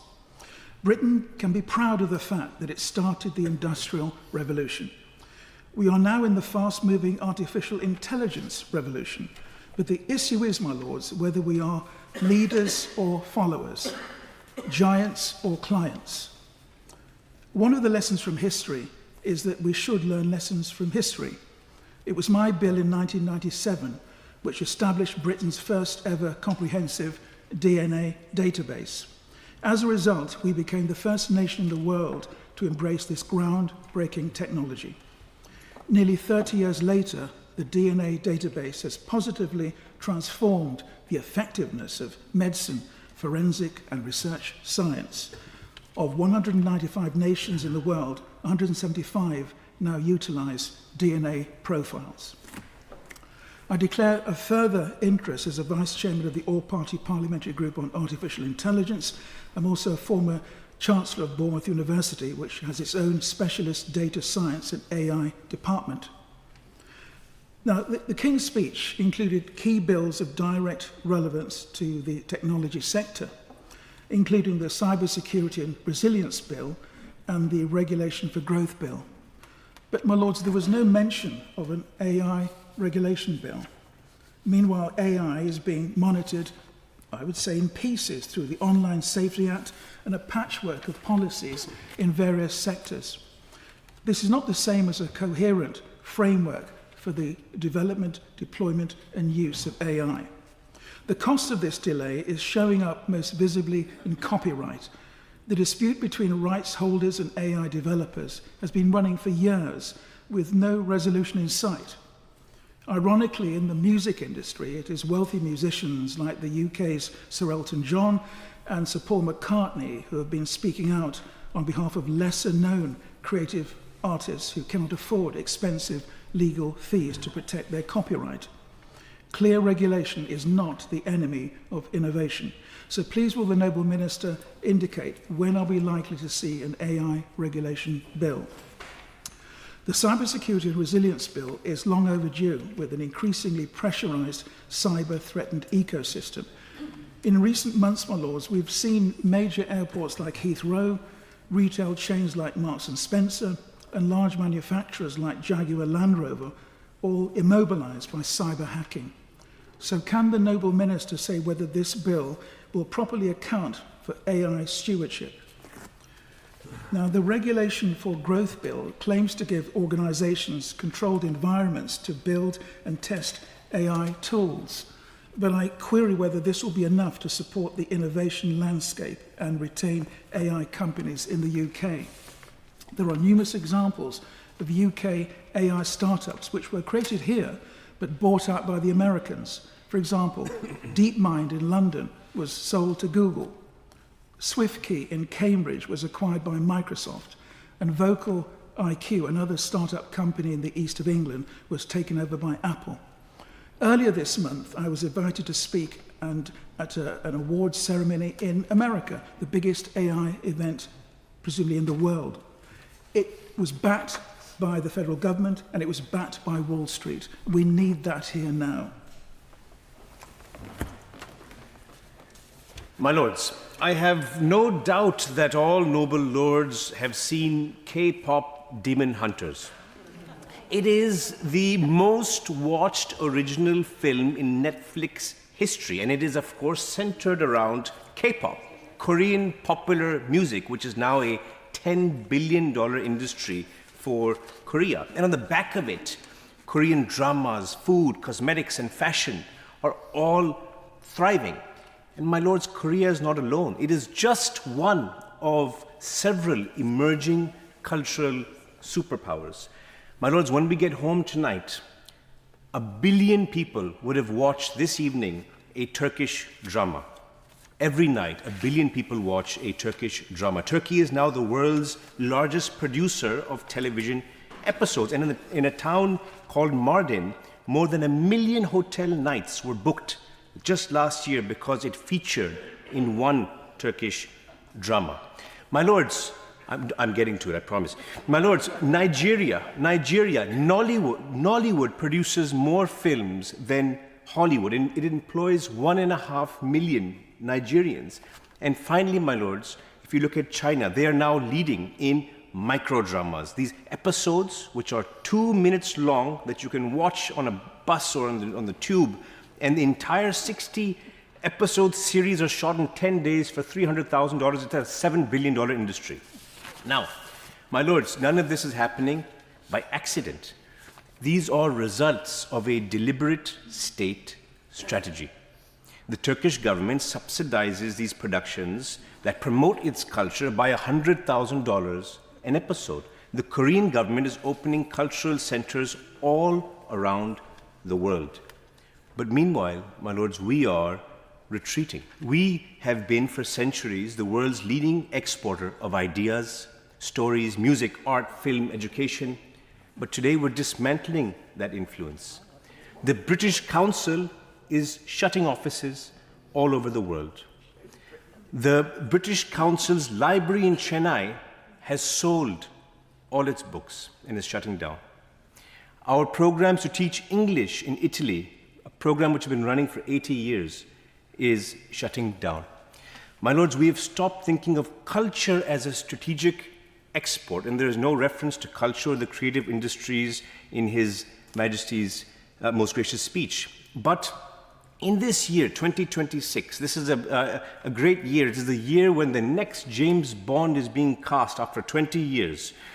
In this year, I hope my lords, that the minister can reassure the House that projecting British culture and influence will once again be at the heart of our soft power strategy. My Lords, I congratulate all of those 4 maiden speeches, which were really very moving and inspirational. I have been reflecting, however, that if this was indeed the King's own speech rather than the government's plan relayed by His Majesty, then there would be far more on nature and biodiversity in it, as my noble friend Earl Russell said. That really is an immense lack in this legislative programme. And considering that really nature underpins our food production, what we drink, it's essential that we take better care of it. The only really mention in the government's plans, not even in the speech, but just out for consultation, is the trail hunting bill. But I don't think banning trail hunting is going to be contributing anything to biodiversity. It's just a political choice, far more important for preserving our British mammals, and one that would command really cross-party support, because Baroness Hellich introduced it as a private member's bill last session, was introducing a closed season for hares. In England, they can be shot while pregnant, lactating or caring for young. However, Scotland and Northern Ireland have recognised how important a closed season is, and they've passed such legislation. I really wonder why the government can't just introduce such a simple bill and do it. The sad decline of hare numbers is obviously due to other factors as well, such as hare coursing and lack of habitat. But it does make recovery impossible, where the closed season means that as soon as the females are pregnant, they can be shot. And the book Raising Hare by Chloe Dalton joins other remarkable books, such as The Leaping Hare, to show why we must protect these wonderful, iconic creatures that are a really central part of our natural heritage. I join my noble friend Baroness Grenda in welcoming the water bill. But there is a lot of work to be done on this, and I think actually it should be called the Water and Sewage Bill. It needs to be much bolder than what's currently envisaged. The fact is that, as the remarkable programme Dirty Water showed, we are poisoning our very rivers, and I'm very glad Lord Blackwater chose to take the title of a river, because rivers need friends. We're choosing to poison our rivers with sewage. But not only that, there's a lot of other things that need to be addressed, such as the fact that industrial waste, the sludge that comes from that, is mixed now with sewage sludge and is spread on farmland. So the runoff from that contains the forever chemicals that the industrial process is using. That's really toxic, my lords. It's entering into people's bodies, the bodies of our children, and that's the sort of thing that absolutely must be addressed in the water bill. Finally, I would just like to ask the Minister what plans the government has in terms of children and education about nature. Obviously, there are forest schools, field trips, but we need our children to become nature champions. David Attenborough, of course, has inspired many, but we need the next generations of them. And we need the citizen scientists, who are those who actually showed what was happening to rivers. And we need the activists. My Lords, whilst there is a lot to be welcomed in the government's proposed new legislation, I want to focus on further and higher education, especially skills and apprenticeships. The government has done a lot to encourage SMEs to take on apprentices, but the latest figures are disappointing, and we know how necessary these skills are to so many of our industries, whether it's construction or energy or craft skills needed to repair churches and cathedrals, such as stonemasonry. So many of our villages have thatched roofs, and we need the next generation of Thatchers to preserve that heritage. Too many schools advise young people that university is the only choice and fail to tell young people that apprenticeships provide a good career path, good pay and a guaranteed job. There is another major challenge that we face. Thousands of young people not in employment, education or training. The cost to our economy is enormous, and it encourages young people to believe that living on benefit is an option, something that we can't afford, and we certainly shouldn't be encouraging them. Giving 16 to 17-year-olds the right to vote is an important right, but I hope we will realise that we need to educate them about the importance of their choice, which I believe should be from the age of 14. If we leave it until they're 16 years old, I think we've missed a golden opportunity. So I welcome lots of the reforms in relation to schools and education, but I still think we've got a long way to go in relation to skills and apprenticeships. My Lords, I warmly welcome all new members of your Lordship's House and congratulate them on their impressive maiden speeches. My Lords, on university campuses, real freedom of speech is vanishing. Please watch, if you have a moment, the brilliant speech by Maeve Halligan. She recently gave it at the Cambridge Union on how LGBTQ+ ideology is failing gay people. But her student union originally blocked her from starting a group for women to meet with other women. Why? Because the group was not inclusive of trans women. And elsewhere, Jewish students in our country face appalling ordeals. The Stand With Us report documents bomb threats, physical attacks and doxing. A Jewish student at King's was reportedly required to write a 1,000-word essay explaining why displaying an Israeli flag had been wrong. Now, 2/3 of academics believe that their university would prioritise feeling safe over freedom of speech. This is completely wrong, this focus on safetyism. It's antithetical to developing robust adults who are able to thrive in the world outside their ivory towers. And the government has faffed about with the Conservatives' 2023 Free Speech Act, stripping out duties on Students' Union, and I'm very disappointed there is nothing in the gracious speech on freedom of speech, which is so foundational to a successful society. Secondly, I want to touch briefly on SCND. The government recognises there is a problem, but, my Lords, nobody has the appetite to ask the very honest question, which is why are there so many more SCND children? If up to 1 in 5 children now are deemed to have special needs, surely that is an absurd concept, a stretching of the concept of special. Now, the government is promising more money, and Baroness Spielman of this House notes, spending more money on a child will not necessarily improve their experience or outcomes. But of course, parents desperately want to believe that something can be done, and it's easier for the state to be kind than to be honest. And this might explain why we already spend £15 billion a year. That, my Lords, is more than £500 from every household on high needs SCND and children's disability living allowance. But we have no real idea of what real difference this spending is making to those children's lives. My Lords, the recent explosion in SCND isn't caused by profound physical disability or severe cognitive impairment. The numbers are driven up by autism, ADHD and behavioural disorders. The idea of neurodiversity, which covers all of these conditions, started life as a campaigning movement. And now these terms, neurodiverse and neurodivergent, can be found all over social media. And of course, teenagers seeking to find their tribe are drawn to these identities. My Lords, I have 2 psychology degrees, and I learned in those degrees that every human brain is genetically unique. It is genetically diverse.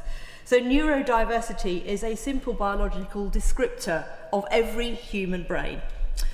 But more dangerously and more worryingly, I believe, the converse concept is there are some people who are perhaps unfortunate enough to be neurotypical, and that means they're undeserving of any special help. And I think that's damaging when there's no objective test to distinguish who's neurodiverse and neurotypical. My Lords, to be crystal clear, I don't doubt for a second that these children are being failed by the current school system, and as we've heard that in an excellent maiden speech. But we lack evidence that the current approach is helping them. The next generation deserves better from this government. My Lords, in opening our debate on the gracious speech, my noble friend Baroness Anderson described our government's ambition as having one central mission: to build a more resilient country that spreads opportunity for all. The country in which we live is one in which talent is everywhere, but opportunity is not. It is through our creative sector that we extend opportunity to those with talent. So I welcome two measures that will support that sector. The draft ticket tout ban bill is a long-awaited measure. My friend Sharon Hodgson MP has campaigned since 2010 for government to act to stamp out ticket touting. I was proud to put forward this measure for the Labour Manifesto of 2024 when I was the Shadow Minister for Music, and it will be welcome to see it scrutinised as soon as possible so that we can legislate to stamp out ticket touts for good. I know that music fans and others who buy tickets for live events will be delighted when that happens. Second, I support the measure to grant new revenue-raising powers to local leaders in the overnight economy. When we travel to European cities, we often pay city tax or tourism levy. Italy raises over €1 billion per year through city taxes, and my noble friend Baroness Hodge of Barking argued in her review that a modest tourism levy in England would ensure visitors contribute fairly to the cultural assets that they come here to enjoy. But I do agree with the Association of Leading Visitor Attractions that such funds must be fully ring-fenced and reinvested locally in culture, tourism infrastructure and heritage. And can I say, I also totally support all that my friend Lord Smith said in his excellent contribution on keeping free entry to museums. My Lords, I welcome the bill to strengthen ties with the European Union. Looking back to 2019, the EU was the largest live music market, and theatre was also part of our fast-growing creative industries. In fact, the UK's performing arts sector supports some 244,000 jobs and generates £2.3 billion per year in gross value added. But our exit from the EU has introduced significant barriers around visas, work permits, cabotage limits, and it has made tax arrangements more complex. A 2023 UK Music Survey found that 82% of musicians surveyed said their earnings had decreased because of Brexit, and 43% said it was no longer viable for them to tour to the EU. So our strengthening of ties with the EU must lead to solutions to these problems, which prevent UK artists touring and which hamper growth in our performing arts sector. Finally, I turn to two of the other measures announced in the King's Speech, the Competition Reform Bill and the Regulating for Growth Bill, because there are some key questions around those two bills. The Competition Reform Bill seeks to streamline the work of the Competition and Markets Authority, but concerns have been raised, particularly by the News Media Association, about removing the role of the independent panel. So I ask my noble friend the Minister if the government can reaffirm its support for independent regulation from the CMA and say what safeguards are proposed to maintain expert decision-making, that is, independent of government. Among measures in the Regulating for Growth Bill is one which will allow for the creation of AI sandboxes, allowing the testing and adoption of AI products. In the consultation on these AI sandboxes or AI growth labs, the government considered specific protections for IP and copyright law. So can my noble friend the Minister make a clear commitment that the UK's gold standard IP and copyright law will not be disapplied as part of AI sandboxes? And can I end quickly by echoing the congratulations on the 4 excellent maiden speeches we have heard today from my noble friend Lord Hobby, the noble Lord Blackwater, the noble Baroness Lehman and the noble Lord Dixon. We look forward to their future contributions, and I could say it would be welcome to continue the debate on music education started tonight by Lord Blackwater. The first thing I think I should do is to carry on from the noble Baroness who just sat down and thanking the maiden speakers in this debate. Hobby, Blackwater Lehman, Dixon. I think we're going to hear a wee bit more about them. And I am very glad to have my two colleagues still with me today, because I'm looking forward to offloading a great deal of work on them that I'm currently having to do. Sorry, this is what you're here for.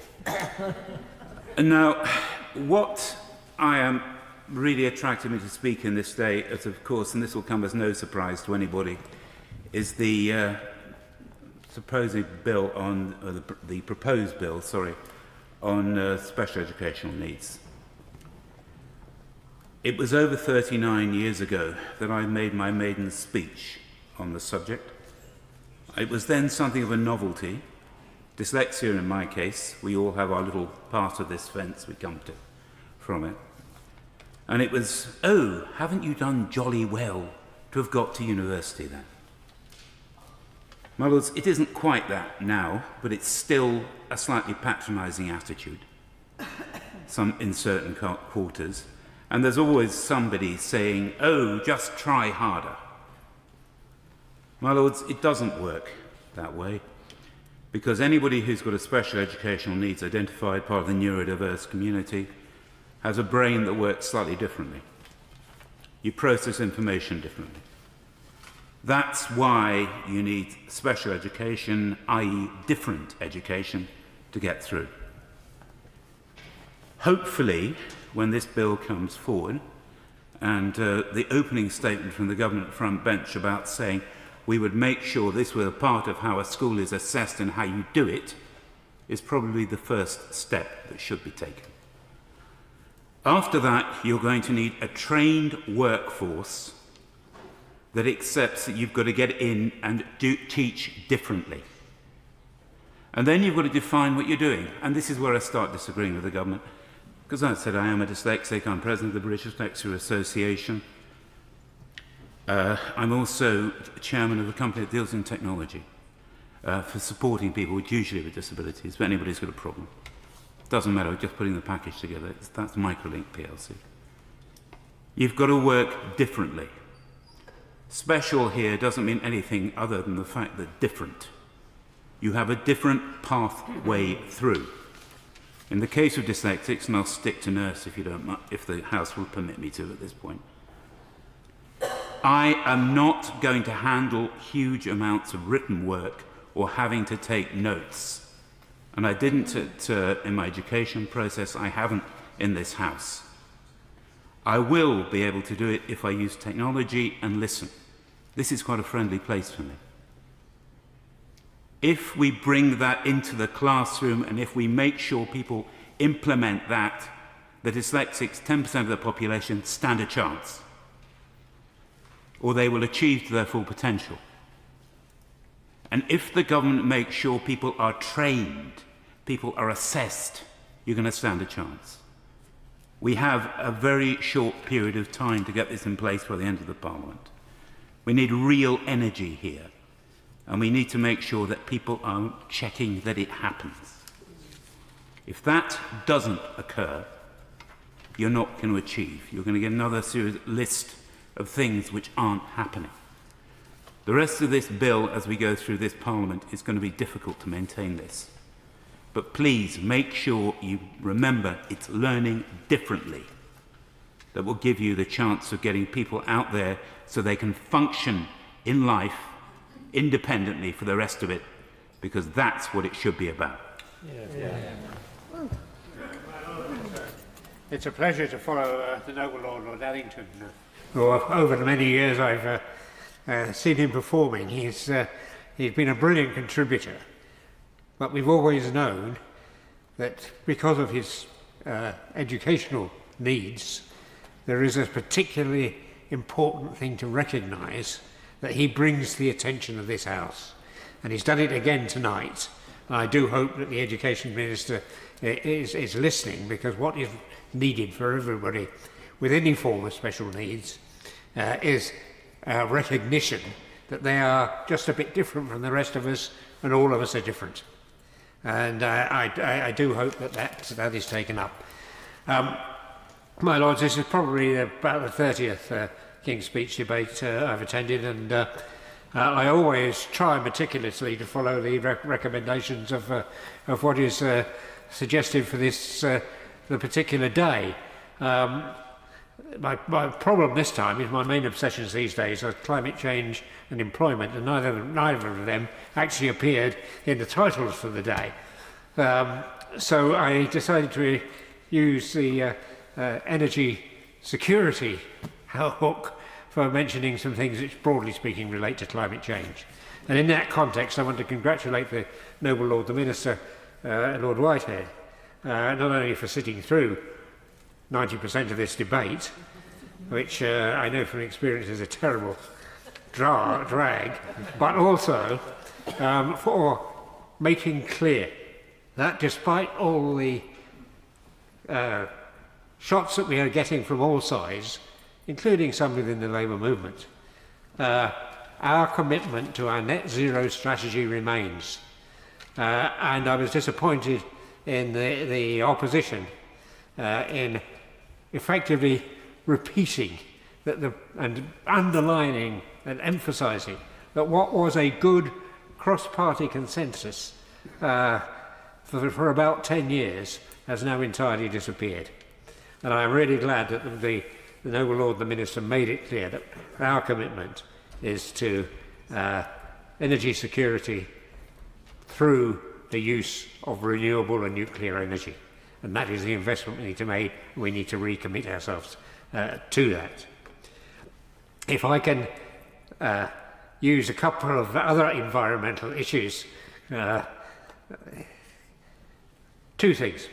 The water bill is absolutely necessary, but as two or three Noble Lords have already said, it is not enough.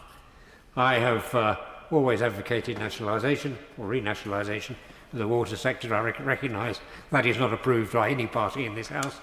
But the second best solution is actually the rationalisation of the regulator. But that has to be for real.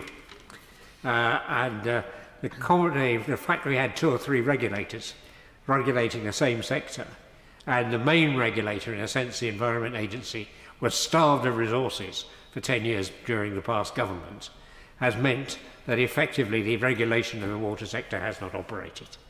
And we do need stronger measures than are apparently going to appear in this bill to deliver the water sector that we need. My Lords, my only other comment really is to congratulate the maiden speakers in this House, but also to recognise that this debate has been primarily, I think, about the education sector, and that the government do have to think again about aspects of the interface between education and the development of technology. I would say that energy security depends on having a just transition for the workforce, but so does parts of the wider workforce, and the whole AI revolution is going to transform the white-collar sector in the way that the energy one has transformed the energy blue-collar sector. And we need proper and effective manpower planning for that transition which is going to take place. And I hope that the government, in focusing not just on the FE end, but the whole question of training and retraining, recognise that the technology challenge means a much more effective and a much more interventionist programme of training and retraining and planning for the future workforce. Yeah. My Lords, may I also congratulate Lord Hobby, Lord Blackwater, Baroness Lehman and Lord Dixon on their superb maiden speeches. And may I now introduce them to the next frontier and the House to the next frontier, because the next 18 months will define, I believe, Britain's place in the future of digital finance. The question is whether we lead it or follow others who move faster. I welcome the ambition set out in the gracious speech, and in particular the 3 bills that speak directly to this challenge. The Regulating for Growth Bill, with its statutory growth duty and regulatory pilot framework, is a genuinely important step. But may I put one challenge to the government directly? Industry's frustration is not with the concept of sandboxes and pilots, it's with what happens next. Too often, successful pilots demonstrate viability, but fail to translate into scalable market change. The framework must include a clear pathway from pilot to authorization with timescales, accountability, and presumptions in favour of scaling that works. Without that, we risk creating a more elaborate holding pattern rather than genuine acceleration. The Enhancing Financial Services Bill is equally welcome. Consolidating the payment systems regulator with the FCA should mean fewer regulators, less duplication, more coherent experience for scaling firms. The proposed reform to the Financial Ombudsman Service also addresses a long-standing concern. Both changes send the right signal, but they must be followed through in practice. These reforms matter because, yes, it's about AI, but also digital assets, and these are no longer separate policy questions. We are entering the era of agentic finance. AI systems that will not merely analyze markets, but act within them, initiating payments, allocating capital, and managing liquidity in real time. The rules governing digital finance are therefore also the rules governing the next generation of AI. Why does this matter? AI credit cards, personal agents, programmable money, fractional payments for social media content, and many, many more use cases. The world of money is changing. And so it was good to see the Bank of England's willingness last week, as reported in the Financial Times, to revisit its stablecoin approach following industry pressure. This is welcome. But it also reveals a structural weakness. Too often, good outcomes arrive through ad hoc pressure rather than by institutional design. I therefore ask to address this issue, the government to commit to one specific measure, a standing cross-regulator and industry advisory group, bringing together His Majesty's Treasury, the FCA, the Bank of England, alongside scaling digital asset issuers and exchanges and AI finance firms, both domestic and international, that are seeking to build here. My Lords, the decisions taken in the next 18 months will shape where capital flows, where firms scale, and where the next generation of financial technology is built. Agentic financial services can become part of the engine of Britain's economic growth for the next generation, but only if we are prepared to move with the urgency this moment demands. Regulators can only move as boldly as the political environment permits. It falls to the government to provide clear direction, industry to innovate, and Parliament to provide active engagement so that our regulators have the confidence to build systems worthy of Britain's ability and ambition. My Lords, I'm deeply distressed and depressed that I have to speak as I do this evening on education, though my account could just as well have been on one of the other days of debate on the gracious speech. I chose education because that is where the current crisis of Jew hatred starts. There is a cancer at the heart of our education system, the anti-Semitism which the gracious speech promised to tackle. Even today, after I wrote my draft, a report came from Parents Against Anti-Semitism describing how little children are reverting to the old anti-Semitic tropes and giving Hitler salutes to their Jewish classmates. Their teachers do not dissuade them, and the teaching unions indulge in Israel hatred. Because anti-Semitism is now disguised as anti-Zionism, this paves the way for Jewish students to be subjected to systemic humiliation and violence. It is set out in the Union of Jewish Students and Stand With Us testimonies. Horrifying reading. Jewish students accused of using the blood of non-Jews to make matzah, Arabic chants calling for the killing of the Jews on our reputable university campuses. The targeting of Muslim or Chinese students on allegedly political grounds would not be tolerated for a moment. University authorities have ignored the abuse or belittled it. Will the government ensure that vice-chancellors, head teachers and their unions are summoned to appear before relevant parliamentary select committees to provide an account of their institutional responses and use of their disciplinary procedures. Public appearance worked in the states where university presidents had to own up. Will the government call on universities to regulate and ban encampments, occupations, face coverings, megaphones near classes and meetings, and for the adoption of the IHRA definition of anti-Semitism? This is all compatible with freedom of speech. The government must acknowledge that Holocaust education and memorials have achieved nothing for students, except to teach them that Nazi symbols and parallels are useful tools for harming Jews. It has failed to teach them about Jewish history, life, and Israel. The government has gone along with the Jew hatred by recognizing a state of Palestine contrary to international law when the hostages weren't even free. It has cast Israel as inimical, and though Zionism and Judaism are distinct, we all understand that the obsessive focus on Israel displayed by this government, by the BBC, is not helping. They ignore worse tragedies in, for example, Sudan and Nigeria, and Pakistan's expulsion of Afghans. Our Right Reverend prelates should be going into churches and schools to tell them that anti-Semitism is wrong, and they should be leading the marches against it. Well-meaning actors in the government have got it all wrong. This government has specifically and shamefully refused to allow the planned Learning Centre in Westminster to focus on the Jewish genocide and on anti-Semitism. It has universalized the Holocaust and removed its Jewishness.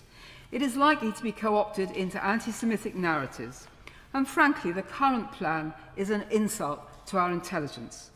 The government should be condemning the Islamists and the extreme left in this area. Will it overhaul Holocaust education and turn it into lessons about the living, not the dead?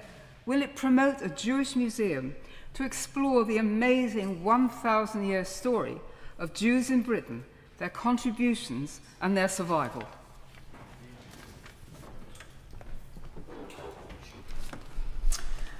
My Lords, I rise today to speak in this debate on His Majesty's gracious speech. My speech today is on education and to ask His Majesty's Government a variety of questions surrounding this important subject that I'm passionate about.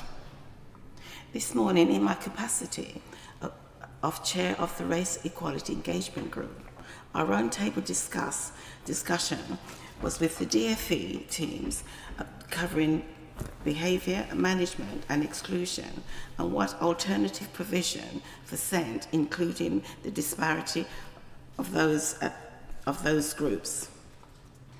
As education is the foundation of all our futures, and in order for it to have the greatest impact on our lives, what are the steps which have been taken to ensure that our education system properly reflects the diversity, history and lived experience of all those who have helped shape modern Britain as it is today?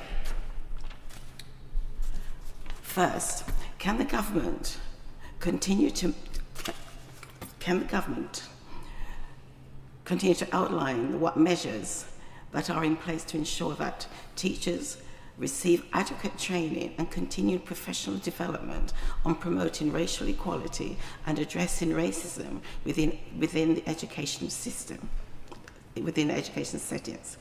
Teachers are often at the forefront of fostering an understanding, respecting and inclusion, yet many still report feeling insufficiently equipped to manage difficult conversation around race and discrimination in the classroom.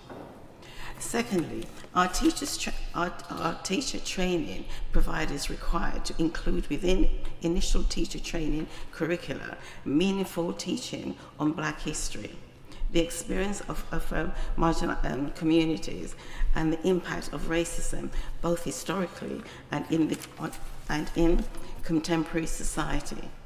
If we respect If we expect teachers to deliver an exclusive, informed education, it is essential that they themselves are given the confidence, knowledge, and the tools to do so from the outset of their careers. Thirdly, what steps are the government taking to encourage schools to deliver a more inclusive history curriculum, one that properly reflects Black history, migration histories, and the immense contribution that the diverse communities have made and continue to make in British society? Young people, sorry, I just lost my place. Young people benefit enormously from seeing seeing the richness and complexity of our shared nationalist story represented in what they learn. This should not only be done in a month at the end of the year, but integrated into all part of school life. In considering these matters, it is also important that we do not overlook the experience of children with special educational needs and disability. Too often, children from racialized background within SEND system is misunderstood, insufficiently supported, or misidentified within our education sector. There is a clear need to strengthen early intervention, ensure equitable provision across both mainstreams and specialist settings, and to embed lived experience and community expertise into developing the policy and practices. Any approach to inclusion must recognize and address these disparities to ensure that all children receive the support they need to thrive.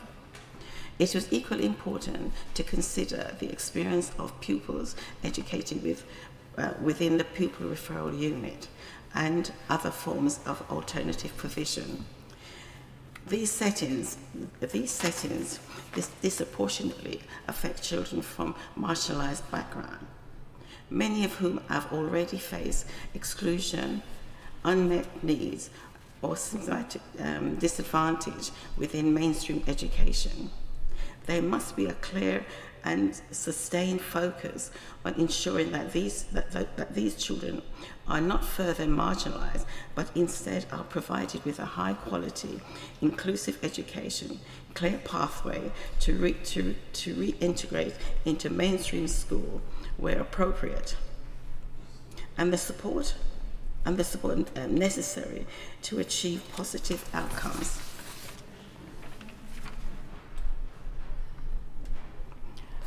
Can I just say, before I know I've come to the end, just to say I'd like to congratulate all four maiden speech in our Lordship's house today. The Minister Baroness Levitt yesterday explained the government's priorities, and I quote from her: to right past wrongs, to rebuild trust, to make sure that systems work as they should, and to restore fairness and predictability. So I'm bringing this week a new case of injustice, not new, but new for government action, and to the House tonight.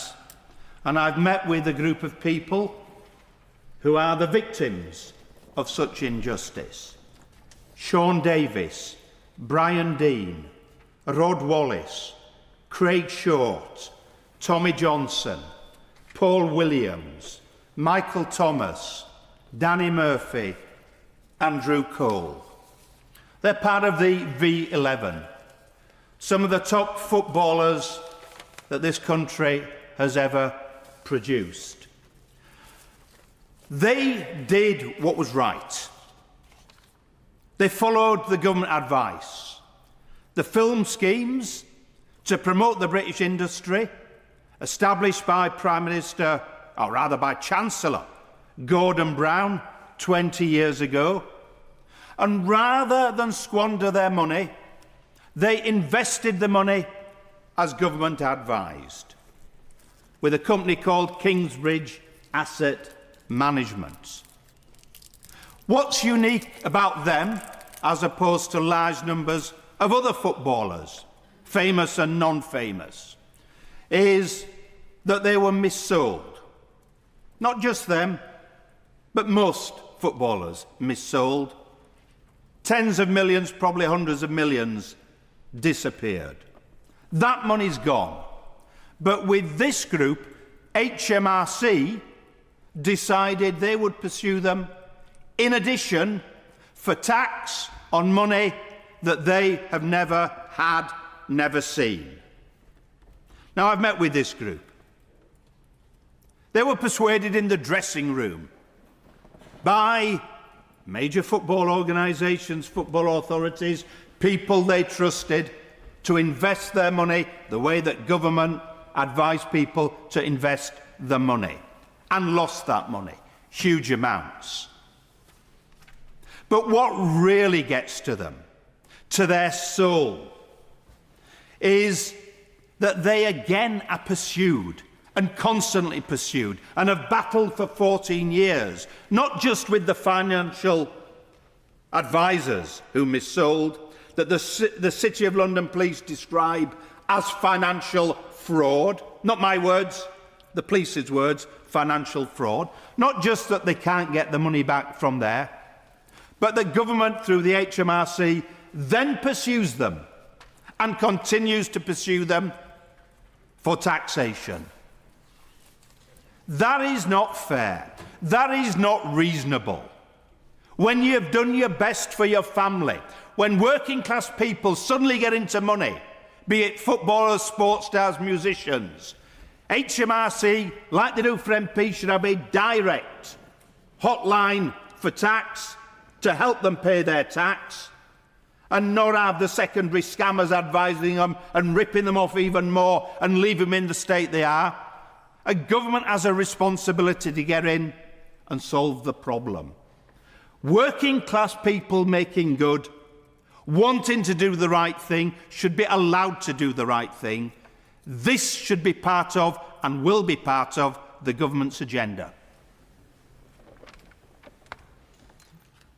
My Lords, I must start by congratulating the noble Lord Hobby on his powerful speech, rooted in his substantial career in education, and also the other noble lords and baronesses who've made maiden speeches today. But the education programme laid out in the speech is strikingly thin. And on the one hand, I take this as a positive. It is widely recognised internationally that education in England has, in the main, been a major success story over the last 15 years. And I spend much of my time now, including this evening, talking to educators from overseas who want to learn from the success of our reforms in England. But of course, it's right to address the issues of special educational needs. We have the worst of all worlds at the moment, a hugely expensive system that leaves many parents and also many schools and teachers unsatisfied. We're labelling a startlingly high proportion of children, including a much wider range of children with lesser needs, and the incentives in the system can be perverse and in some cases may even be contributing to reducing children's aspirations and achievement. Also, over the last 30 years, the schools budget itself has increased enormously in real terms, and the share spent on special educational needs has risen inexorably. The high needs block and children's disability living allowance together cost every single household in England £500 a year. But this is still not achieving the desired outcomes, and those statutory priorities for SEND and also for social care mean that local authorities have less and less money for all their other responsibilities, which is leading to the depressing downgrading of the public realm around us. But the White Paper offers little comfort that this bill will make the right kind of difference. I'll pick out just 3 important points, though there are many others. And first, practically, the plan introduces a huge administrative burden on schools who will have to prepare and maintain an individual plan for every child with SEND, perhaps 5 or 6 times as many children as now. Even if these plans can't be enforced by tribunals, they may contribute to pushing parent expectations beyond the realistic capacity of mainstream schools, and so actually worsen the quality of provision and fray relationships.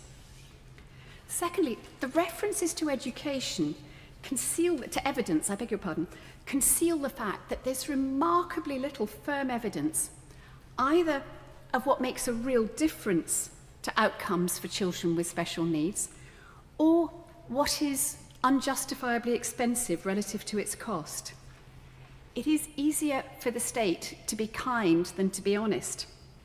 The sad truth is that much of the current budget could probably be spent much better. Across in the health sector, this is why NICE was set up to gatekeep health treatments, and I believe that an SEND equivalent is urgently needed, and I hope that when the bill is published, it will make explicit provision for building such a function. And finally, I must point out that the most difficult questions do seem to have been ducked, perhaps to avoid taking on either the powerful SEND lobby or Labour backbenchers. The proposals aren't really going to focus sufficiently clearly on the children who've got the most to gain from extra help, and costs will continue to escalate with guarantees baked in. So a ready-made SEND crisis will be dumped into the lap of the next government. And finally, I must point out that the Noble Lord the Minister did make some erroneous remarks about Ofsted inspection of inclusion and a provision for children with SEND, which he said Ofsted would be assessing for the first time. In fact, both of these were substantial elements of inspection throughout my 7 years at Ofsted, including in the 2019 framework, which was unequivocally focused on quality of education for all children. Both inclusion and SEND provision contributed significantly to judgments of quality of education and of overall school effectiveness. This would be a good opportunity for him to correct the record, as the misstatement appeared in the government's consultation document as well as in his speech. Could I first start by congratulating our maiden speakers, Lord Hobby. Fantastic to see someone with your experiences joining your Lordship's House. Lord Blackwater, and my friends and colleagues, Baroness Lehman and Lord Dixon, who I've known for many years. And while I was listening to their speeches, I learned a lot more about them than I thought I knew. But they are all fantastic additions to your Lordship's House, and I'm sure they will make many more fantastic speeches. The areas covered tonight are very broad, and I would love to speak about NEETs. It's something I've worked on for many, many years, but I will leave that for another day.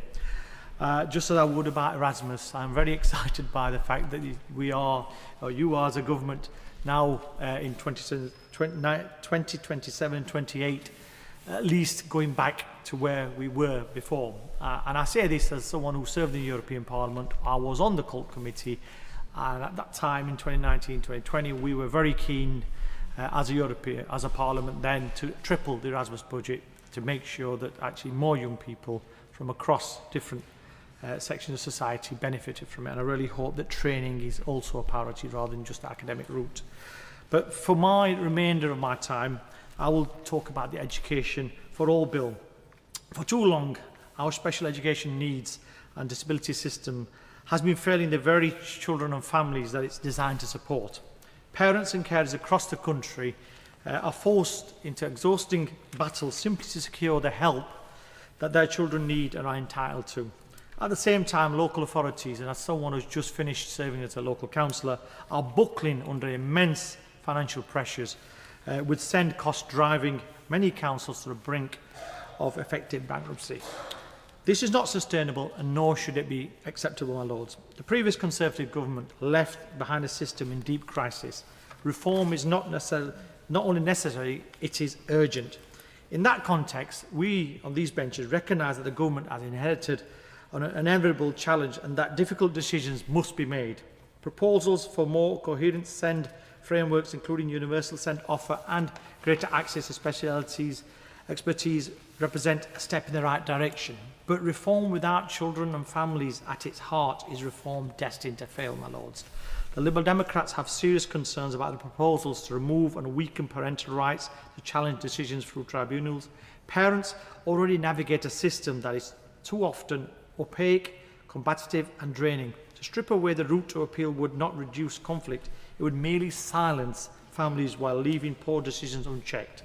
We will fight to ensure that the legal rights are preserved, settled placements are protected and meaningful mechanisms of challenge remain available. We are equally concerned that funding and workforce capacity is not yet in place to deliver these much needed changes. Universal offer is only meaningful if schools have the staff, training and resources identified to support need early. Can I also talk about curriculum reforms, my lords? Reforms must proceed in lockstep, ensuring that alongside high standards in literacy and numeracy, children receive genuine, broad and balanced education. Creative subjects such as sports and physical activities are not luxuries to be squeezed out, but essential elements of a healthy child development and emotional well-being. And finally, my lords, I would like to address the sparring cost of specialities provision. It cannot be right that private providers, often backed by private equity, extract excessive profits from the system supporting vulnerable children while councils struggle to stay afloat. We on these benches believe profits in this sector should be capped and steps taken to reduce profiteering for STEM provision. We must also expand capacity. Not every child will thrive in mainstream education. Councils should not be pressurised into unsuitable placements through restrictive funding conditions or halt specialist expansions. My lords, we support the need for reform, but we will judge this bill by one simple test. Does it make life better for children and their families? If it does, we will support it. If it does not, we will work tirelessly to improve it. I too would like to add my congratulations and welcome to all the maiden speeches today. My lords, I declare an interest as founder and CEO of a biotech company, NeuroBio Limited, where we're developing a first-in-class effective treatment for Alzheimer's disease. Consequently, I welcome the relief mentioned in the Grace's speech under the Regulating for Growth Bill. However, I was disappointed by the lack of any further mention of government for support for small, highly disruptive companies such as mine, since there are some clear opportunities being missed. First, R&D tax credits. It's estimated for every £1 of tax credit, companies will spend an additional £2.3 of R&D in the UK, and this creates jobs and value immediately, followed by an incredible dividend if resulting in a globally competitive technology. But the rates of relief for R&D companies has shrunk now from 33% before April 23 to 15% now. This change may provide a negligible uplift in the tax revenue, but it comes at a great cost to the company itself. Moreover, if we factor in the significant amount of time and effort required to make a claim, new administrative requirements, and the risk of HMRC inquiry, smaller companies may give up making a tax credit claim altogether. A second issue, and this was touched on by Baroness Hunter, is that relating to women, in my case, women in STEM. This is not just about fairness, it's about progress. Studies consistently show that diverse teams drive innovation, and that companies in the top quartile for gender diversity are 25% more likely to outperform their competitors. But one off-cited statistic is that less than 2% of VC funding goes to female founders. We need a formal sponsorship program where senior figures in industry actively champion the careers of promising women scientists, and perhaps a Women in STEM talent bank, a centralised platform where women scientists in the private sector can access mentorship, funding opportunities, and leadership training. My third point touches on education. Leaving aside, or perhaps in the light of, the time-consuming bureaucratic hurdles now required post-Brexit to recruit scientists worldwide, there's an even greater need to increase the potential pool of those that are already here. Although much has been said over the decades to encourage the take-up of STEM subjects, there is still room to do even more. One possibility would be to offer wider industrial sponsorship of university places, as already offered by the armed forces, in return for an agreed period working as a postgraduate in that company, and reverting to a loan if the individual left early. A fourth point is that there is little help currently available for a university academic who then takes the bold decision to transit way out of their comfort zone into business. I can say from my own personal experience, what I just had to learn as I went along, that entrepreneurial training and mentoring and the thrills and spills of the commercial world would be invaluable. It would give confidence, save time, and ensure maximum productivity. Currently, there is no training in the basics of business or commercialization for a scientist until after they've had their light bulb moment, and even then, it's rare. The fifth and most basic problem isn't a lack of innovation. It's the baked-in, oftentimes biased decision-making that stifles otherwise great economic impact. It's safer to fund small transitional technologies at the cost of truly disruptive innovation, because there is very little in the way of incentives or protections if an investment doesn't work out. Yes, we have schemes such as EIS, where their incredible returns are well acknowledged, but they should be expanded and strengthened. The current state of affairs creates an incentive to back only very small-step innovations to the detriment of truly transformative companies. This risk-averse mindset often forces disruptive scientists into looking further afield for funding. Too often, the UK is seen as a feeder ecosystem into the US. Let's return to my own area of Alzheimer's as an example of why this trend needs to be reversed. In the UK, current costs for dementia will be £42 billion this year, rising to £90 billion in 2040. It is clear that finding an effective treatment could have a very significant impact on individual well-being, society, and our economy. We need an improved national strategy across the areas on which I briefly touched. A wider and deeper consideration of UK biotech in the gracious speech would have been more welcome and more timely.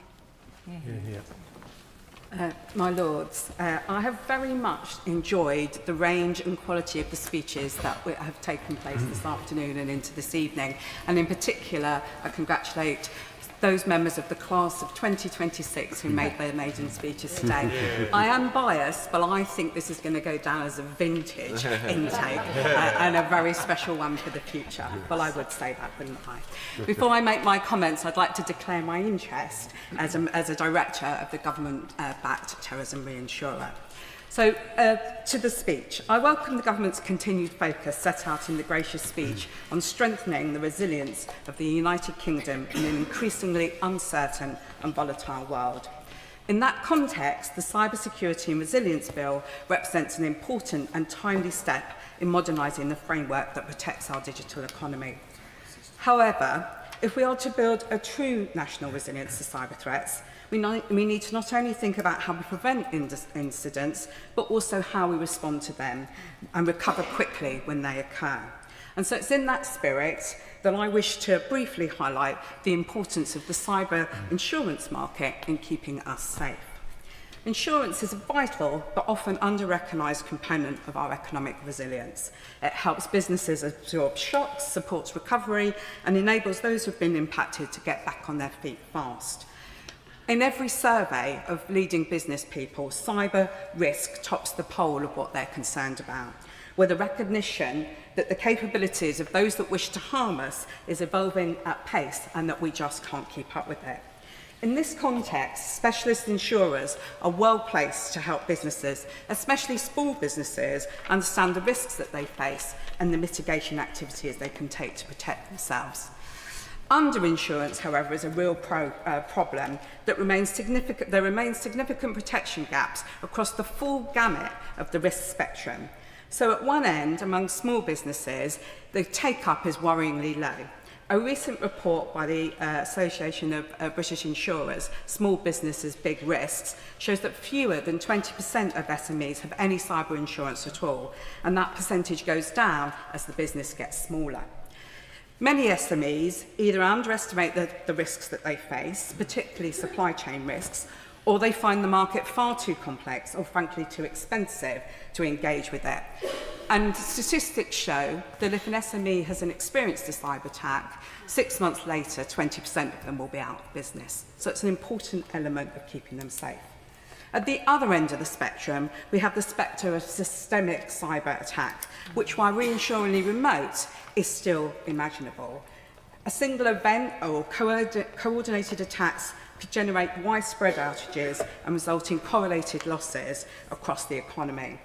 This could be a direct action by a state or non-state actor, or even as the consequences of as yet unknown vulnerabilities in our complex supply chains and systems. The incident at Jaguar Land Rover last year only too graphically demonstrated the impact that these events can have on our economy. And I think it's worth noting that Jaguar Land Rover were in the throes of getting their insurance in place and didn't have any, whereas Marks and Spencer's did have insurance in place. They made a claim of in excess of £100 million, and in one incident, the government had to step in and make financial support and help available to Jaguar Land Rover, but did not have to do that to Marks and Spencer's.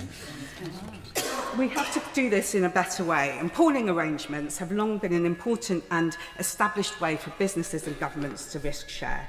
So in other areas of systemic risk, notably terrorism, which I have some experience of, we've recognised the benefits of public and private partnerships so that the taxpayer doesn't always have to step in when a significant event happens.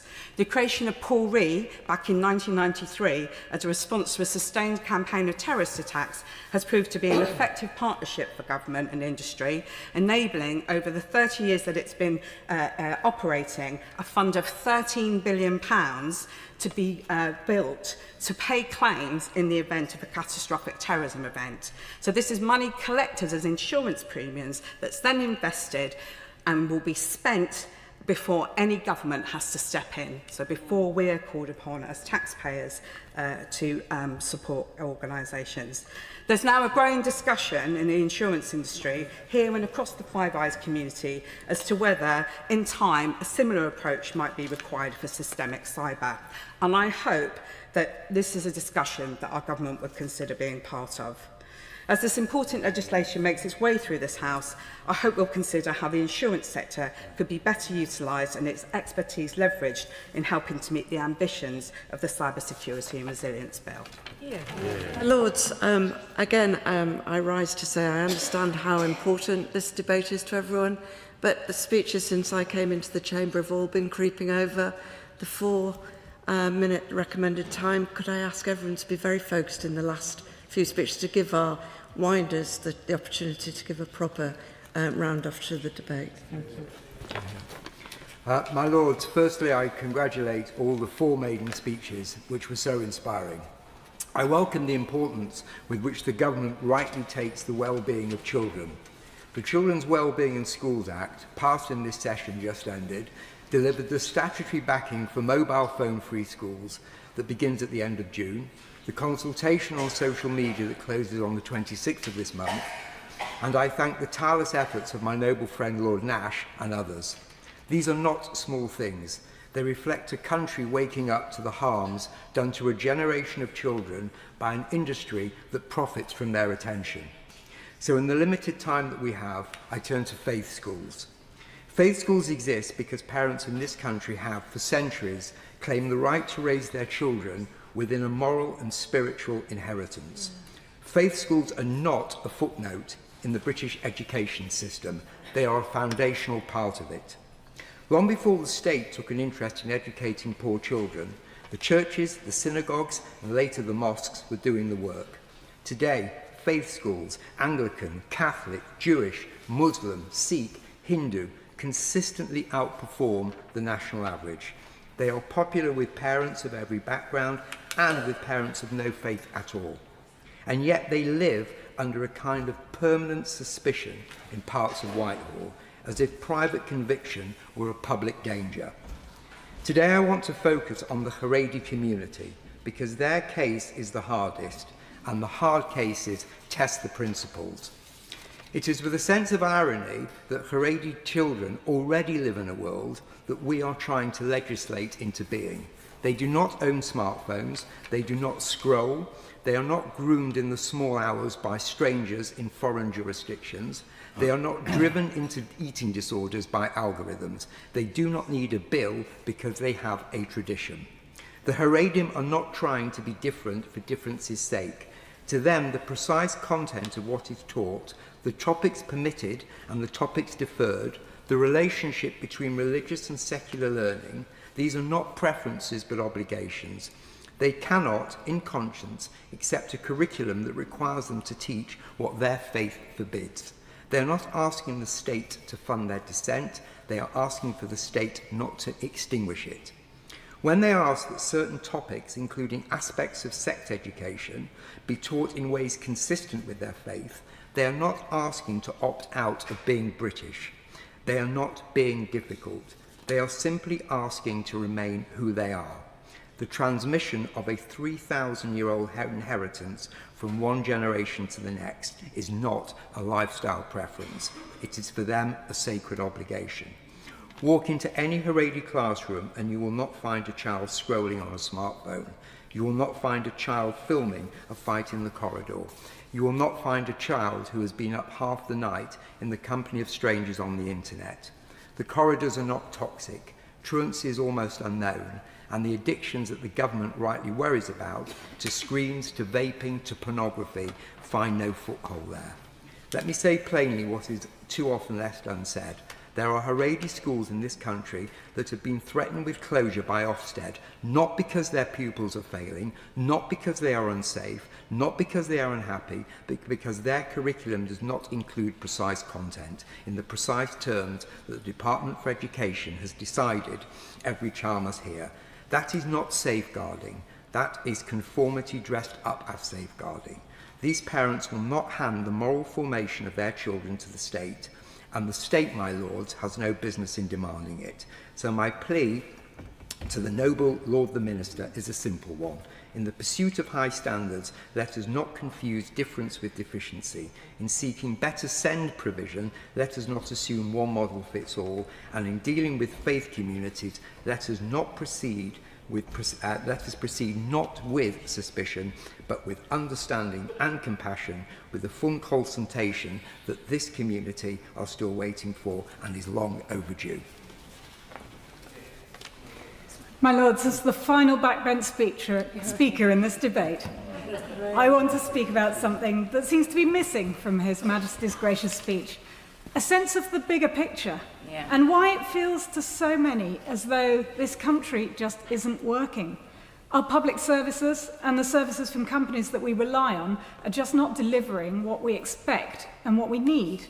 We want water companies that take away the dirty water, treat it, and deliver it back to us as clean drinking water. And we're happy to pay a fair rate for that to be done as efficiently as possible. We do not want to be paying money directly into the large profits of a few individuals, whilst our dirty water is being dumped into our streams and our seas. Likewise, we want to be able to use digital services to do things quickly and effectively, without worrying about whether all the information we put in is being used or sold by the company providing the service without our consent. We do not want companies to use our children's social and psychological vulnerabilities to hook them into doing and sharing more and more online so that they can be profiled and marketed to. Unfortunately, the proposals in the gracious speech to address issues like these, and many others, if they exist at all, seem to be sticking plasters of regulation or legislation. Nothing about tackling the root causes of why people feel that things are not working.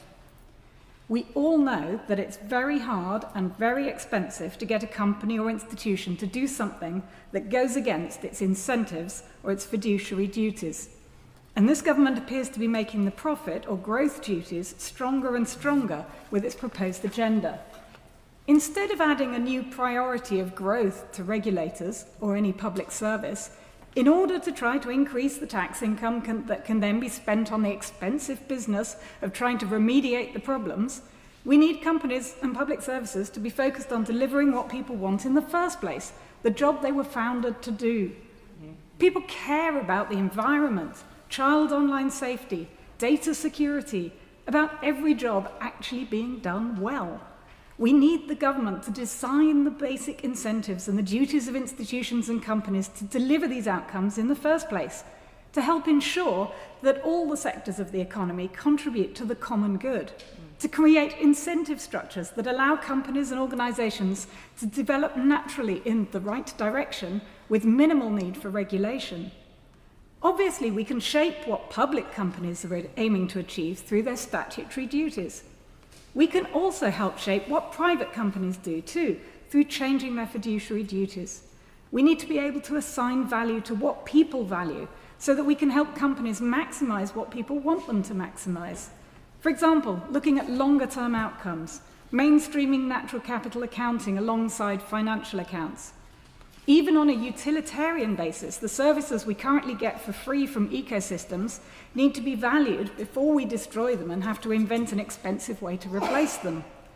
Peatlands have a certain value if considered as bags of horticultural compost or drainable agricultural land, but they have a greater value when considered on a bigger scale.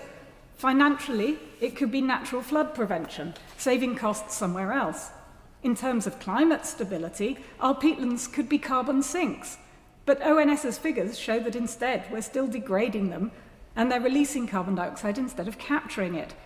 The government has still not announced a bill to deal with this. The same is true of how we treat digital tech companies. These are companies that provide a service to people which to start with is efficient and easy to use, but then companies start to try to maximize their short-term financial return to investors, almost regardless of the impact on all of its users and on the environment. Again, it takes government to stand up for and measure what people care about, the service they receive, the protection for them, their children, and the environments they care about. Then enshrine these measures into the incentives of the companies wherever possible. And where it's not, it needs to regulate on behalf of the people it represents. Prevention is better than cure. Let's get the incentives right so that corporate behaviour follows. And then we might see the jobs we want done, finally done well, because the profit motive will no longer be the sole driver. It is a pleasure to follow Baroness Freeman and to say I think I'm going to be the last speaker in the debate tonight, and to congratulate the noble lords on their excellent maiden speeches, and to have the privilege to speak to the humble address in the gap. With the introduction of the Energy Independence Bill aims to increase homegrown renewable energy to hopefully protect living standards for future years. While the direction of travel has been broadly welcomed across the sector, questions remain around delivery and infrastructure readiness. Unfortunately, grid connections delays continue to be a long-standing challenge for the UK energy sector, with renewable projects, battery storage and major developments often facing lengthy wait times to connect to the electricity network. So urgent support from government is required to build out as pressure mounts. So urgent expansion on grid infrastructure has to be developed at a really fast pace. All this is set against the backdrop of unreliable imports. So the opening of possible Jackdaw and Rosebank could be part of the UK energy security and reliability to help complete the jigsaw as we work towards net zero. With skills needed in particular where infrastructure is built, not concentrated elsewhere, and to adapt similar occupation to new technologies as engineers move from oil and gas into offshore wind, so as the clean energy workforce is set to grow rapidly. Inevitably, demand will concentrate in sectors that already face recruitment pressures. I question what further proactive support is being given to those retraining, particularly workers moving, as I said, from other industries from a relatively weak base, to ensure jobs in the clean economy are high quality and of high standard, so people want to train and retrain into them. In ensuring the UK has a stable and competitive business environment, the UK steel sector is, for one, essential to the UK security and has been severely impacted as a result of unfair trading practices, including market-distorting subsidies. The UK currently has some of the highest electricity costs in Europe, in part due to social and environmental levies placed on electricity bills. So the emphasis must be in reducing our electricity prices. Enabling competitive electricity prices are an important enabler of the steel sector, especially as producers and supply chains transition towards electrified green steel production.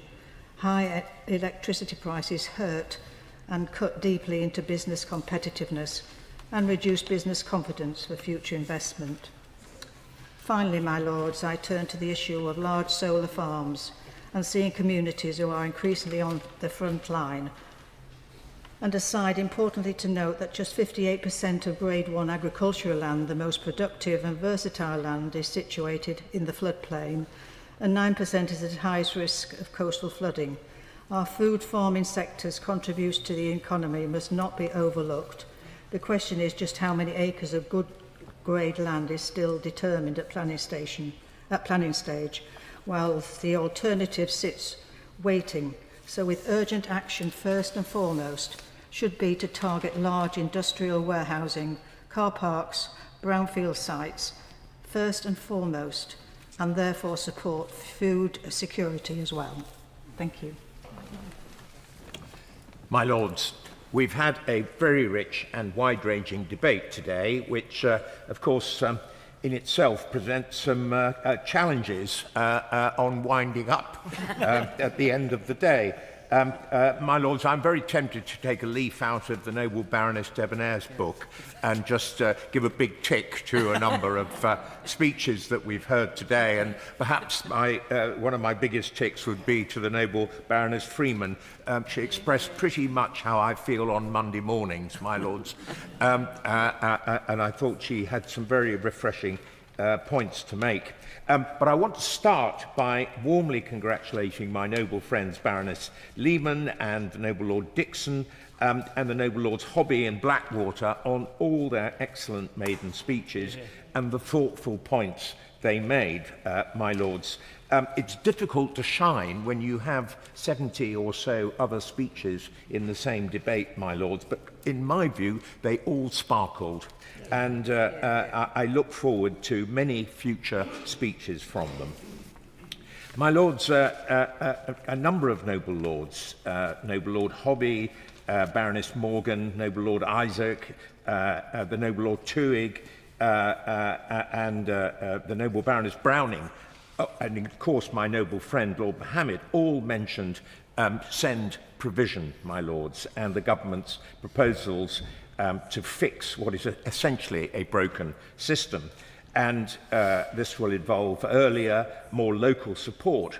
But autism charities, and I'm president of Ambitious About Autism, are clear that this must not come at the expense of families' hard-won legal rights. Parents' rights to assessment, EHCPs and redress must not be traded away for administrative efficiency, and every provider, including private SEND schools, must be properly regulated. My Lords, a number of noble Lords have expressed, what might be considered very high demands on our teachers today, my Lords. I think the noble Baroness Lawrence was extremely eloquent in that respect. And I absolutely share the noble Lord Smith of Finsbury, the noble Lord Willits, the noble Baroness Warwick of Underhills, and my noble friend Baroness Garden's support for higher education. But of course, that comes with considerable responsibility as to how they run those institutions, my Lords. I also believe that our education system must prepare young people for the age of AI, and that's one of their particular responsibilities, my Lords. And I declare an interest, my advisory interest on the register as regards AI. A dangerous skills divide is already opening up. State school teachers are less than half as likely as those in independent schools to have received formal AI training. The National Foundation for Educational Research projects up to 3 million UK jobs could disappear by 2035. And my Lords, that compounds the issues raised by a number of noble Lords, Lord Young, Baroness Garden, noble Lord Elliot, and Baroness Stedman Scott, as regards young people not in education, employment, or training, my Lords. And that's why a commitment which we have on these benches to a £10,000 lifelong training grant is not a nice to have, but a crucial lifeline.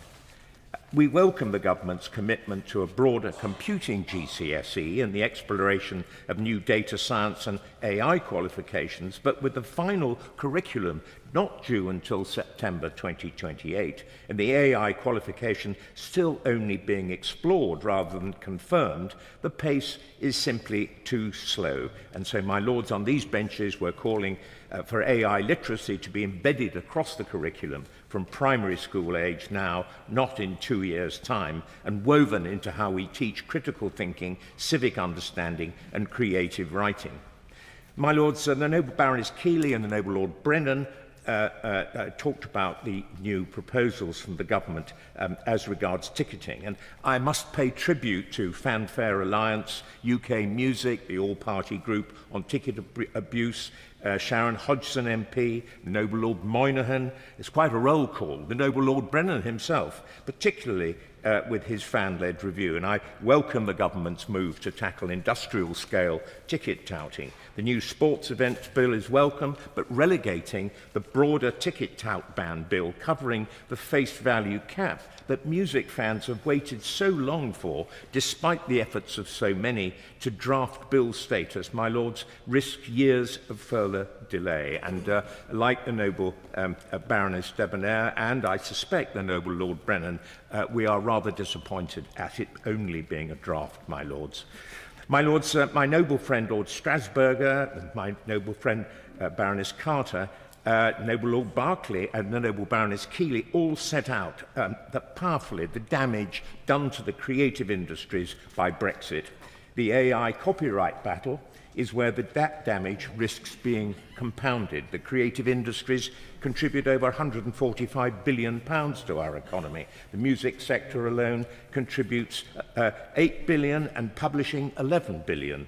My lords, we welcome the government's decision to drop the text and data mining exception. A functioning licensing market already exists. A 2026 BPI report this May documents 274 commercial agreements between content providers and AI developers already in place. So, my lords, as chair of the ALCS, and I declare an interest, I can confirm that the narrative that AI developers cannot access content legally has always been a myth. These things, three things are now needed: mandatory transparency, requiring AI developers to keep clear records of training inputs, labeling of AI-generated content, and crucially, any AI model deployed in the UK must comply with UK copyright law, regardless of where it was trained. The Noble Lord Sharp of Epsom raised the same concern from the Conservative benches last week. So I asked the Minister directly the same question that the Noble Baroness Keeley asked today: will the government give a clear commitment that the UK's gold standard IP and copyright law will never be disapplied as part of the AI Growth Lab sandboxes or under the Regulating for Growth Bill powers more generally, my lords? My lords, I also want to congratulate the Noble Baroness Reebok on the success of the National Year of Reading already, as we're now halfway through that, my lords. Emerging research suggests that AI's very ease of use may undermine the critical thinking we're trying to develop. Unfettered AI access without challenge doesn't develop judgment, it actually kills it. So, my lords, media literacy, mentioned by the Noble Baroness Kane of Kentish Town, my lords, is extremely important. The same AI models that scrape creative content without consent are producing the synthetic media, the deep fakes, the fabricated quotes, the algorithmically generated news that is steadily corroding public trust. The government's media literacy action plan is welcome in parts, but we need a statutory media literacy duty that extends to platforms, requiring them to actively support media literacy rather than leaving it entirely to Ofcom and the public sector.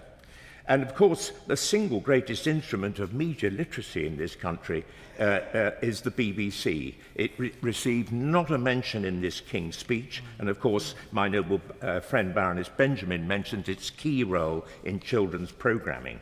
Reuters Institute data from last November shows the BBC remains the most trusted news source, not just in the UK, but globally.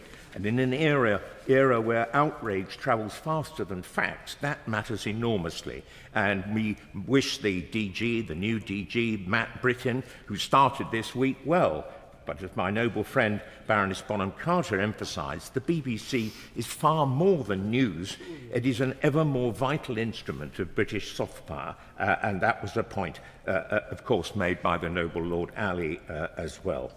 My lords, a number of noble lords have mentioned the technology and digital sovereignty aspect, and they were Baroness Kidron, the Right Reverend Prelate, the Bishop of Oxford, spoke of the impact of technology. Rishi Sunak has admitted recently that he wishes he'd spoken to the country more about the change that AI is coming to bring.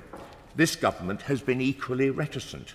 As I mentioned, there is a rising lack of trust in AI and concern about its implications, my lords, which makes the absence of an AI bill all the more inexplicable.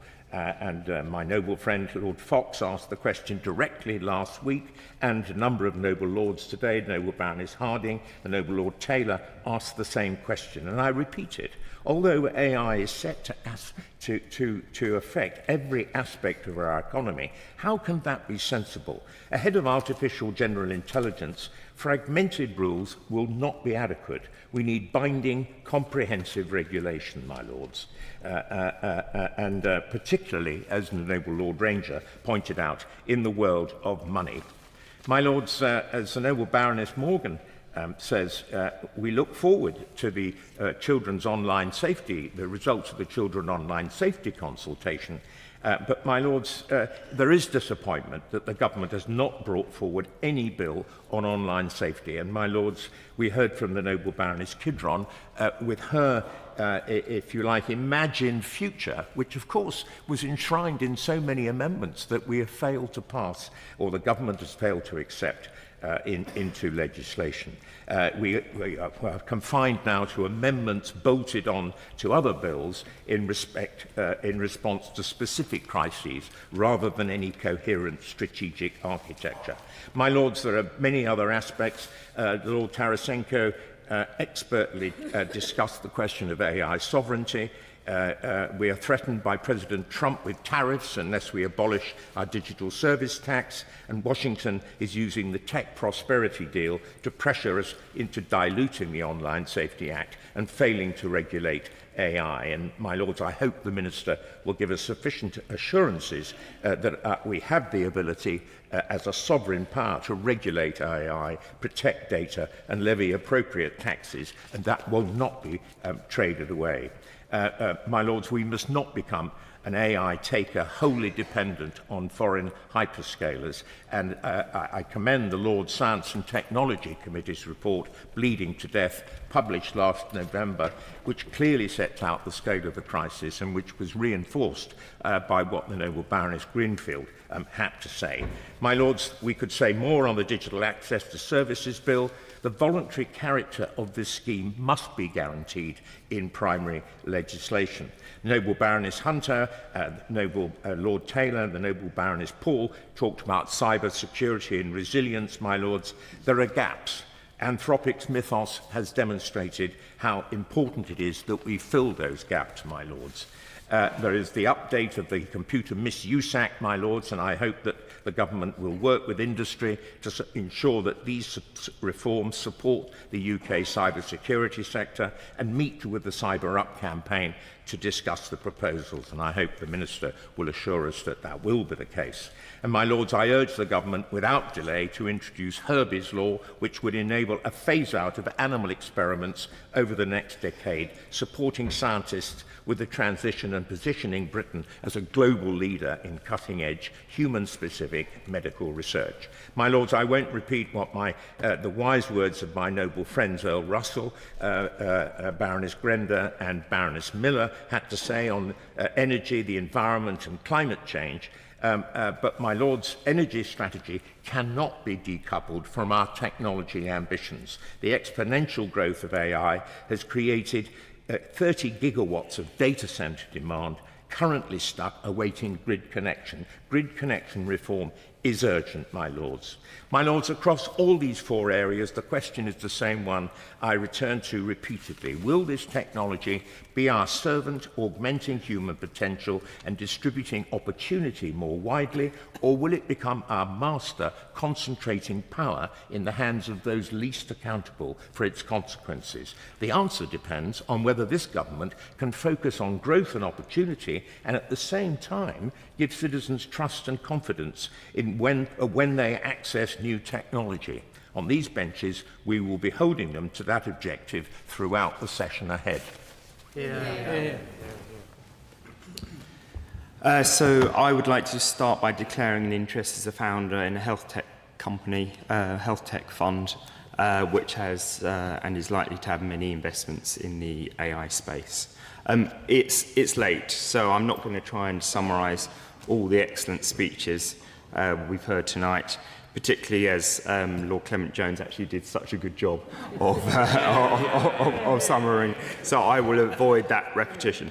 I will, though, say about the maiden speeches how much I enjoyed them, how much my noble friend, Lord Blackwater, I look forward to learning from your history lessons, laughing at your humour, and sometimes agreeing and sometimes disagreeing when you do make those controversial points.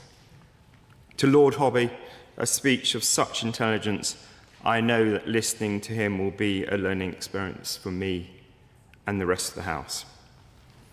To Baroness Lehman, who I was touched, like many others, by her speech, especially as a father of a neurodivergent child as well. I look forward to working with her in that area. And to Lord Dixon of Jericho, who I have to say I think takes the prize of all lords in terms of Jericho has got to be the coolest place to be a lord of. I look forward to hearing from him, as he says, on what matters to people and how public services can be designed to meet their needs. This being a King's speech on education, culture, technology and energy security, like the Bishop of Oxford and Baroness Freeman, I must admit I would have expected more of a strategic King's speech, a bigger picture, if you like, that sets out some of the challenges that are there and sets out the government's vision and values in how to address them. For instance, as Lord Tarasenko and my noble friend Lord Taylor said, I would expect a major AI plan. I'd expect to hear how AI represented a generational opportunity to transform productivity and output, to increase our human knowledge, to free us up from mundane tasks, and to enjoy our leisure time, to improve our lives and create unprecedented wealth and prosperity. But I would also hear about the generational threat that AI brings to certain types of jobs, to potentially many of our freedoms, to cyber security, and to the whole nature of modern warfare and the defence of this nation. Most of all, though, I would have expected to hear how we're going to ensure that the UK is in the AI fast lane and the dire consequences of being stuck in the AI slow lane. But yet, as many have said, we don't even have an AI bill. In education, like my noble friends Baroness Maclean and Baroness Spillman and many others said, I'd expect to hear how we would use education to equip our kids to thrive in the AI future, to train and attract the best AI talent in the world, and, as said by Lord Clement Jones, to avoid a dangerous skills divide. Like Baroness Kidron, who, as ever, spoke so passionately, and my noble friend Baroness Owen, I'd expect to hear concrete plans and action on how we're going to protect our children from the technical threats of AI and social media and the technical world. Instead, in education, as set out by Lord Smith, we heard how actually we've been making degrees harder and less attractive. We've introduced new funding systems, especially around Plan 2 students, with loans with much higher interest rates, where debt grows faster than their ability to repay. Not only grossly unfair, but deterrent to skills and education. And I'd ask the government to look at a Conservative proposal to link student debt and interest to inflation as a fair and just approach. In energy, I would have expected the government to set out an energy policy which will achieve competitive prices so we can attract AI data centres and keep our industrial base. I would have expected them to maybe learn some of the lessons that we've seen in Norway, where they show that you do not have to have a binary choice between receivables and oil and gas production, but you can actually combine the two and focus on renewables and granting new oil and gas licences, as my noble friends Baroness Bloomfield and Lord McKinley said. Because if you look at Norway versus UK, you see what I see is the rule of double. Norway has double the UK's oil and gas production and double the percentage of renewables, whilst the UK business and consumers face double Norway's costs. This means that data centres can afford to be in Norway, as can manufacturing companies, to the benefit of their economy and their people, and the strategic security of that country in a dangerous world. So I would say to the government, I understand the ambition for renewable energy. It's the ambition of many on this side as well, but it doesn't have to be at the cost of our own North Sea oil production. It does not have to be either or. And finally, in this uncertain world, I'd expect a serious sovereign technology agenda. What, for instance, is our approach to ensure semiconductor resilience? How can technology and AI be at the forefront of our defence, of our drone capability, of our cyber security? How can we develop a critical AI and tech infrastructure that can protect us all? These are the things I would have expected and hoped for in a King's Speech. These are the things of vision, of a set of values, and of ambitious goals. These are the things that the country needs. And what did we get instead? Dare I say it, in the words of Wes Streeting, we have, where we need vision, we have a vacuum.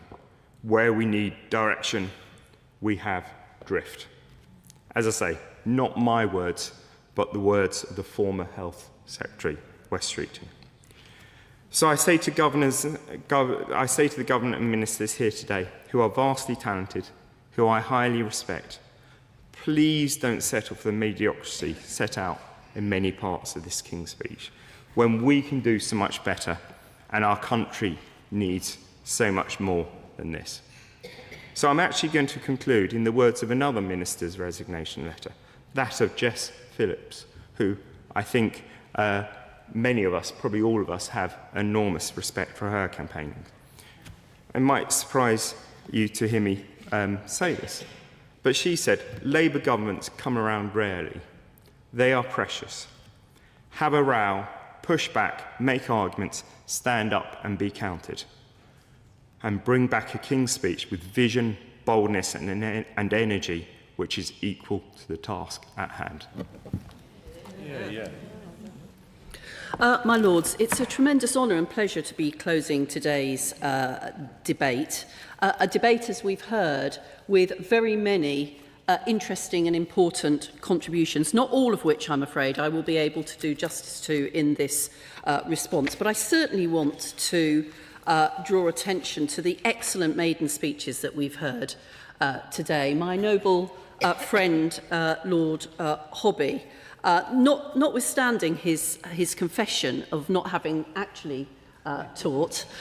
Nevertheless, through his representation of head teachers and his important work to bring new people into the teaching profession through Teach First, brings an enormous amount of experience in the field of education that I know he will use to good effect in this House. The Noble Lord, Lord Blackwater, who my good friend, Conservative broadcaster, blogger, podcaster Ian Dale told me to be nice to, I can see it will be worthwhile if I am, recognising, of course, that what Ian and the Noble Lord have in common is that they are both Essex boys. The noble lady Baroness Lehman, I don't think it's a bad thing to have more political staffers around the place, and I think that was demonstrated both by the noble lady and by the noble Lord Dixon. But the noble lady will undoubtedly, as we heard from her experience, bring an emphasis on cohesion, on children and on care to our debates in this House. The noble Lord Dixon, who it's always a winner, can I say, to the noble Lord, to bring your mum into the speaking as a mother myself, and I'm sure she is very proud of your great achievements, particularly, I think, bringing not only that political background, but that leadership in the voluntary sector to our debates in this House. As we begin a new parliamentary session, we know that this country continues to face long-standing challenges that cannot be solved quickly, but require long-term strategic solutions that make a positive difference to people's everyday lives. Rather than promise quick fixes, this government has set out a series of bills and measures that face down these challenges and deliver the change the British public voted for. The hard work of change is already underway. I won't list the full legislative programme of the last session, but for my part, I'm proud of our reforms to education and children's social care through the Children's Schools and Wellbeing Act. Through the iFate Act, we laid the foundations for Skills England and the Post-16 Skills White Paper to help us understand and meet the country's skills needs. And of course, our non-legislative reforms and implementation continue to drive change outside of this chamber. We had a volley from the noble lady Baroness Bloomfield of criticism of education policy at the beginning of this debate. Although I do note that we don't yet have an opposition education spokesperson. The opposition chose not to have a debate on education in the other place. Perhaps today we've been watching an audition for that opposition spokesperson. The noble Lady Baroness Barron is enormously big shoes to fill, but I look forward to somebody making an effort, at least at that. Since coming into government, we have got children back to school for 5 million more days and turned the tide on teachers leaving the classroom. Parents are benefiting by as much as £8,000 from government-funded childcare, and young people are benefiting from new training opportunities in technical excellence colleges across our country, and new foundation apprenticeships and hiring incentives for small businesses are turning around the 40% fall in apprenticeships for young people and the tragedy of nearly 1 million young people not earning or learning. We, unlike the last government, won't abandon a generation to this. We're cutting the cost of living and boosting standards at every stage of our children's education. But to return to this session, as you've heard, we're going further because we cannot deliver opportunity and economic growth in every part of the country without a programme of legislation to match our ambitions. This includes our once-in-a-generation reforms to special needs education, which we've designed in partnership with families and teachers to give every child the opportunity to do well at school. We're accelerating the UK's drive to energy security through the nuclear regulation and energy independence bills. The Cyber Security and Resilience Bill will strengthen a different kind of infrastructure, supporting businesses of all sizes to improve defence against cyber attacks across the economy. We'll introduce digital ID to parliamentary scrutiny during this session. Built to the highest security standards, it will provide an optional choice for efficient access to public services. And finally, our secondary ticket and sporting events bills will strengthen the UK's capacity to host world-class sporting fixtures and ensure fans of live events can no longer be exploited by ticket touts. All of this legislation supports the government's primary mission to build the economic growth this country needs and the opportunities our people deserve. To respond to some of the particular points raised during this debate, we had very good contributions, I thought, on special educational needs from many noble lords with both personal and professional experience in this area. We're clear that every child deserves a chance to achieve and thrive. Not some children, not children in the right postcode. Every child, whatever their background, whatever their need. Raising standards means raising expectations for all.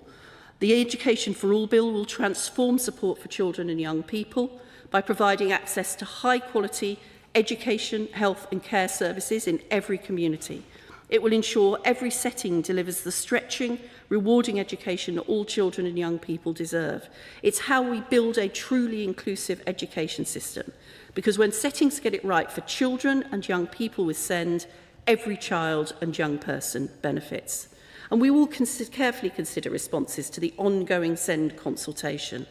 Subject to this and ongoing engagement with the sector and experts, we will meet our reform principles by providing support that is early, local, fair, effective and shared. This bill will bring forward measures to enable effective delivery from 2029. We'll provide early support to children with SEND through embedding inclusive practice and requiring settings to publish an inclusion strategy. We'll equip early years providers, schools and colleges to intervene early and effectively by creating national inclusion standards to support settings to identify and implement best practice. We will enable local support by making mainstream settings more inclusive. And of course, we recognise the significance of teachers in this, which is why we will be delivering more training on SEND and inclusion than ever before, backed by over £200 million of investment. The bill will require settings to produce an individual support plan for every child and young person with SEND. But we will streamline and standardise both the content of EHCPs and the process for obtaining them, whilst ensuring that the transition from the current to the new system is as smooth as possible. And once the new system is in place, a triple lock of transitional protections will mean no child loses the effective support they already receive. Every child with a special school place in September 2029 will be able to stay in a special school until they finish education. No child with a current EHCP will transition until the end of their phase of education and not before September 2030. Children who transition out of their EHCP will have an individual support plan in place ahead of their plan ceasing, and when the new inclusive mainstream has been built to ensure no break in support. We will reform the role of the SEND Tribunal, encouraging greater use of mediation before appeals, including placement appeals, and there will be a continued right of appeal to the SEND Tribunal for key decisions about education, health and care needs assessment plans and placements. We will ensure that those children with the most complex needs receive high-quality, consistent support through new specialist provision packages. And this legislation will utilise partnerships and ensure support is shared across settings. We will make these changes because every child and young person deserves to belong, achieve and thrive. And in order to facilitate them, we will put in place the necessary investment. We are supporting already local authorities with the deficits that they built up through the failed system that we inherited. We will invest £1.6 billion over 3 years in our Inclusive Mainstream Fund to support high-quality inclusive teaching. £1.8 billion invested over the next 3 years to create a new national offer called Experts at Hand, wrapping professionals such as educational psychologists, speech and language therapists and occupational therapists around mainstream settings. And we'll put in place £3.7 billion worth of investment to create 60,000 specialist and inclusive education places. Turning to some of the other aspects of education, several noble lords, as we've heard, raised the issue of higher education. These are challenging times for higher education. The freezing of tuition fee income by the last government has caused considerable financial stress. But of course, we took the decision to reverse this, and we will legislate to ensure that tuition fee income for universities is index linked. We've already ensured that that will happen for 3 years. We're putting research funding on a more sustainable basis. And on the subject of student finance, I do have to point out to the noble Lord, Lord Markham, that Plan 2 loans were introduced by his government. They weren't the problems we have inherited. The design was the last government's. We will, of course, review the student finance system to make sure that we protect those who have taken part in higher education, but we will also, in order to encourage more to take up the opportunity of higher education, reintroduce the maintenance grants that were done away with by the last government. When it comes to young people who are neither earning nor learning, we're determined to break down barriers to opportunity for all our young people. That's why we're investing £2.5 billion over the next 3 years in the Youth Guarantee and the Growth and Skills Levy to create up to 500,000 opportunities for young people to earn and learn. We will strengthen the role of schools so that every young person leaves with a planned post-16 destination. We're piloting the automatic allocation of place in further education for those who don't already have one. We're improving how the system works together with local authorities, strategic authorities, schools and FE providers. We're investing in new data tools to identify those at risk of becoming NEET earlier. We're expanding the number of youth hubs across the country and through the Jobs Guarantee Scheme, the Youth Jobs Grant and new apprenticeship incentive for small and medium-sized businesses. And by doing that, we will work with employers to get more young people into work. Turning to the important issue of energy. As several noble lords, my noble friends Baroness Curran, the noble Lord Lenny have identified, and my noble friend Lord Whitehead tells me that you get 5 yeses, Lord Lenny, for the questions that you asked me in your speech. The lessons for the UK as we face the second fossil fuel shock is clear. We need to get off the fossil fuel roller coaster with clean homegrown power that we control and electrification of our wider economy. The Energy Independence Bill will underpin action on 3 core objectives: tackling the affordability crisis and protecting consumers, accelerating the UK's drive for energy security, and delivering a fair, managed and prosperous transition and good jobs in clean energy. Important points, particularly around the transition that my noble friend Baroness Griffin made. The bill supports the government's efforts to bring down energy bills and support vulnerable households. It gives the energy regulator the powers it needs to act as a strong consumer champion and stay ahead of a rapidly changing energy system. And it supports the biggest investment in home upgrades in British history through the Warm Homes Plan. The bill accelerates the delivery of Clean Power 2030 and electrification of the economy so that we can deliver a fair, affordable, secure and efficient electricity system that will bring down bills for good. It will enable vital grid upgrades after decades of underinvestment. It will help to create a global blueprint for a fair, managed and prosperous transition in the North Sea that acts in line with the science of fossil fuel. The bill will expand workers' rights and protections and pave the way for a new generation of good jobs in clean energy. The Energy Independence Bill legislates for the powers the government needs to fight people's corner and go further and faster on our clean energy mission. The Nuclear Regulation Bill fulfills the government's commitment to strengthening the UK as a nuclear nation. We've been clear that nuclear power will play a key role in achieving Clean Power 2030 and beyond. The government has committed almost £17 billion across the spending review period to the biggest nuclear building programme in a generation. funding Sizewell C in Suffolk, the Small Modular Reactor Programme at Wilfer in North Wales. We've progressed Hinkley Point C in Somerset, and we're welcoming a new era of advanced modular reactors as part of our clean energy mission. Recognising the point made by the Noble Lord, Lord Willits, however, we have recognised, as the Nuclear Regulatory Review in 2025 found, an overly complex and bureaucratic regulatory system that favours process over safe outcomes is holding back the industry and making the UK the most expensive place in the world to build new nuclear.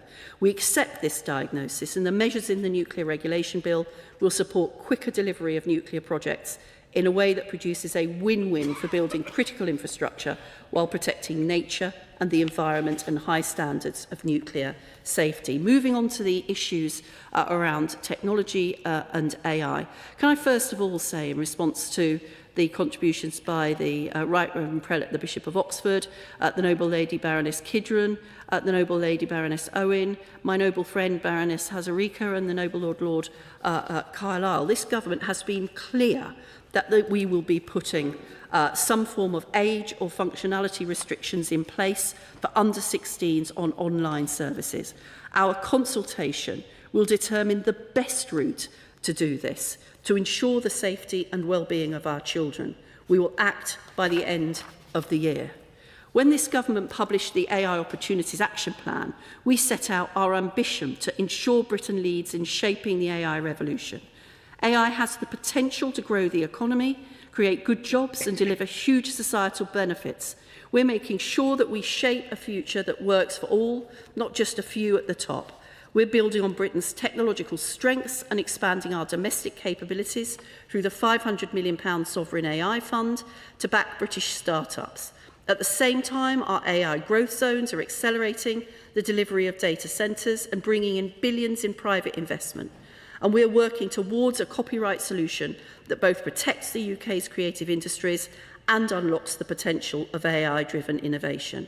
However, if we're to realise any of AI's benefits, we need to make sure it's safe, and that's why we've taken important steps to ensure that most AI systems are already regulated at the point of use by our existing expert regulators. The government continues to act decisively to address harms where the evidence suggests it's necessary to do so.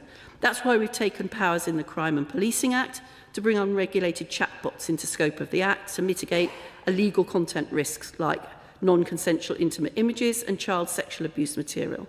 And we've also taken powers in the Children's Wellbeing in Schools Act to ensure that we can act on the findings of the consultation, including, as I say, whether restrictions should be placed on children's use of chatbots. We recognise that AI capabilities are accelerating rapidly and bring the potential for serious risks. This is why we're strengthening cyber resilience through the Cyber Security and Resilience Bill and a new National Cyber Action Plan, while ensuring AI is regulated at the point of use. We're also supporting our world-leading Security Institute, which is working with frontier developers to identify and mitigate model vulnerabilities to ensure we understand and prepare for AI's potential impacts. In the area of culture, we are introducing the draft secondary ticketing bill. We will have the opportunity to build on the important work of my noble friends, Baroness Debonair, the noble Lady Baroness Keeley, to reflect on the comments made by the noble Lord Brennan and to prevent fans being ripped off by touts, bringing support to those who want to attend events and ensuring that money is going into those events rather than into the pockets of touts. In the area of arts and culture, they're at the heart of community life. They bring people together across divides, and that's why we're taking decisive action to ensure the arts are accessible to everyone, everywhere. In March, we published our response to my noble friend Baroness Hodges' independent review of Arts Council England, accepting all recommendations. We're backing that vision with significant investment. Last year, we announced £1.5 billion to help protect more than 1,000 treasured arts venues, museums, libraries and heritage buildings across England. In April this year, we announced the first set of organisations to benefit from this support, which included 96 million through the Creative Foundations Fund, 25.5 million for museum repairs and development, and 6.3 million to modernise libraries so that they can continue serving communities for generations to come. In recent decades, we have lived through a revolution in media. That's why we're improving the curriculum to ensure better standards of media literacy. It's why we launched the Local Media Action Plan, as well as committing up to £12 million in funding. It includes a campaign to inspire young people about future media careers and help them understand the importance of journalism to our society. Similarly, both the Prime Minister and the Secretary of State believe public service broadcasting, and the BBC in particular, are vital British assets that support our democracy, bring our communities together and help to shape and define our nation through telling stories about the lives of people in all parts of the UK, enabling the Noble Lady Baroness Benjamin to have influenced very many of our childhoods through her play school period. And of course, who knows, enabling us to all get to know K-pop demon hunters, if that's something that we want to do. We're acting to future-proof this vital institution, and our review of the BBC's charter aims to protect the BBC for decades to come. My Lords, we are at the beginning of this new legislative agenda, but it does not shy away from tackling problems that are complex, long-standing and multifaceted. We will build on the foundations we've laid in our first 2 years in government, reforming where carefully designed change is needed, strengthening and empowering what works well, and I look forward to working with Noble Lords as we take this important legislative agenda through this House. My Lords, I beg to move the debate be now adjourned until Wednesday the 20th of May. The question is that this debate be again adjourned until Wednesday the 20th of May. As many as that opinion will say content. The contrary not content. The contents have it. My Lords, I beg to move that the House do now adjourn. That the House do now adjourn.